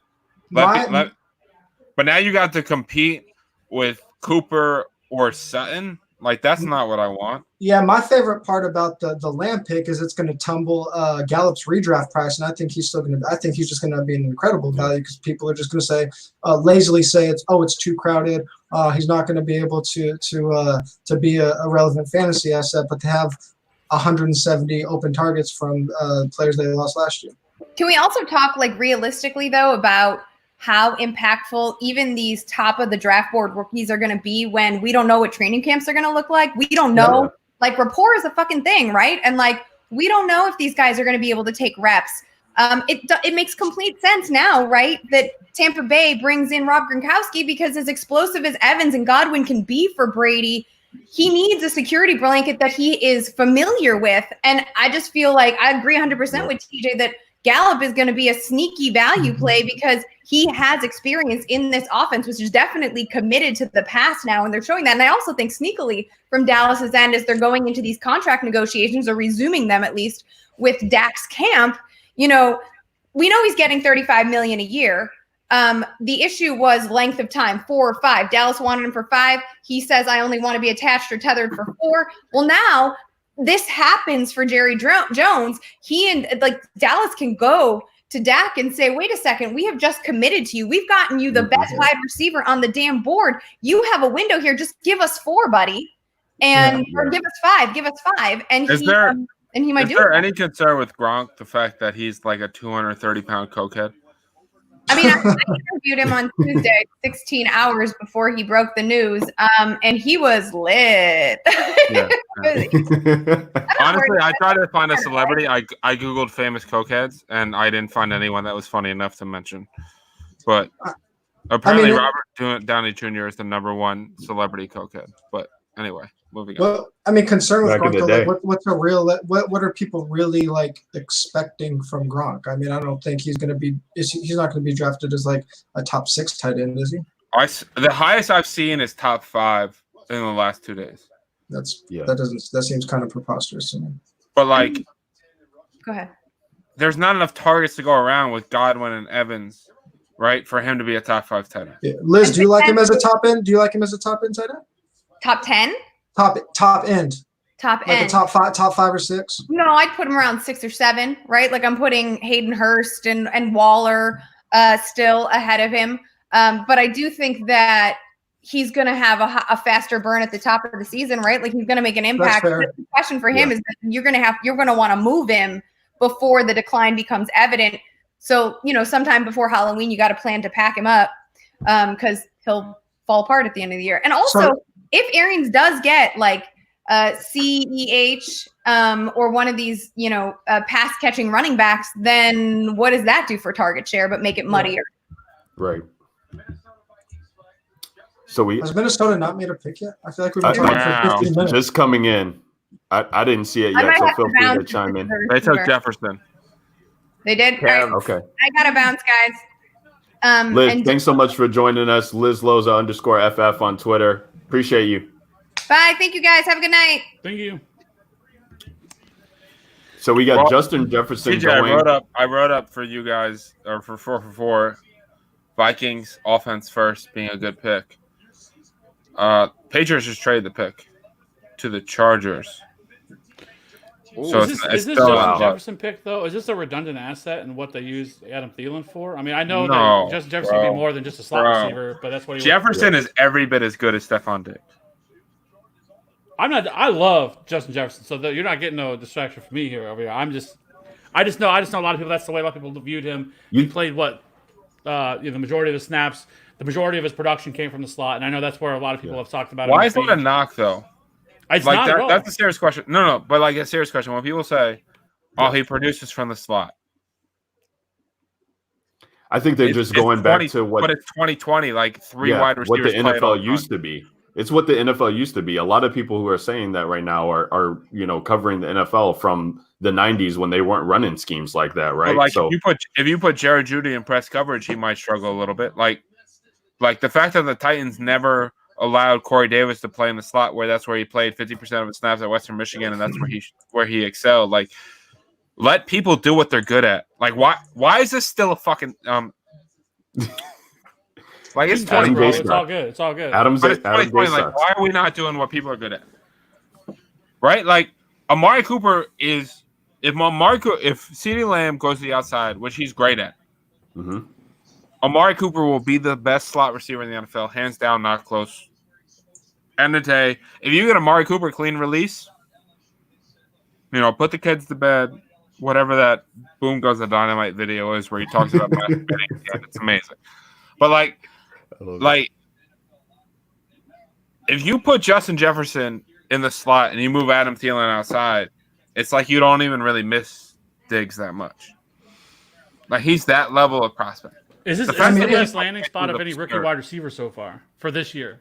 What happened? Is this the best landing spot? Yes. Yeah, for redraft. For redraft. I think you probably have to say so. I mean, like the redundant asset argument, at least for this particular situation, I don't think it's the worst thing in the world. This isn't an offense like Kirk Cousins isn't just going to be chucking it down the sideline like 50 yards all the time. They're going to be one of the most run-heavy teams in the league, and they were like 25th in deep ball rate last year. So I mean, to have a couple guys that can fill that intermediate route for Cousins, I don't think that's a horrible thing. Are we getting 6 receivers drafted in the first round? We're at 5 right now, right? And I think the over/under was 5.5 is what I saw a couple places. I think that's another 4 for 4 over bet from Eliot, right? I had the under. I had the under plus 200. So, who would be the next receiver in line? What, Denzel Mims? I think it depends how high people are on. Yeah, I mean, I know there's a couple of teams that were a little high on Higgins, but that feels like a reach, I think, in the first round. Did you see that? I put 47 bets up for you guys and 37 moved in our favor. Like, nice. I put up 37 of 47 bets moved in our favor, and there's a chance that they're not winning bets.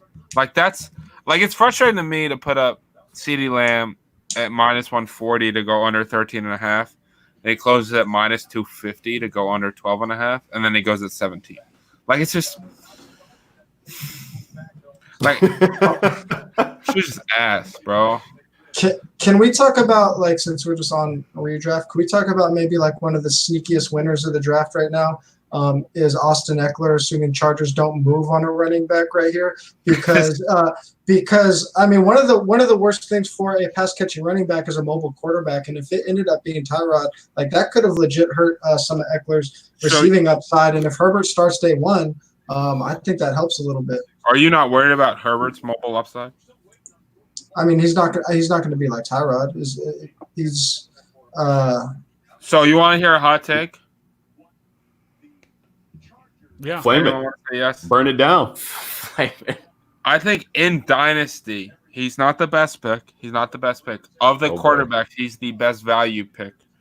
Like, if you talk about Burrow going 1, Tua going top 4, and Herbert going 8 or 9, Herbert is the best value pick in Dynasty Fantasy Football. Like, where would you take him in Superflex, Elliot? Superflex leagues. Rookie draft. Murray. Oh, man. Where did I take him? Yeah. With everything we know right now, well, it's really hard to not know where running backs go. The thing is, before the draft, I've been like, the funny thing is, I am drunk. But like, I'd be like, you're fucking drunk. No way. I would have been like, you're fucking drunk if you're taking more CeeDee Lamb. But right. But I kind of get it right now, because like, and tell me if I'm crazy, but like, how is Lamb gonna get to the target share where we want him to be the dominant fantasy receiver? Because like Cooper just signed a 5-year contract. Gallup's going into his 3rd year. Mm-hmm. They got Zeke. What's the upside for Lamb to be a top 8 dynasty pick?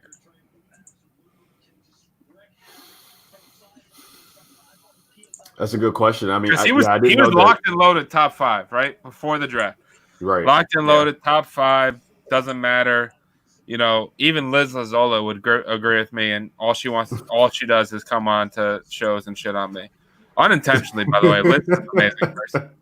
But like, how does Lamb end up as a top 10 dynasty asset? Like, do you take Lamb over Justin Jefferson? No.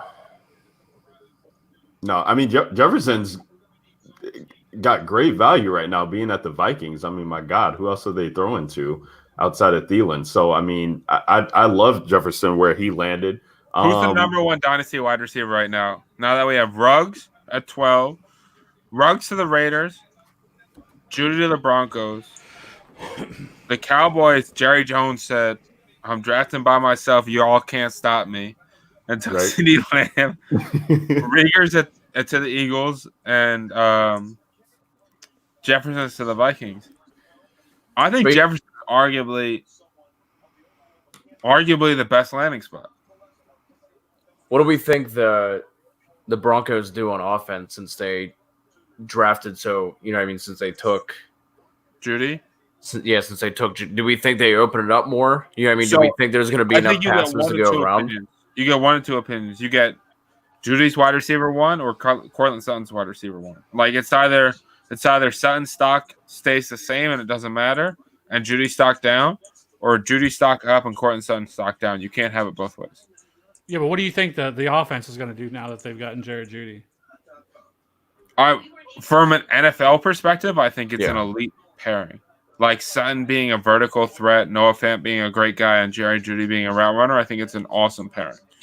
From a fantasy football perspective, I think that I'd rather have Sutton than Judy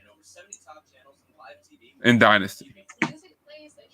I think I think a question you have to ask with the Broncos, like, are they all in on Drew Lock though? Like, is there any chance they bring in a Cam or a Jameis this year? Now that after the draft shakes out and they see these landing spots and see who goes where, they bulk up their pass catching core. Like, are they 100% sold on Drew Lock going into the season? I mean, I'd be shocked if Drew Lock's not the starting quarterback day 1. With Cam and Jameis not finding landing spots? Well, I think Cam and Jameis's most likely landing spots are Jacksonville and New England. Because, like, I know it's like a whole big thing about tank for Trevor Lawrence, but you're in the AFC East, bro. You are not finishing first overall if you're the Patriots with that talent. Like, If you sign Cam or Jameis, you're going to the playoffs. Right.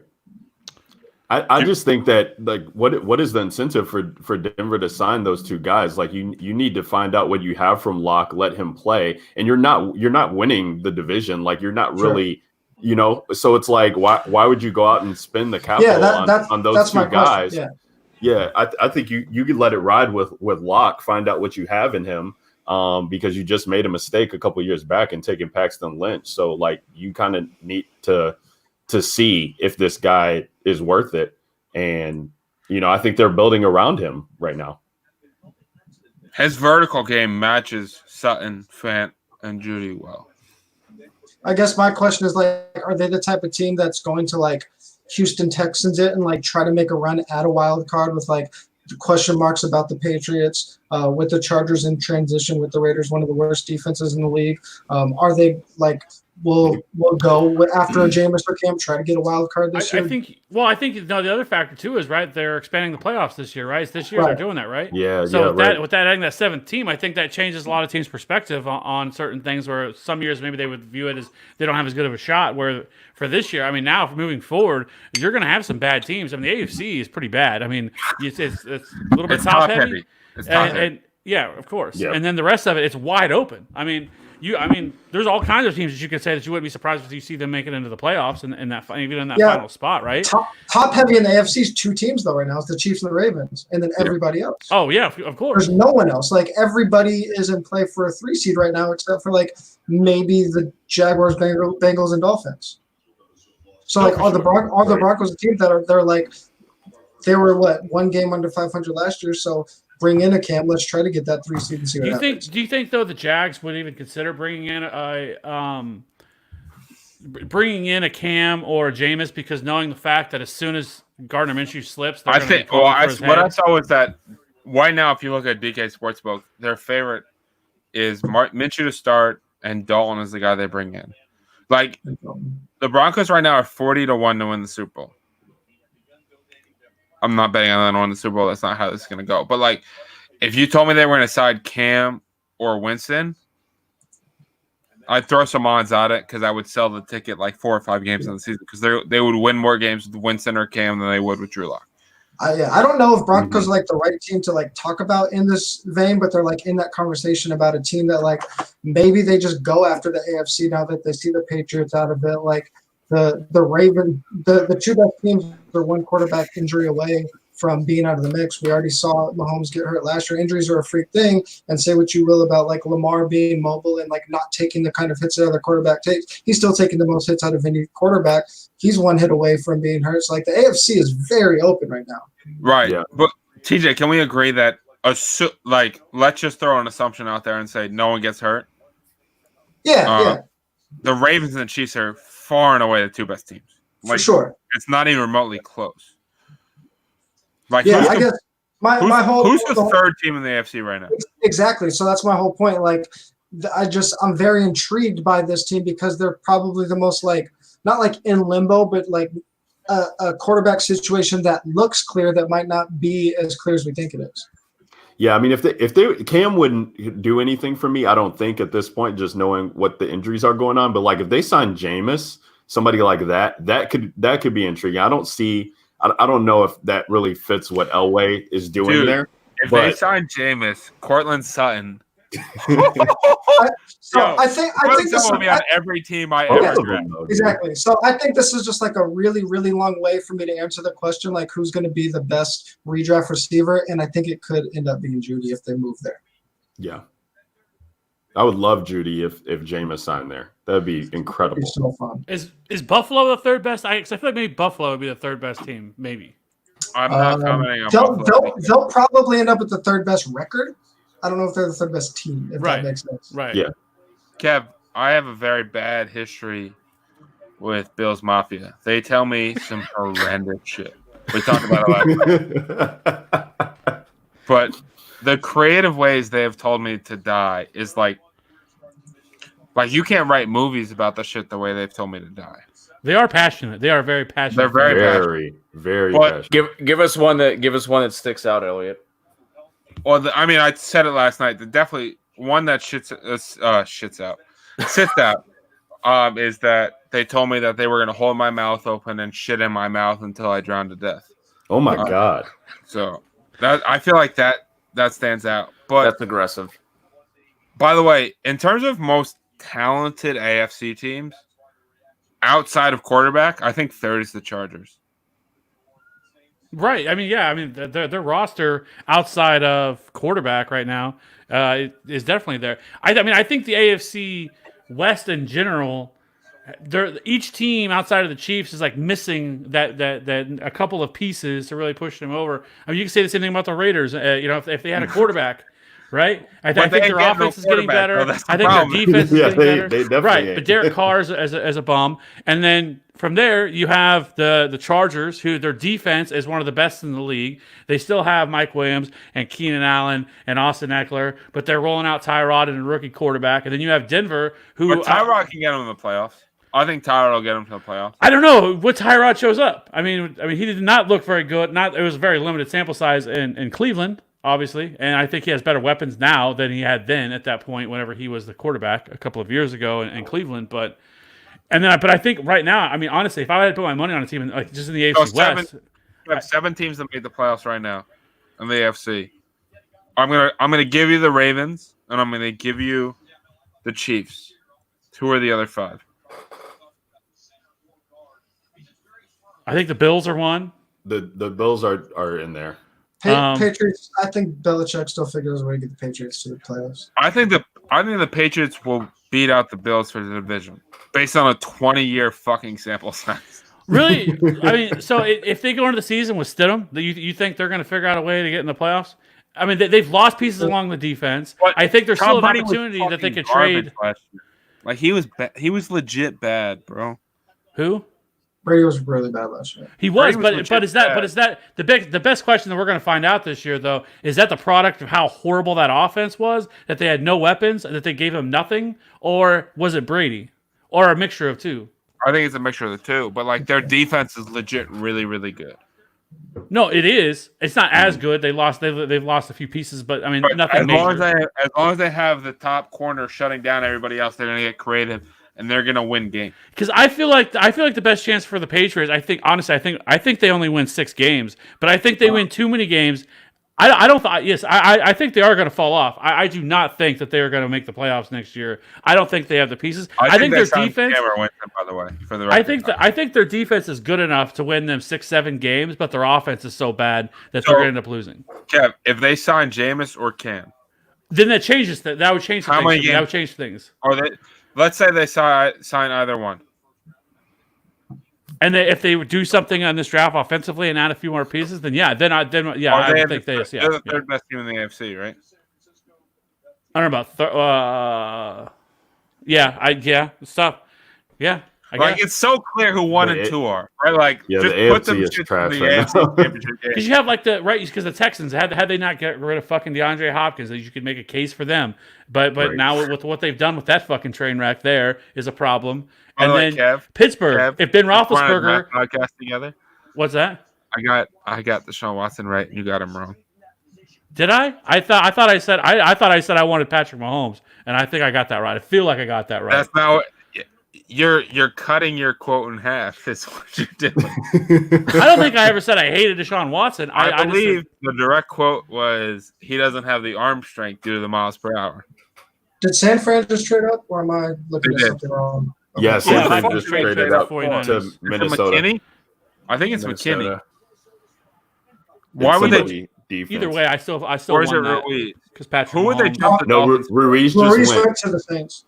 To the City. Yeah. Well, here I am. Mickey Loomis. I need one more offensive lineman to go. Yeah, this is going to be interesting to see who 49ers get. It's got to be somebody on the defensive end. We're also welcoming Justin Mandaro at JManFF is where you can find him. He just went off, but Justin, whenever you're ready to come back, I did you a credit to shout out people that you were on here, just not hanging out. So chilling. The other one would be is if you look at the Steelers, right? The Steelers were close to making the playoffs last year with fucking nothing at quarterback. right? And I think if Big Ben can even be a semblance of what he used to be before the injury, then I think that they're not also another team. Their defense is really good. They have some of the offensive pieces that you're looking for. Deontay Johnson, Juju, if he can take a step forward. Who's better right now, Steelers or Browns? Because the Browns added Jedrick Wills and Jack Conklin. The Steelers are better, I think. I agree. I think it's very close. I do too, because if Baker takes a step forward from where he was at last year, the rest of the offensive pieces. I can tell you, someone who's Steelers were an 8-win team with one of us at quarterback. TJ and I appreciate that, but like, I took a shower this morning, and I was not happy when I came out and looked in the mirror, and that's how Big Ben looks. Like he looks super bad. He is rough. Oh my goodness, Brandon Ayuk to the So Niners. we did get 6 receivers. Well, Brandon Ayuk to the 49ers. Apparently, all those reports from Jim Nagy were not false. By the way, all the reports the last 2 days prove to be false. All of them. Jerry Jeudy's going to fall in the first round. There were some reports on Jalen Reagor to Eagles. Ryan, you shut up with your stuff. But give credit where credit's due. The biggest ones were Jerry Jeudy's going to fall in the first round. The Dolphins are trading up to 3 for an offensive tackle. Right? Right. Like, yeah, that was there are a couple other ones that I forget at the moment because I forget. There were some reports that Tua was going to fall too. Oh, Tua out of the top 10. Yeah, I tweeted that. I was like, bro, he's -2. He's -20,000 to go top 10, and people are like, you're fucking stupid. I love tweeting bets. People are very, very respectful of their responses. All right. Hey guys, I'm about to dip out. I got to get a late night dinner over here on the West Coast. Hey TJ, I love you and I appreciate you for editing all my shit over the last. Absolutely. Hey, if you guys don't know, you better recognize TJ Hernandez at TJ Hernandez on Twitter is where you can find him. 4for4 director, DFS, co-host of the DFS MVP podcast. We appreciate your time, TJ. Thanks so much for chopping it up. Yeah, thank you for the invite, guys. Hopefully, I'll talk to you all soon. Definitely. Yeah, if we actually get the NFL this year, we'll have to get you on a DFS pod here. I'm always down. So let's do it. All right. Later, guys. Later. Dolphins on the clock now at 26. For the record, we had Jeudy falling in the first round. The Dolphins trading up for Andrew Thomas. Tua not going top 10. And Cole Kmet as a first round lock. Cole Kmet. I forgot about Cole Kmet. We're going to find out in the next 7 picks. Cole Kmet to Packers? Bro, Packers might be drunk. Yo, Boomer Sooner. Log the fuck on, bro. You think he stepped away? You think there's any chance that the Dolphins go wide receiver here? Cesar Ruiz already went. Yeah, Saints took him. That was a really good pick. Fuck me, man. I had Josh Jones under 28.5, and he's still on the board. Who is on the Dolphins offensive line? Like, why not take Josh Jones too? Like, take Austin Jackson on one side, Josh Jones on the other, and just say, Tua, don't die.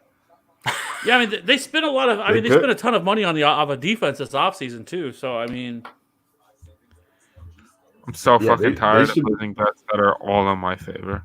Like, you know how frustrating it is to place 47 bets and 37 of the lines say you're going to win and you might lose money anyway. It's just like if we weren't in quarantine, Eliot. It's like the sweat's always real, dude. The good news is I won enough bets. I don't have to start an OnlyFans account and show my butthole on camera. But like, that is nice. That's always a positive. That's a good day. I'm happy for that. You always have to look at the bright side. I'm man. happy Silver for it. linings. I'm just happy for it for the fact that like I don't have to see that 0 people subscribe to that shit.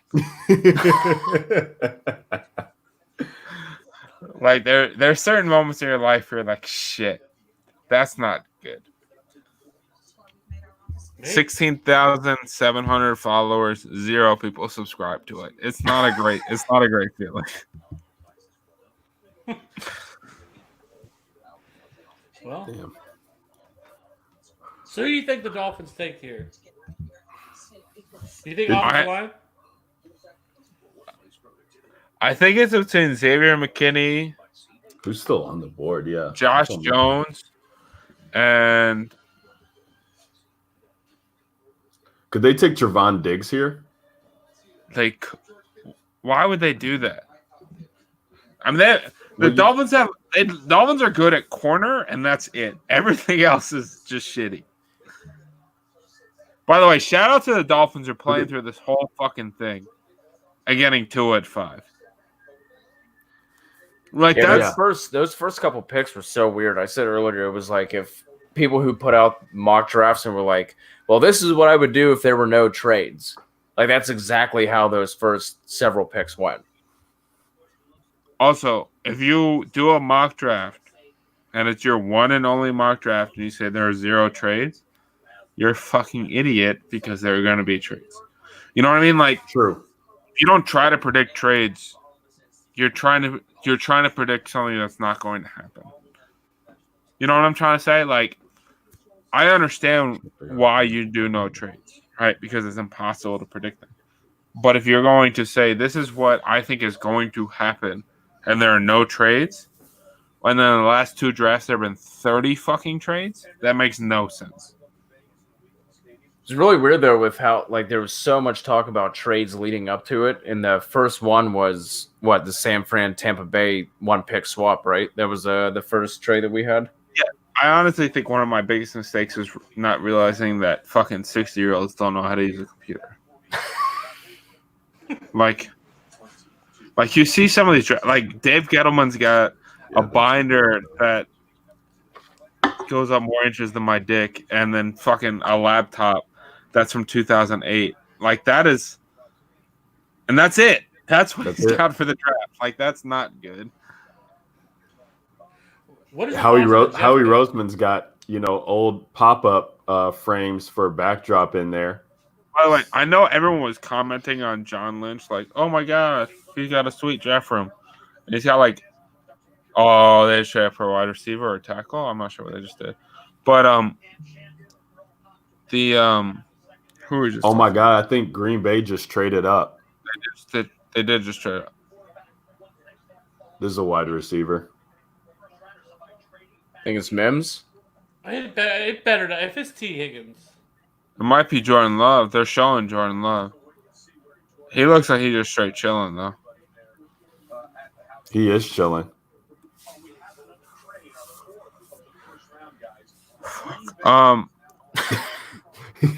Dude, this Jordan Love shot is fantastic, dude. Like, what is going on in this shot? There's so many things here. You got like two moms sitting on the one side. He's got his headphones on, just chilling. Whole kitchen and family rooms on display. Solo cups. I love it. I am here for the running back going to blow up everybody loving Aaron Jones. There's like a 1% chance they draft a running back. Who? If they? I swear to God, if they trade like who? Why are they jumping Seattle? This. I mean, I don't know. Pick is in, so we'll wait and see. If this is T. Higgins, I'm gonna break every fucking thing, bro. It's so rough to beat every line and lose. That shit is fucking. Dude, it could be somebody like Tyler Johnson or something crazy like that. Like who knows? It's not gonna be Tyler Johnson. Tyler Johnson's still running his 40. I love that Roger Goodell is talking shit to people on Zoom with no sound. Every single pick. Granted, if you gave me $18 million a year, I would talk shit to people. I mean, I talk shit to people for free online, so. Oh, hell yeah. With ease. All right. You're kidding. You are kidding. They did take Jordan Love. Oh my God. Well, if you look at it from I don't think it's like a huge position of need, but at the same time, if you're trying to bridge the gap, I guess, between him and Aaron Rodgers, I don't know what Aaron Rodgers is going to think about this, but I guess obviously their franchise is good enough to let him chill for a while too. But is this Matt LaFleur just saying like I don't care about you, Rodgers? Like they had all this beef going on last year, and now you trade up in the draft to take Jordan Love. That's got to be a stick it to you move that I control things here. Ooh. That's crazy. Jordan Love entered high school at 5'6", 130.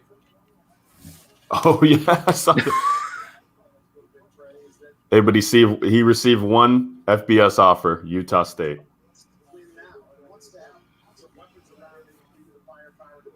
Hey, here in Chicago, man. I'm fine with that. So I'm happy.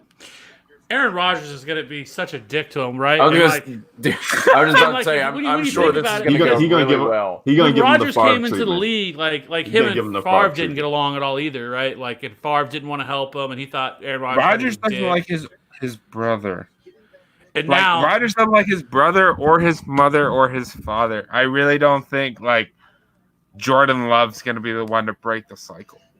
I know, and that's going to be he is going to be such a dick to Jordan Love. Like,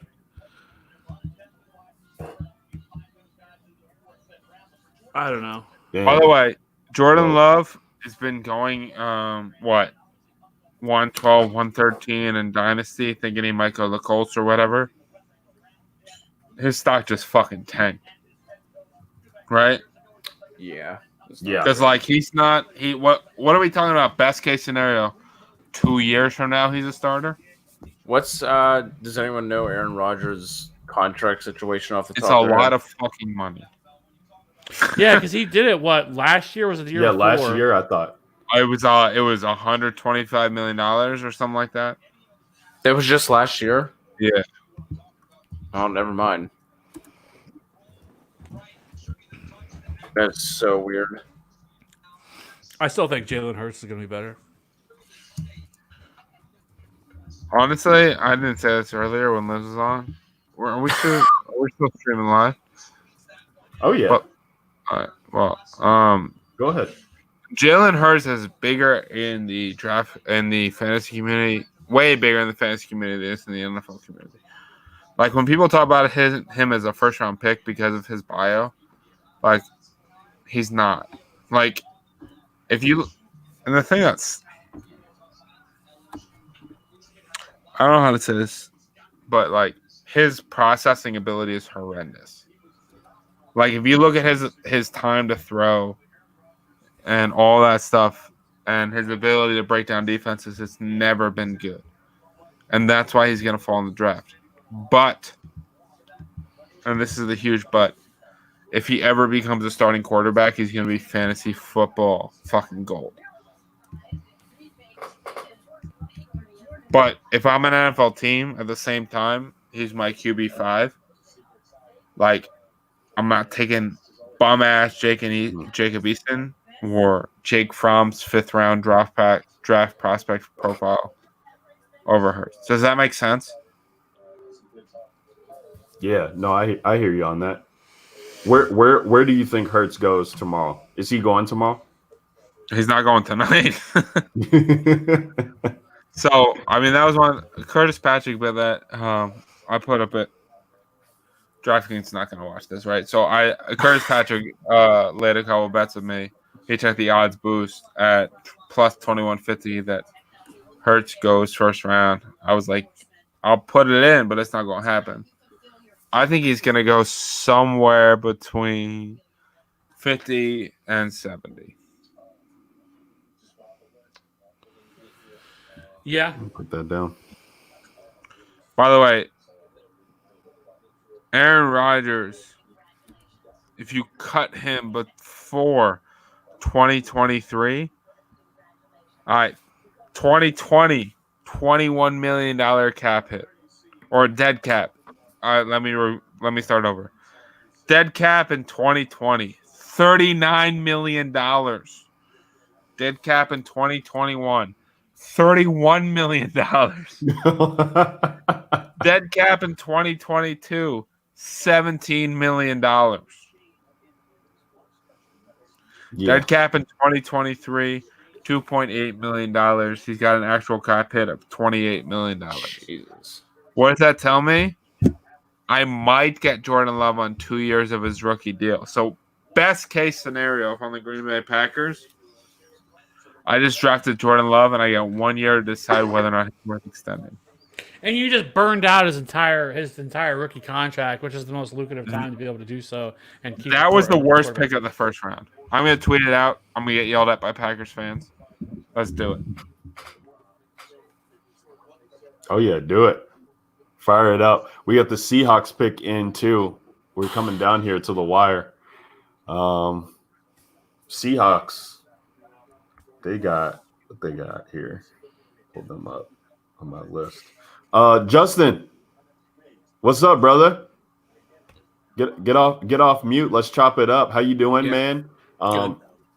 Good. I gave you a shout out, but you were already you had one. Oh, okay, good. Good. I have a 5-month-old who started screaming in his crib. So tonight just happens to be the first night that we put him in the crib. So now I have to go deal with it. Hey man, that's you got to do your fatherly duties. We can't hit on that. But happy you were able to hear that, because I thought I was just talking to the people, but I wanted to make sure you knew it was done. How's everything going, man? How's the draft been for you?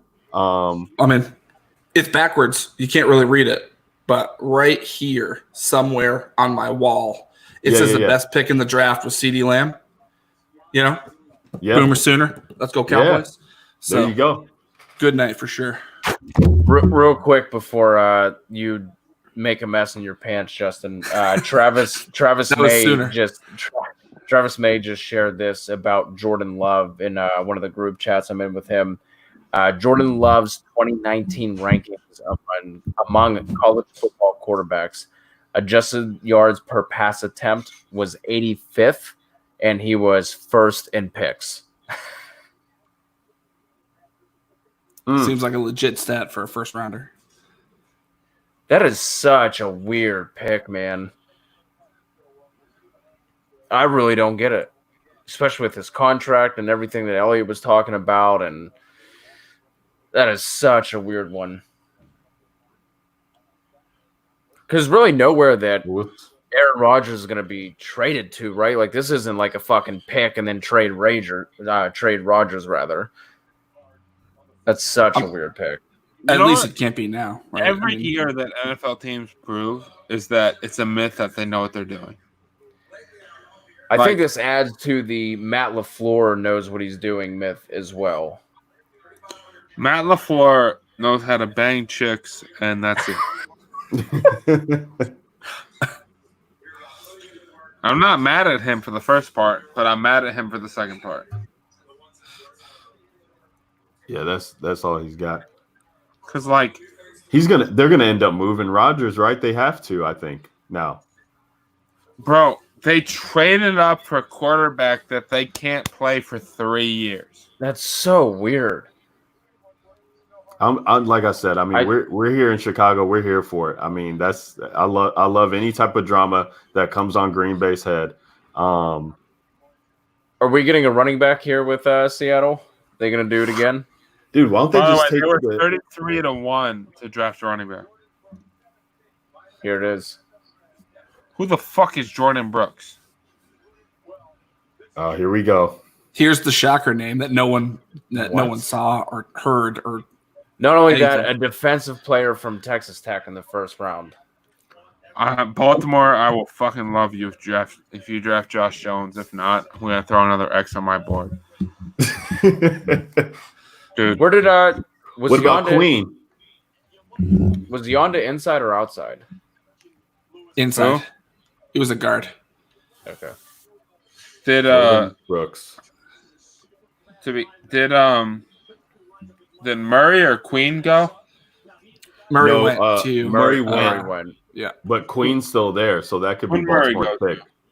Chargers traded up with Chargers. the Patriots. The Patriots, yep. Chargers Yep. traded up Justin for got it. inside linebacker. Yeah, sent their second and third round picks for it too. I don't understand. Like, why do I understand positional value better than NFL teams? Like, this is. Oh, he just cut out. He just cut out. Oh man, we're gonna try and get Eliot back. Kev is gone, and he's the only one that can bring Eliot back. But we got Baltimore here. We'll see who they pick. I mean, Patrick Queen would, I think, fit well into the system. I know that I have a couple friends who are Ravens fans. I heard them, kind of talking about the edge from Notre Dame that they would be interested in to have him too. But I think they're so good at landing defensive players in this spot. So go ahead, Eliot. You cut out. Yeah, I'm just saying, like, my bad. But, like, how is it possible that the 5 people in this chat room right now understand positional value more than people who get paid millions of fucking dollars? Like, I understand that they need a fucking IT person to stay in a trailer in their garage because they don't have to turn on the fucking Wi-Fi. But, like, how are you so fucking stupid that you draft a fucking quarterback in the first fucking round after trading up when your starting quarterback has the value of built in his contract that he has to start the next 3 years, where you can't start him till year 4, and then you get 1 year to decide on his option, and if he shows anything, you have to give him $120 million. Listen, people who suck crack, who suck dick for crack, make better decisions than the decision the Green Bay Packers just made. Like, that is the worst fucking decision I've seen in a while, and I'm stuck in quarantine watching a lot of Netflix where people make bad decisions on a daily fucking basis. Please, someone argue with me right now. Tell me why Jordan Love's a good pick. I don't think you're gonna hear anything here. Yeah. Right. Someone tell me why I'm out of my goddamn mind. You're not out of your mind, but I like you said, these NFL GMs get in their head that they know what's right, and I really do think it comes down. Like I do think there's some animosity going on there with management, the head coach, and Rodgers. There has to be. Otherwise there's no justification to what just happened and what went down. Rodgers has no merit ever to coach this guy or to build him up. Not happening. You just were in a playoff game with the Seattle Seahawks to potentially be going to the NFC Championship. So you still think there's a window there, and you just signed this guy. So I don't really understand, unless you're looking at some type of way where you could move Aaron Rodgers in his career, like in a year or two, then this makes no sense. But don't. Even if you try to move him in 2 years from now, right, we're looking at a trade cap hit of $27 million. Oakland would take that. You think they trade him, Aaron Rodgers, or Vegas? I think. I mean, what else are you doing then? What else are you doing if you're not going to move on from this guy, and you just spent first round equity to get a guy? The good news for the Packers is that 3 years from now, Matt LaFleur will not be the head coach because he's fucking fired. And here, honestly, the biggest problem the NFL has, right? And this is real shit. And this is with David Gettleman or Adam Gase or any of these other shitty fucking people. And by the way, David Gettleman, if you want to learn how to put on a mask, I'll teach you. Adam Gase, if you want to fight when this is all over, I'm happy to.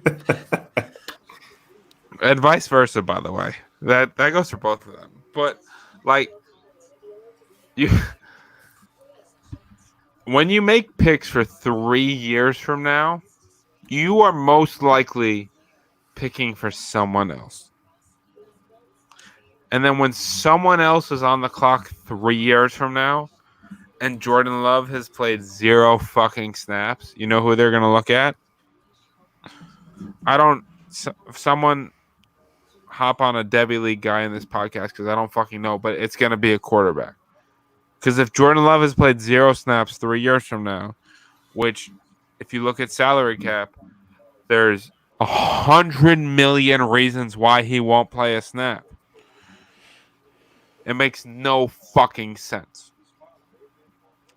I think this. Oh, I see it. Yeah. It's Patrick Queen.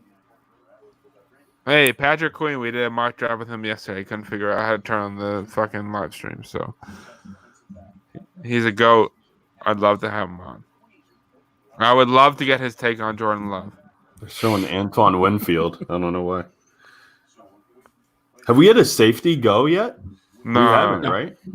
No. Okay. Xavier McKinney is too good to be on the board. So is Delpit.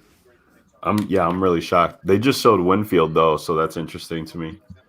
But they've been showing weird people all night though. No, you're right. Like you're right. with Jefferson earlier, the Eagles, and then he's talking to somebody. But Elliot loved that. Elliot loved I'm that. fucking mad it made me that I have Jordan Love on at 1.5, and they put Jordan Love on the board or Justin Jefferson, and then I have Jordan Love just continue to fall each pick. And they put him on the board. And I'm like, well, they put Justin Jefferson on the board. Don't mean shit. Fuck yes, yeah. The same thing with CeeDee Lamb, though. I mean, just leading into that pick that Dallas had, CeeDee Lamb looked literally miserable. Him and his family are just sitting there like stone cold killers with no emotion, no expression whatsoever. Then all of a sudden the pick comes in. Serious question. There are 32 people who get paid millions of dollars to do this today. If you picked your average NFL fan, where would he finish? In terms of like, if you rank the top 32 picks, top to worst, where would one of us finish? Oh, one of us? You said average, so I was thinking about the average and contemplating them, but you said us, so how many people are on this right now? 5, right? Yeah. 5 of us. Win. I'm so tired. Raiders will be in a better position. I'll tell you that much. Who? Raiders. Well, dude, if the Raiders took a fucking dump, they would be in a better position.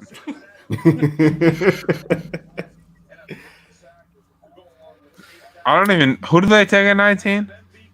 Damon Arnett. That was Damon Arnett. Yeah, I already forgot about it. Like I've been drinking enough that I forgot about it. But like. They fucked up at 12. Fuck, man. Mayak seems to draft for the Raiders like he's playing a Madden franchise and can't figure out how to use the buttons really well. Well, you know what's crazy I was talking about the other day? Is I was ranked top 10 in the world when I was 12 years old at Madden. But no one gave a fuck when I was 12 years old at Madden. Like that was not an option for a career, right? Like, and now they give out $500,000 championship contract. Right, like that was not in the Eliot Crist repertoire. Like we used to when I went to high school, I got super cool with all the athletes because I used to say, I challenge you to Madden, and if you score, I'll give you a jersey. And no one fucking scored. Like I used to beat people like 89-0, and people get so fucking angry. I played one dude with my feet one time, and I beat him like 56-7. And I've never seen anyone more angry than someone I beat with my feet playing a video game. But like that's how good I was at Madden because I snapped my leg, and when I was in 7th grade, so I was like 12, and I was stuck in bed with a TV, a PlayStation. All I had was one game in Madden. And that's what I played every day for 14 hours a day for 6 months. Listen, no one cares about this on the Draft Podcast, but I'm going to talk about it anyway. But like, oh yeah, there was no one that was like, hey, we'd love to make you play this professionally. Like that was never an option for me. I was just like, we're just going to keep running Michael Bennett out on out routes as a running back, and we're gonna say send Randy Moss vertical, and no one's gonna fucking do shit about it. We just did that for 6 months, and that worked. And I feel like if I was an NFL team, I would have been like, fuck it, we're gonna draft CeeDee Lamb, we're gonna send him vertical, draft Clyde Edwards-Helaire, and we're gonna send him on out routes, and we're gonna fucking make it work. But instead, we're drafting fucking Damon Arnett at 19, and we're paying a quarterback $30 million for his backup not to play for 4 years. It's fucking great. Kev, please promise me it's okay to curse on this podcast, because I've said fucking like 19 times. I'm pretty sure that number is a lot higher than 19. We're good, Eliot. We would have said something before. Eliot, the fact that you could play Madden with your feet as a 12-year-old and beat off at the same time is incredible. That's content. That's content. It was separate. It was separate time right there. Dude, LimeWire, amazing. I'll never forget when I was 12 years old and someone sent me that video where the guy put his entire head in a vagina and it disappeared. Like, that shit is impressive. That shit wasn't even sexual. It was just impressive. Like, how did that happen? I can tell you my entire computer died, but it was worth seeing. The best part about that was having to like start the download on like a Wednesday, so you had the porn by the weekend.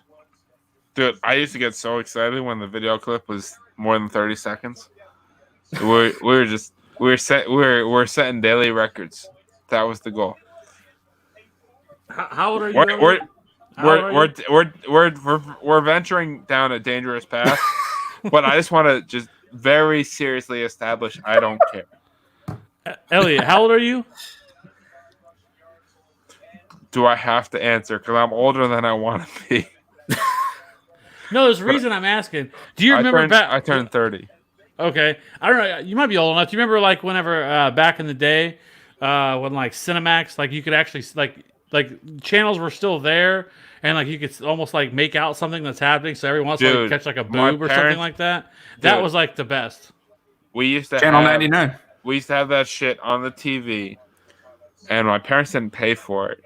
But that shit would be like in the green, red, and yellow, and it would just slightly outline a tit, and I'd be like 12 years old, and I was like, this shit is fucking amazing. So, yes, I remember it. By the way, these are all better memories than losing Josh Jones under 28 and a half and CeeDee Lamb under 13 and a half. Oh my God! All right, wait. Who do we get? Dudes? Oh, here, Titans pick in. I just need one more offensive lineman in the last 4 picks. That's all I need, and I won't be angry. Titans could be a spot, right? I mean, I think 4 Titans teams could all go need here. offensive linemen. Yeah, Miami could still go offensive lineman for you, Eliot. I mean, the Chiefs could as well. They need depth. The Chiefs are so interesting because if you look at them, Andy Reid's got a 22-year draft history, 64 top 100 picks, 0 running backs in the first round, 3 ever in the top 100, only 7 offensive linemen in the top 100, and in general, 49% of his top 64 picks have been defensive cornerback or defensive line and quarterback. Isaiah Wilson, there we go. Bang, bang, we just made money. Ooh. There it is. There you go, man.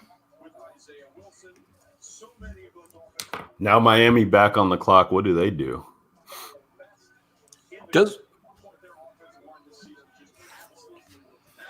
Win. By the way, have you guys seen Black AF? No, I haven't Not seen yet. it yet. It's in my queue though. Is it good? Yeah, it is in my queue. I don't want to just answer Ryan, but for everybody, it's really good.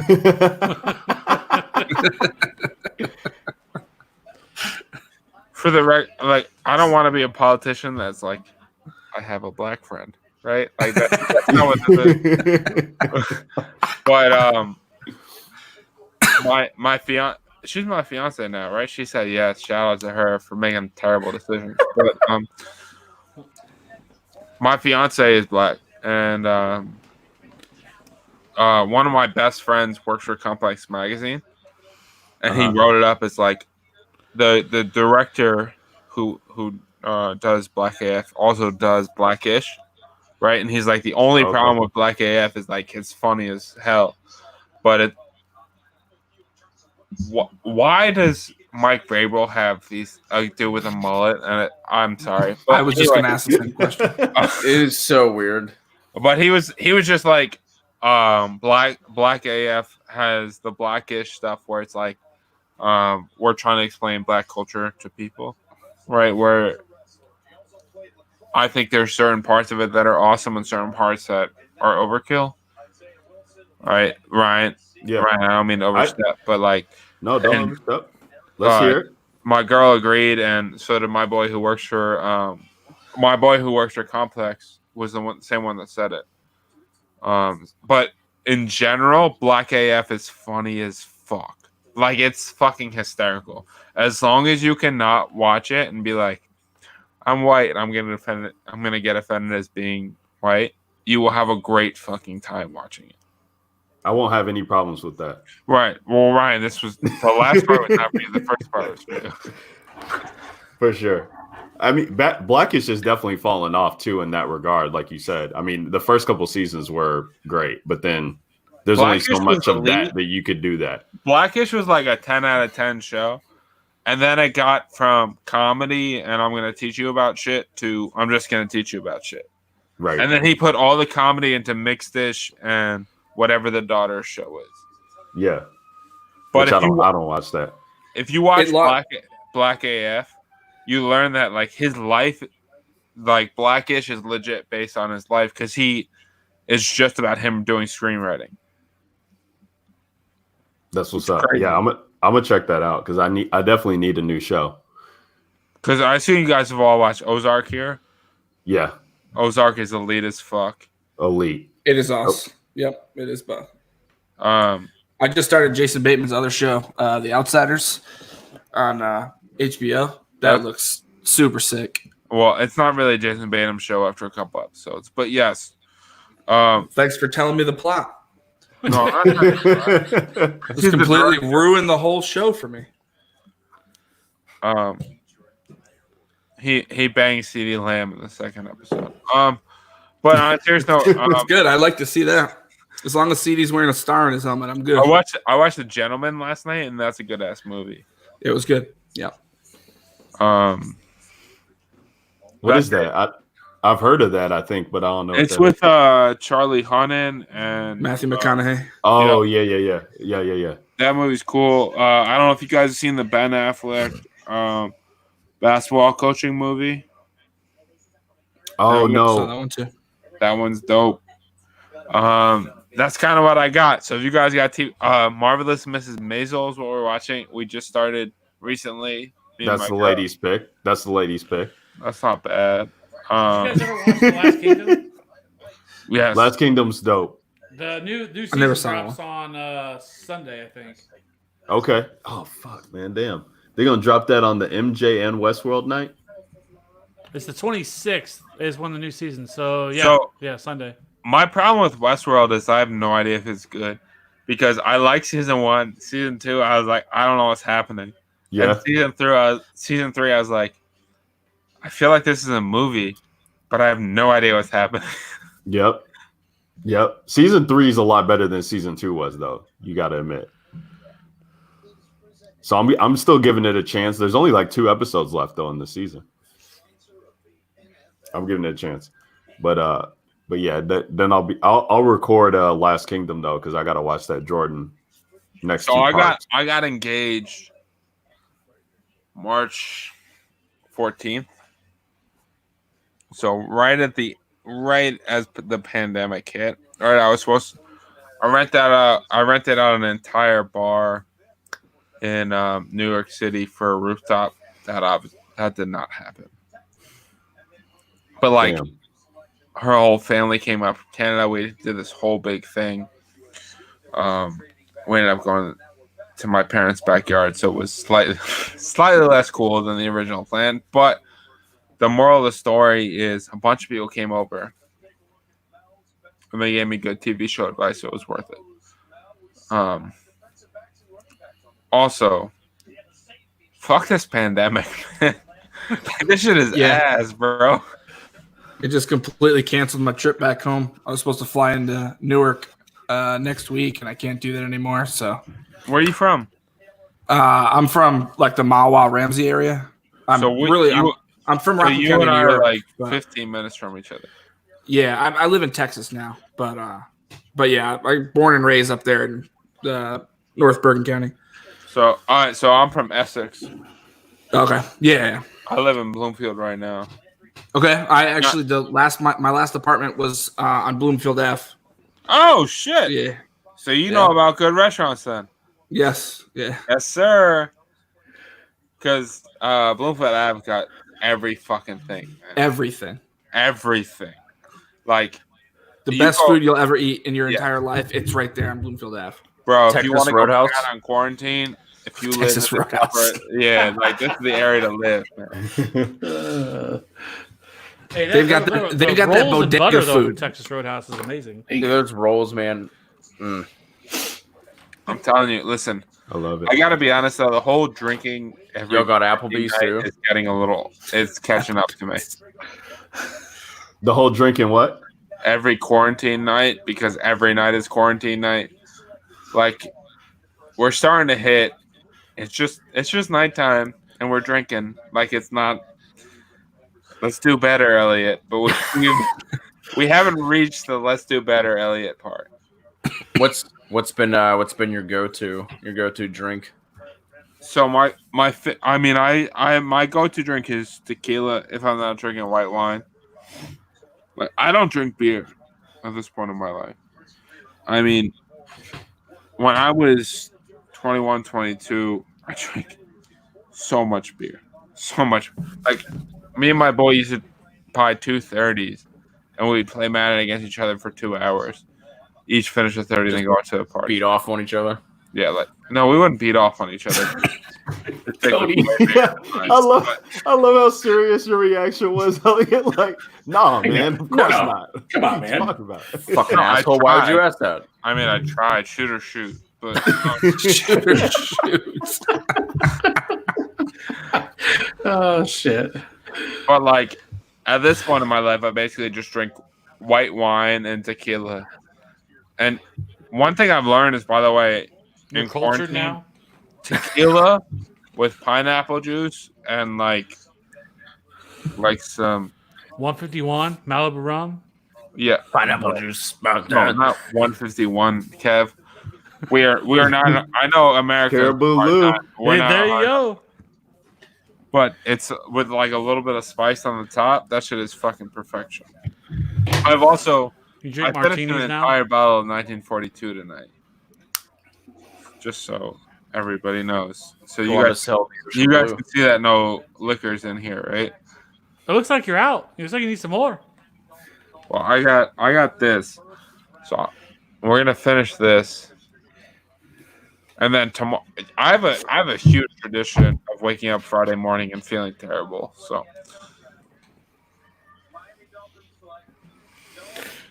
Well, you've kept the Dolphins. tradition alive. yo, the Dolphins took another corner. Jeez. All right. Dude, what did I say about the Dolphins taking a corner? You can never have too many. So that's Byron Jones. That's Dwight, you're the IDP guy. Is he a slot corner? What are they doing here? I know hardly nothing about that guy. He's super athletic. He's 20 years old. His mother from Big is Trustville, a two-time Nigerian 100-meter champion. Damn. Fastest. One then he complete. Oh, they already changed it. I don't know. But the point is, what the fuck? Like, I get improving on his strength, but like, also his family. Oh my god. You did, dude. I blocked him. Who is this? Get that I have comment no off. idea. Merc. First of all, that is a baller name, and I'm sorry that I blocked you. If his name was legitimately Merc Rain, that's a baller ass name. What a dude. But dude, the that was whole back half of the draft, or not the back half, but the last 6 picks are just what is going on here. I don't know what. I mean, this doesn't actually take this long. I It's know been these weird, picks, man. They just draw it out so they can continue talking about it. Mm-hmm. Listen, I mean, you started seeing Noah fall into the first. Let's talk about some dumb shit real quick. The Carolina Panthers at 7 overall, after paying a running back $12 million a year, took a run-stuffing defensive tackle. Let's have a debate. Okay, no one else wants to talk. I'll keep throwing out stats. This motherfucker was Go a ahead. 1 percentile athlete. You know what a 1 percentile athlete looks like? T. Higgins. The two right boxes. No offense, right? Boomer Sooner, but like we're two New Jersey guys, but like we're not good athletes. I'm just guessing based on the look of you. I don't mean any offense, but like I can say, what the fuck? I'm a little. I can say for a fact, I am not a good athlete. I should not test at the same athlete level as a guy that goes 7th overall in the NFL draft.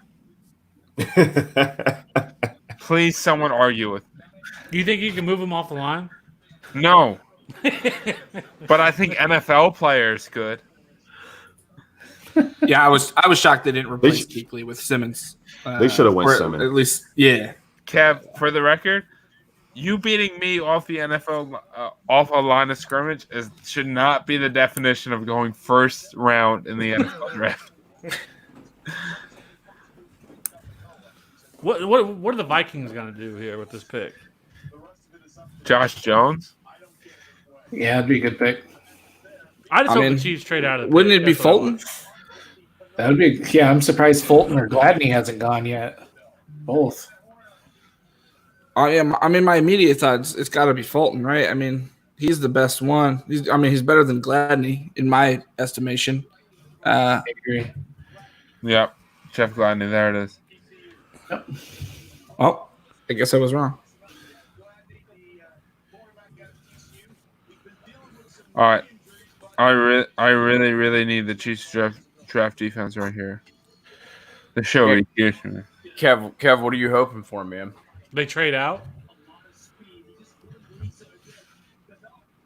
They're not going to trade out. They only have 5 picks. You only have 5. What?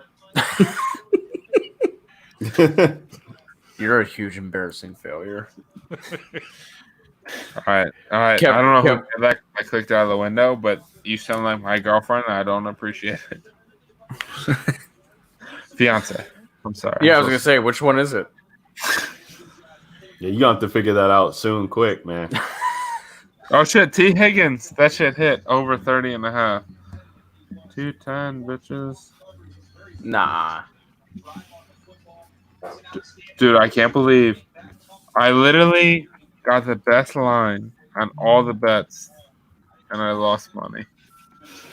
That shit is butthole. You guys watch what the fuck is the Comedy Central show that's elite? There's few Comedy Central shows that are elite. Yeah, I'm aware. That's why I'm trying to think of it. Adam's in it. Adam fucking Workaholics. Thank you, dude. Where he talks about how everything's tight butthole versus loose butthole. This draft was definitely loose butthole. The loosest butthole. The loosest of buttholes. Like an old catcher's mitt. Ugh. So just gaping. Dude, can we talk about how Workaholics is a super fucking underrated show that is not appreciated enough? I never saw it. I don't think I've ever It seen makes it either, sense. honestly. Huh. It makes sense. Why does that I make hear sense? it's good, but, yeah. Just the First, I'm not an athlete, and now I don't watch good shows. Let them have it. Come on, let's just see trade is in. That's what I want to see. There's just been a trade.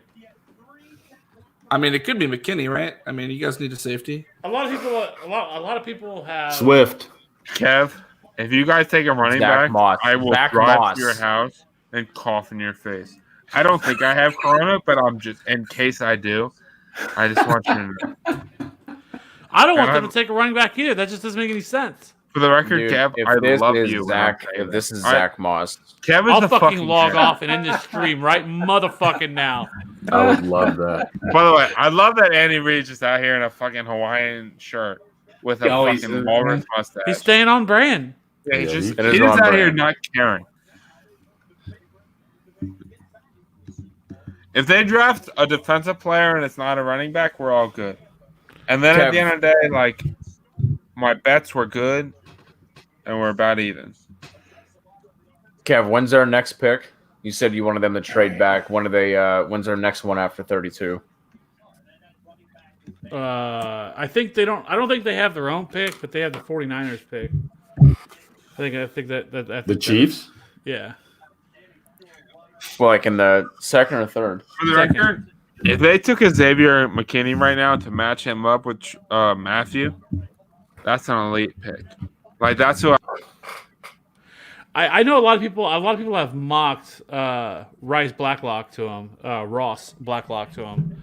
who the fuck is that? Defensive tackle, TCU. I'm aware of There who it it is. is. Surprised. Like, no. Like, I looked at the.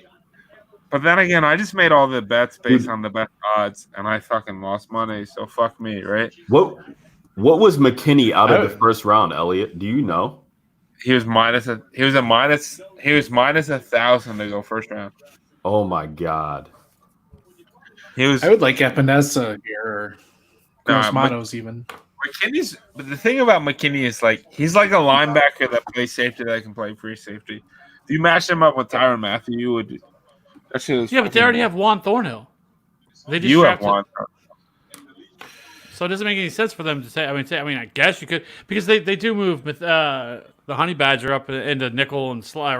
They move them all around. So Yeah, but the Packers took a quarterback at 26 overall when they have $90 million guaranteed tied up in the next 3 years. Fuck your makes sense. we don't live in a world that makes sense. Right. The Chiefs are about to draft fucking what? Holy shit, I know I'm drunk when I don't know the quarterback. I got Oklahoma's name. What's his name? Jalen. Jalen Hurts. Kansas City Chiefs picks. Let's do it. We're just gonna run the We're gonna convert him to a wide receiver? Mahomes and Jalen Hurts and just throw every play. By the way, if you ever want to see an amazing film, Damn it, they must have. Yeah, they fucking picked somebody. who the Oh boy. Yo, I'm so drunk I can't remember the name. we go. Please don't put this on the internet. But like the dudes who played Baylor, it was like 9 years ago. It was like 2009, 2012, or 2010. They ran a lefty and righty read option every play with quarterbacks, and they were like the 100th ranked team in the NFL or in college football against the top 10 Baylor team. And they put two quarterbacks back there. And they put on 40 points in Baylor in the first half. I don't want to tell you what happened in the second half. It didn't go great. But the point is, in the first half, it went amazing. And I really think that a team in the NFL should just do that one time and just run read option with two quarterbacks that can both run and both pass.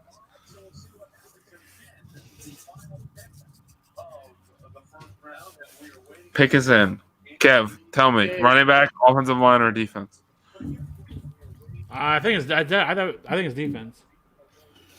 No, I know Zach who it is. Moss. I know who it is. Who is Running it? back. It's a running back. It's Clyde Edwards-Helaire. You think it's Clyde They just Edwards-Helaire? took, yep, they just took Clyde Edwards-Helaire.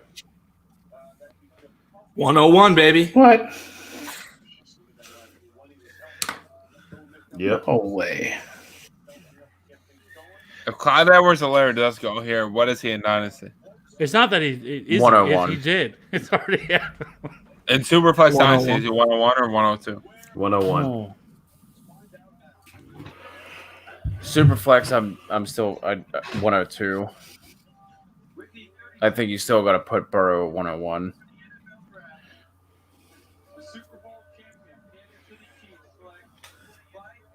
Wow! Where are you taking him, Elliot? You put him at 101 or 102 in Superflex? He's in that 102 conversation 100%. He's the easy 101 in one quarterback. Easy. On his comp Damian was- Williams, RIP. For sure. Oh, definitely, man. Jeez. Wow. Damn. Doesn't make That's sense. wild. Ahead of, yeah. By the Weird. way, in 23 years, that's the first running back Andy Reid's ever taken in round one. Very Was that, interesting. was that no safeties in the first round too? I'll be curious to see Yep. when No the last safety. time that happened. Never. I don't know. Probably not many. Yeah. That's crazy, man. Wow, what a weird pick. Well, at least you guys didn't need a corner, Kev. That running back is a fine pick there. Yeah, I don't know. I don't get it. Come on, Kev, reactions. Yeah, It's man. routine. What the fuck? It doesn't make any sense to me because I mean, Here we go. it is not a team. It's not a need, right? I mean, they won a Super Bowl last year without a fucking running back. You don't need, they've clearly proven the fact that they don't need one. They still have Damian Williams under contract. Then they bring in DeAndre Washington for what? You know, like what was the reasoning behind that? Not that they gave him a ton of money, but it was like 1.5. But a team that's so strapped against the cap, why waste the capital and bringing in DeAndre Washington at that point? You don't think that? See, Unless you don't there's think they something don't think coming? he's going to be there. What? They probably didn't think he was going to be there. Yeah, I mean, I'm sure they had to have at least thought on some level that Clyde Edwards-Helaire is not going to go in the first round. I mean, it's not like he was someone that everyone was projecting to be. You know, No, I'm talking about when they. I'm saying when they signed Washington, they might have been looking at him, and then they thought, we don't know if we're going to get a running back that we like in the draft, so we'll get Washington, and then they saw Edwards-Helaire's there, take him. I guess I don't know. It just doesn't make any sense to me. Like they definitely have a need at corner. I mean, they brought back Rashad Breeland on a 1-year deal. They have Rashad Fenton, who I believe was a late round pick for them last year. They have Travarius Ward, who was a 6th round pick, and I mean that's what they got, right? I mean they lost Kendall Fuller. So like it just made the most sense for them to go corner, and they desperately need a linebacker as well because basically all they have is Damian Wilson and Anthony Hitchens right now.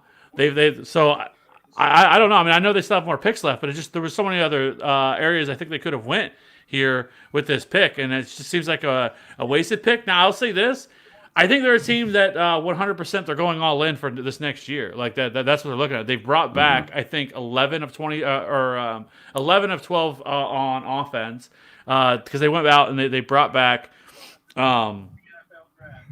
Demarcus Robinson, they restructured Sammy Watkins when everybody thought they were going to cut him. They haven't really gotten rid of anybody. They franchised Chris Jones, and I mean they're just pretty much running it back, right? And so I think they're just going all in for this year and saying, "Fuck it, you know, let's just draft for another position, you know, a skill position to help the offense, and not really give a shit about the future because that's what it looks like." The thing that I'm most worried about the Chiefs is, are they going to turn into the Rams? Obviously, you know, with a better quarterback, where they cap trap themselves, because I think they really want to pay Chris Jones as well, and that they have been strong in that. And I know a lot of people have talked about them trading him and stuff like that, but I mean, Brett Veach has talked about for months that they have no interest in trading Chris Jones, that they want to bring Chris Jones back. Once you bring, I mean, he's going to command Aaron Donald type money. And so you bring him in, and then next year you have Patrick Mahomes, who is going to get, I don't know. I honestly don't think he's going to get 40+ million unless the cap goes up significantly. but he's going to either way. We're going to be breaking off him a ton of money, and so while they do have a lot of guys that are coming off the books next year, I don't know. It just seems like a weird pick, but that's the only thing I could think of is that they basically look at this like, fuck it, we're going all in again for another year. So the real question is, Kev, is he a top 3 dynasty pick?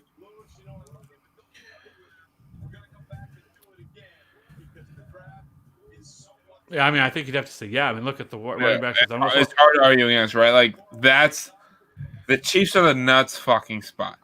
Of course they are, because I mean, after this year, Damian Williams and DeAndre Washington are gone, so it's his backfield to himself. And I wouldn't be surprised if one of these guys still get cut, right? I mean, they could probably still cut Damian Williams if they wanted to. If he gets injured or anything like that, they can move on from him. They could still, not bring in. I'm sure DeAndre Washington doesn't have a ton of guaranteed money in his contract, so they could move on from him as well if they needed to. There's no spot that we're gonna get tomorrow that anyone's gonna jump Clyde for 101 and 1 QB dynasty. What about drafts, if Tampa right? takes? What about if Tampa takes somebody? Now, the question is, where does Taylor end up? Where does Swift end up? Exactly. So let's say Taylor or Swift wind up. Let's say Swift winds up in Tampa Bay. Maybe. So here's the thing. Like, let's be honest. If Clyde gets the role that he should get as a first round pick, the Brian Westbrook role, the guy he was compared to in Andy Reid's system, he's hands down 101. It's not close. Yeah. It's not close. If you are the RB1 for the Kansas City Chiefs, it's like being born with a 9-inch cock, bro. You just I don't think he is though. Like I don't think at least for the. I think no. But Damian was healthy for what, 4 games this year? It's true. And we're talking about week 17, 2 touchdowns, playoffs, 6 total touchdowns. Damian Williams was the RB1 in the playoffs. No, for sure. If you can catch passes, which he does better than anyone in this draft, right? That's what he does. Runs routes. He runs routes. You can split them out wide. Clyde Edwards-Helaire is the fucking nuts in the passing game. That's what he is. Right, 55 passes, right. And not only that, they weren't like LaMichael P. Ryan catches either. I think P. Ryan had 40 something. Like you can split Clyde out wide. Man, you got to put that on a fucking t-shirt, Kev. We got to sell that. He can actually run routes. He's not just a dump off guy. He's not just a screen guy. Oh, he's an elite. He might be. And Graham Barfield said this, but I'm gonna just double down on it. But we'll edit that part out. He's the best route runner at running back since Christian McCaffrey. Yeah, the more I think about it, there's no. I mean, even if Swift, Akers, whoever go to Tampa, it's Clyde easily 101. I think that's cemented it. But Superflex will be like if you look at it a week ago, he was 110 or 110, 110, 109, 110. We forgive you. Like, are you taking Jerry Jeudy or CeeDee Lamb over Clyde Edwards-Helaire? One of the receivers, easily. No. I don't know if I would. Yeah. But today, I mean that just goes to prove how important landing spot is with dynasty drafts and why rankings pre-draft.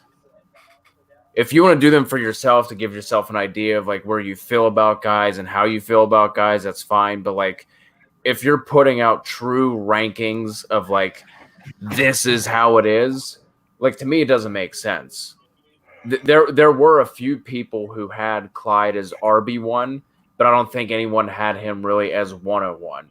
And now he lands, like Eliot said, in the nuts spot.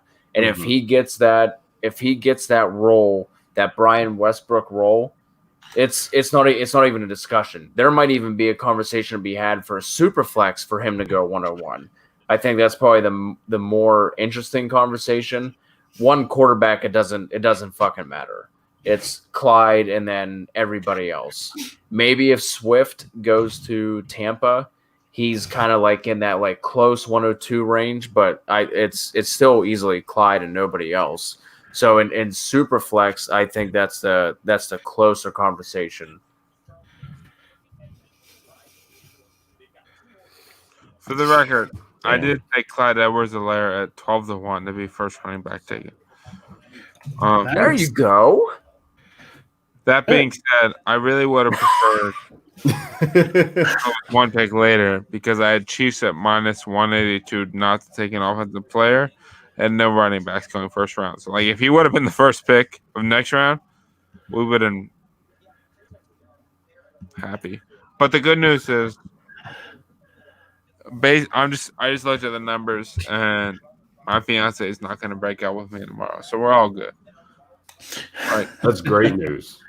I agree with you, like wholeheartedly. I never agree with anyone more than that being great news. Dwight, you're you are the Bengals guy. Superflex drafts right now. You're on the clock 101. Are you taking Burrow or are you taking Clyde? Yeah, I think you got to take Burrow in Superflex. I don't know. Just 102. Who you taking? Tua. 103. Well, with what we know right now, probably that's when I would think about Helaire. Are you taking Helaire or Herbert? Helaire. But you're taking Tua confidently. Yes. So yeah. Yep. I'm not as worried about the injury history. I just what you saw on tape. He's a great quarterback. I mean, So let me ask you a question tomorrow. Let's say I'm not trying to challenge you, right? You're good. I'm just asking a question. Let's say tomorrow the Bucs take Jonathan Taylor. Mm-hmm. Are you taking Taylor or Helaire? Helaire. I agree. What about if it was any spot for any running back that you'll take over Helaire? If it were Swift or Akers that Tampa Bay takes, because to me that's who I would actually prefer for fantasy purposes in Tampa. Those would be the ones that I would think about. I think you talked about it earlier, Cody. I think the best spot for Taylor is probably a team like Seattle that will give him the ball 25, 30 times a game and not expect him to catch passes. So, but I don't even know what their second round situation looks like, honestly. So, still processing this day. It was such a weird draft. Like it felt so exactly like we predicted. It was kind of weird. Very, very odd draft. Dwight, what do you think about the receivers for dynasty purposes? Who are you taking one? Because we were talking earlier, Elliot threw out, is it Justin Jefferson? Who would you be taking one? How would you rank the receivers? Are you taking Jefferson? Is it Judy? Is it Lamb still? Is it Rager? I think to me it's Rager with the Eagles. Yeah, but I would say Rager or Judy. Probably Rager. Jefferson's close though, and I'd put Lamb fourth. I hate that spot for him, which sucks because I love his upside and I love what he can bring, but I just don't see him getting the targets that he would need to be a wide receiver one in Dallas. So correct. It's Henry Ruggs' draft stock in Dynasty has to shoot up through the roof, right? We were talking about that. 12th overall on a team that just has little white receivers. Like that's gotta be. But I don't think Carr is the quarterback for Ruggs. That's fair. But bro, I've watched a lot of NFL, and the more white receivers, the less likely they are to get the football. Brian, confirm with me, brother. Man. Like, Rug stock up, wheels up. I mean, by the way, in Black AF, there's an episode about how the sun is terrible for white people, and it's an amazing episode. But like, that's how I feel about the Raiders receiving core. Like, just throw it to Henry Ruggs deep. Like, oh yeah, like that's an elite landing spot. Like, that's the best case landing spot for Henry Ruggs. Ruggs walking in naked first day, just like say something. Eliot, dropping it on the table. Eliot, what would you put the over under for Ruggs's targets for 2020? 100. Okay, that sounds about right? I mean, are you taking that as the wide receiver 1 in this class though? I would take Jared Judy as wide receiver 1. I would take Justin Jefferson as wide receiver 2. I would take him as wide receiver 3, Rieger 4, and CeeDee Lamb 5. Ooh. And the thing is, like, I would have taken Lamb 1 pre-draft. But, like, if you go to Dallas, that's it. For 4 years, that shit is shitty. Like, you can't get away from Cooper and Gallup. There's just no upside there. There's just not. And quite frankly, Dak Prescott just became a top 3 fantasy quarterback. Because he can just fucking take a dump every night. And he throws to CeeDee Lamb with Amari Cooper and Michael Gallup and Blake Jarwin and Ezekiel Elliott. He's going to score 18 to 24 points a game. And they lost pieces on that defense too. Correct. Oh, that's one of the most amazing parts about it. But, like, you put CeeDee Lamb. The thing about this, honestly, for me, and I already tweeted it's a bump down, but, like, if this puts Amari Cooper in the slot on a consistent basis, and if you put Amari Cooper with a free release in the NFL on a consistent basis, bro, he gonna fuck some people up. Like, Amari Cooper without a clean release, how many slot corners can guard him? I mean, I think even Lamb, not as much as Cooper, but I think you could even move Lamb, and like it's going to give that offense a lot of flexibility too. We just went from Randall Cobb to CeeDee Lamb or Amari Cooper in the slot. Real quick. That shit is fucking crazy. I don't know what it means for fantasy, but they're going to fuck NFL teams up. If I have Dak Prescott in one quarterback or super flex leagues, I'm putting him on the block right now and just saying, come and get it. Who would you rather have, Dak Prescott or Kyler Murray? Oh, that's tough. Because it's clear who 1 and 2 are, right? It's Lamar and Patrick Mahomes. So the question is 3, 4, 5 is Kyler, Deshaun, and Dak without any order. Oh right? My! Who you taking in Dynasty right now? Superflex, Dak, Deshaun Watson, or Kyler Murray? It's got to be Murray. I don't know if I agree with you. It's got to be Murray. I mean, Zeke gonna get his on the ground.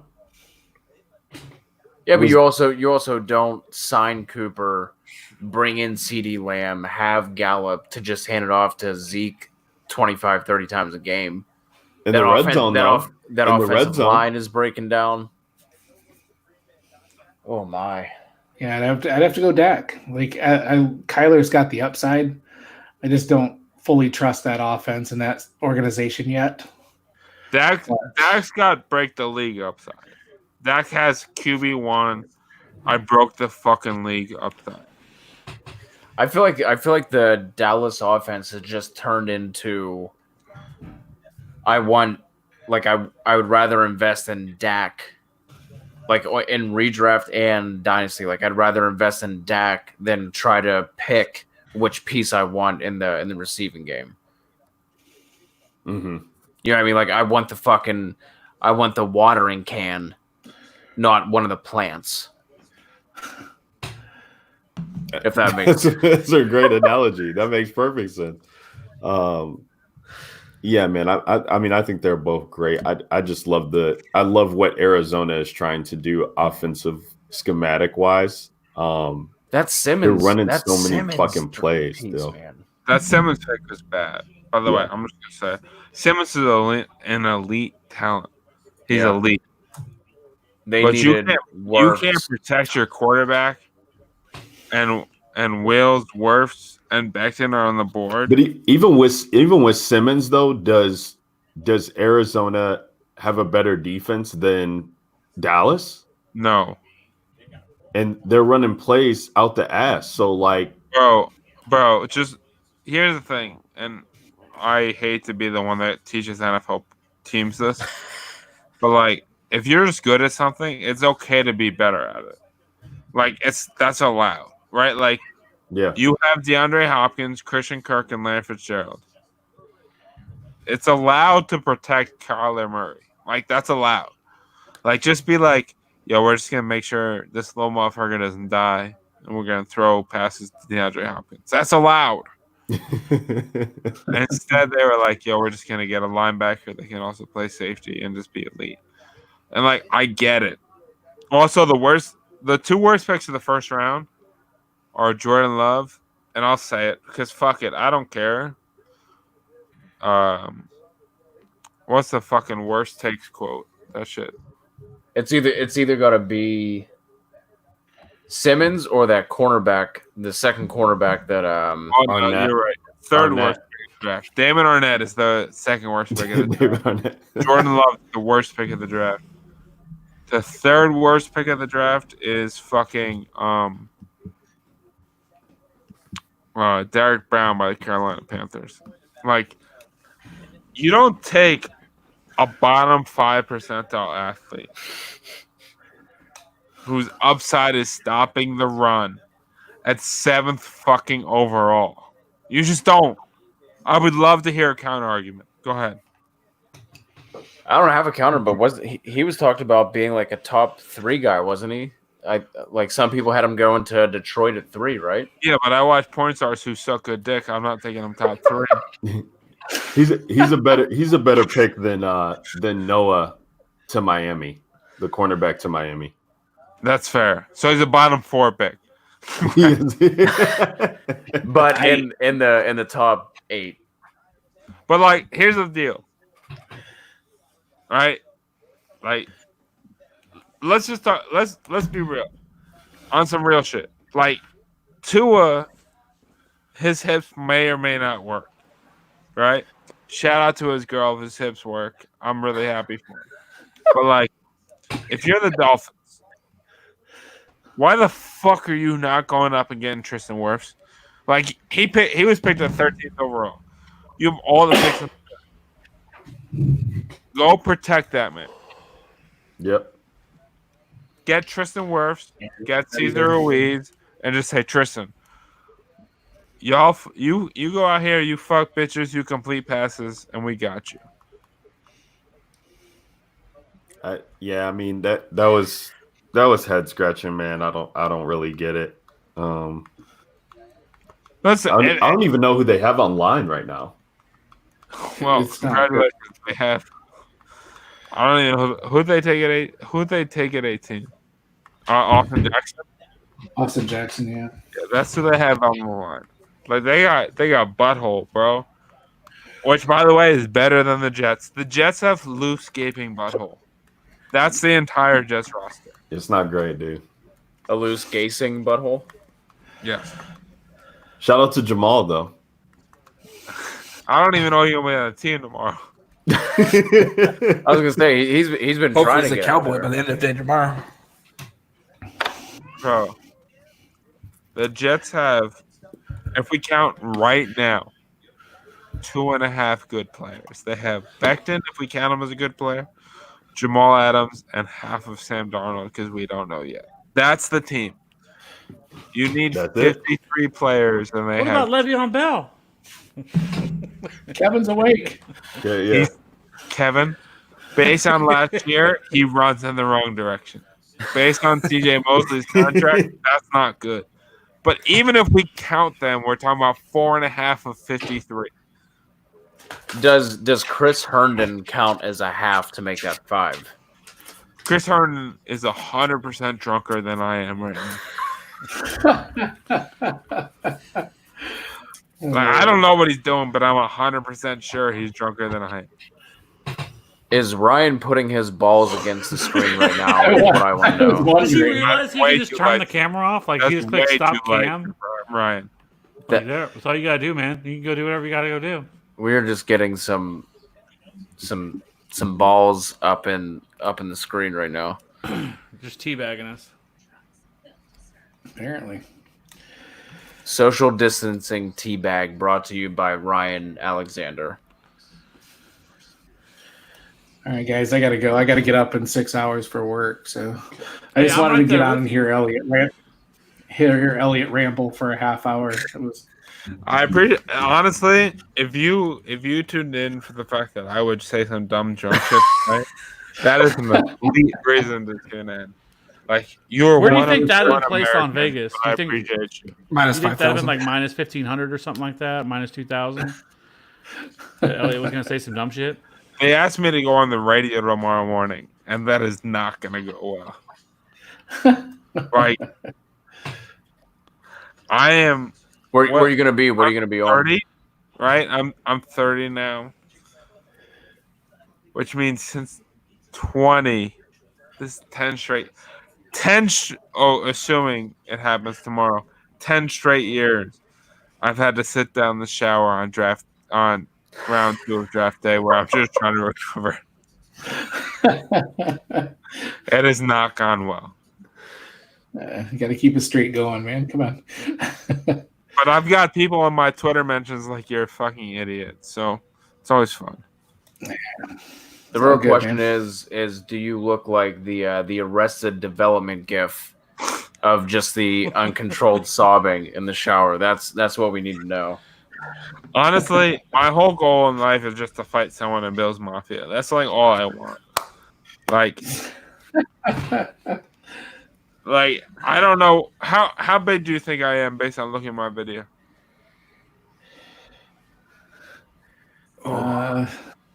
Like 6'4", 240. Yeah, I mean it's 6'4", 230, plus or minus. It ain't too much in quarantine, but that's about right. Like when I get people in Bill's Mafia, because every time I tweet anything, Bill's Mafia is like, I'll fucking murder you. Like it's kind of elite when they challenge me to fights, and I look at the profile and I'm like, you're like 5'6", 135. So one of these days it's gonna be me versus Bill Mafia on pay-per-view. I mean, that's better than the butthole subscription you were talking about earlier. Much better.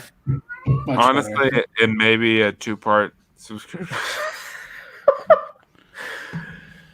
Which show comes first, the butthole show or the Bills Mafia fight show? we have to determine the subscription numbers before we decide which show. Where are we at right now? It's like we've completely forgot we're actually live, and but it's gonna be great many years from now looking back on this and being able to look back on all these at this moment. They put me on a live stream yesterday, and all I did was shit on PFF.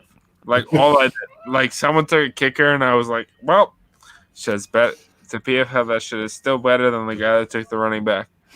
Like, what's going on? PFF? People my just whole keep losing goal in people. live streaming is eventually I'll fight Chris Raydon or whatever his name is. Hilarious. Like he wants to fight somebody, and Pete and him were supposed to fight. And Chris claimed he was 6'1", 190. I've seen him. He's like 6'1", 170. And I'm 6'4", too much. And that's my whole goal of this whole thing, right? Like, I want to be super successful. I want to live my life off DFS and fantasy and NFL and all that stuff. But I would like to fight Chris Raydon or Eric Eager or one of the PFF guys about running backs. That's like my whole goal of this whole thing. Like, number one goal is set up to live for fantasy and football for life. And number 2 goal is fight Chris Raydon or someone who talks about running backs not mattering. And you can tag anyone in this, by the way, because as soon as COVID's over, we're gonna need to raise money for the healthcare workers or Ryan's back wall or whatever we're doing. And like, I What's got wrong you. with Like, what's wrong with my back I'll wall? someone up for Ryan's back wall. You don't like the Mizzou wall? Yeah, I mean, I honestly, Brian Urlacher has a lot of my respect. I'm at my parents' house right now, so I'm kind of living that DFS tout life in the basement for the week because my sister's turning 26 this week, and we quarantined for 2 weeks, and her and my sister are like really, really close, and so we're just kind of living that life so they can all hang out and have a good time. But Ryan, I will fuck a celebrity up in the DFS community for you. So you challenge the fight and let's do it. My boy, I'll make it happen. You want some? You want one? I mean, you want? I mean, Yeah, I'm not gonna fuck you up for fun. Like, I'll give you a 2-piece chicken dinner. All right. so one of the things I learned, Chicken dinner. So so I'll give you a 2-piece chicken dinner right now. I'm 100% fat. Just to clarify that shit from the jump. Oh. But I've been trained. I trained jiu-jitsu for 2 years. So like, if you're just gonna be a random DFS dude that wants to fight, I will 100% take even money odds for up to large amounts of money. I am the DFS dude. All right. I don't want to. I'm not. But Kev, I'm not taking your money. But like Chris Randone, like square up. Chris Randone, right now, record this shit. You can send it to him. Just me. Like, I will fuck your day up. Right? Like, the day your wife divorced you will not compare to the day I beat the bricks off of you. Like, there's no DMX You song. heard it here first. There's no DMX song that makes you feel good about fighting me. Like, I will break your face in half, and when I'm done teabagging you like it's Halo 2006, What is happening? you will wish you fought fucking Draft Pete. Like, that's what I'm saying. Like, in general, in DFS, I just want to fight Chris Radon or whatever his name is. The dude I was just gonna say my favorite part is how this started out from Eliot fighting Chris Raybon to fighting Chris Herndon by the end of this. For the record, no, I'm not fighting Chris Herndon. 100% no on that. Raybon, Radon, Herndon. All right, guys. The only shot I have abs is when I slightly lean forward and we see if the rolls add up. But like, Chris Herndon is a strong no. Chris Radon is a strong yes. Like, I understand he had a smoothie one time and he weighed 180 pounds. But like, this boy clouded, man. Chris Herndon's like 240 pounds. Yeah. Like, he would. Chris Herndon. See you, Dwight. All right, yeah. I fully expect you guys to still be talking to Elliot tomorrow night when I come on. So. All right. No, peace out, Dwight. We appreciate it. Take care, guys. Thanks, yeah, what we have 4:45. We wrapping this up. Yeah, I'll talk to you tomorrow. Elliot, give us some parting words. I mean, I'm about to challenge Chris Radon to a fight. It's over. Like, the last that 20 was so minutes is funny to gone. me though, because it's like my man is playing DMX videos, doing training videos at like 180 pounds, and saying, "I dare anyone to fight me." And I don't mean I'm not a super tough guy, right? Like, I don't mean for this to be like I'm some tough guy or whatever, but like, if you give me even money on fighting someone that's 50 pounds lighter than me, all day. And granted, I just made some stupid ass fucking bets on this draft apparently, but like, I would love to make my money back. You guys agree? Should we just try to set up as soon as quarantine's over? Hell yeah. Fight Club. Fantasy Fight Club. DFS Fight Club. Let's make it happen. Just for you, Elliot. Hey, Ryan, who's the first person you're going to fight? Who you want to fight? Kev Steele. Oh, I'd fuck you up, too. Cody, Hey, Ryan, who would you fight? You can fight anybody in the fantasy industry. Who would it be? Me versus Chris Radon. All four of you. Who you betting on? I'm gonna set myself at minus 150. Radon's plus 120. Who you guys betting on? I'm taking the 150. I'll drop 150 to win one. Why not? I don't know, man. You talked about he had a smoothie. I'm taking a smoothie guy. Smoothie king. I want to see one of my boys get wrecked. So it would suck to lose money. It would suck to lose money and see you get wrecked. But you know, loyalty. Bro, there's like a 1% chance that if Chris Radon and I fought, he'd win. Like, there are two options. Keep my right? pocket happy. We fight and he taps out, or we fight and I teabag him like it's Halo 2008 and I just fucking ball sack him. He might just catch you though with one of those, and next thing you know, you're like this, you know, and it's nights out. That's fair. So here's the thing, right? So we're just drunk talking about Eliot Crist lifestyle. Well, right there's here. one of us drunk talking. So in 2010, that makes me a junior in college, right? So we went to a college. Oh, I went to St. Joe's. You guys know St. Joe's? St. Joe's in Philadelphia with Jameer Nelson and Delonte. Oh, yeah. Yeah. Yep. So it's a big basketball school. Right? So all the kids on the basketball team, we were boys. Because black people love me and I love black people. That's why Ryan and I get along so well. But so we went to the cross street, we went to a party, and this dude goes, yo, the basketball team only fucks with you because you give them free beer. And I was like, yeah, you can go suck a dick. And he goes, we throw away better parties than you. And I go, you can go suck a dick. So he shoves me, right? And then his boys jump me. So it was 10-on-1.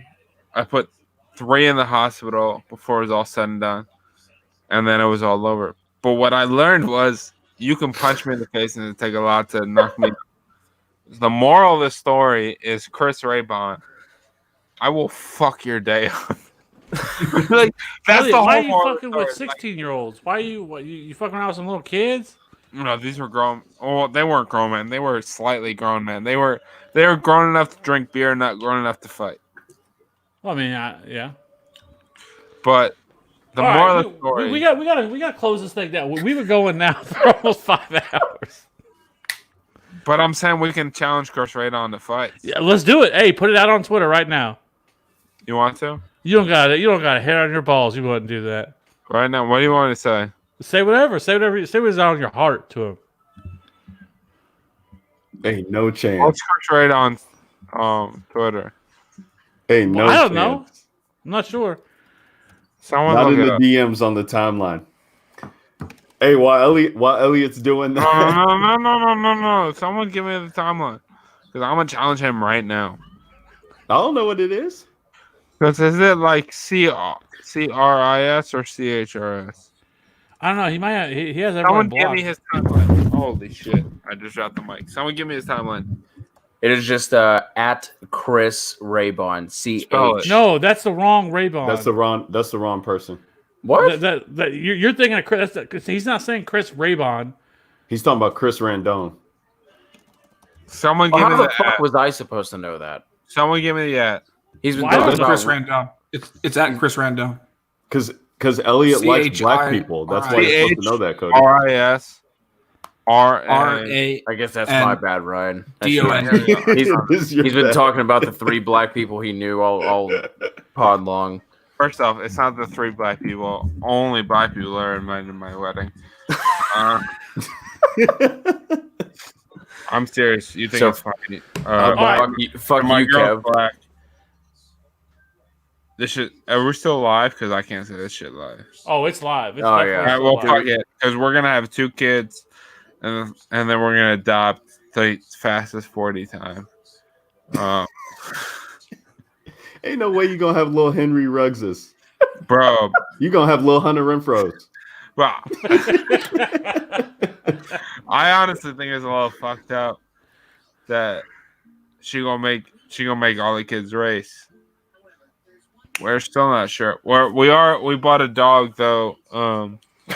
We just went from kids to a dog. We signed it off. We signed it off because we can still chat off.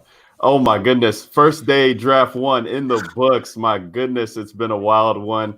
Both in here and the draft itself. But we're gonna join you guys back for day 2 tomorrow. It will be we'll have more guests for you. That'll be fun. We're gonna have Travis May back. Nate Henry's gonna be back. Justin, you're gonna be back. We're gonna have Sam Holt, Graham Barfield, Dwight and Ethan will both be back. So definitely, keep tabs on us with the Twitter at FF_authority. We'll tweet everything out. Make sure you guys are up to date. And remember that the draft starts earlier tomorrow, whereas today it was 7 p.m. Central Time, 6 p.m. Central Time tomorrow. We got rounds 2 and 3 coming.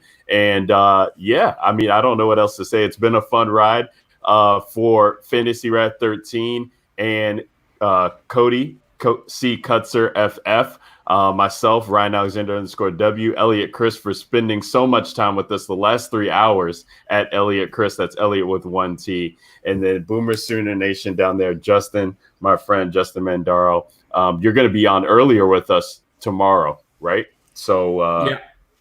And J at JManFF is where you can find him on Twitter. It's the 2020 TFA NFL Draft Live Reaction Show. We're back at it tomorrow, day 2. Until then, embrace the debate, everybody. What to do, baby?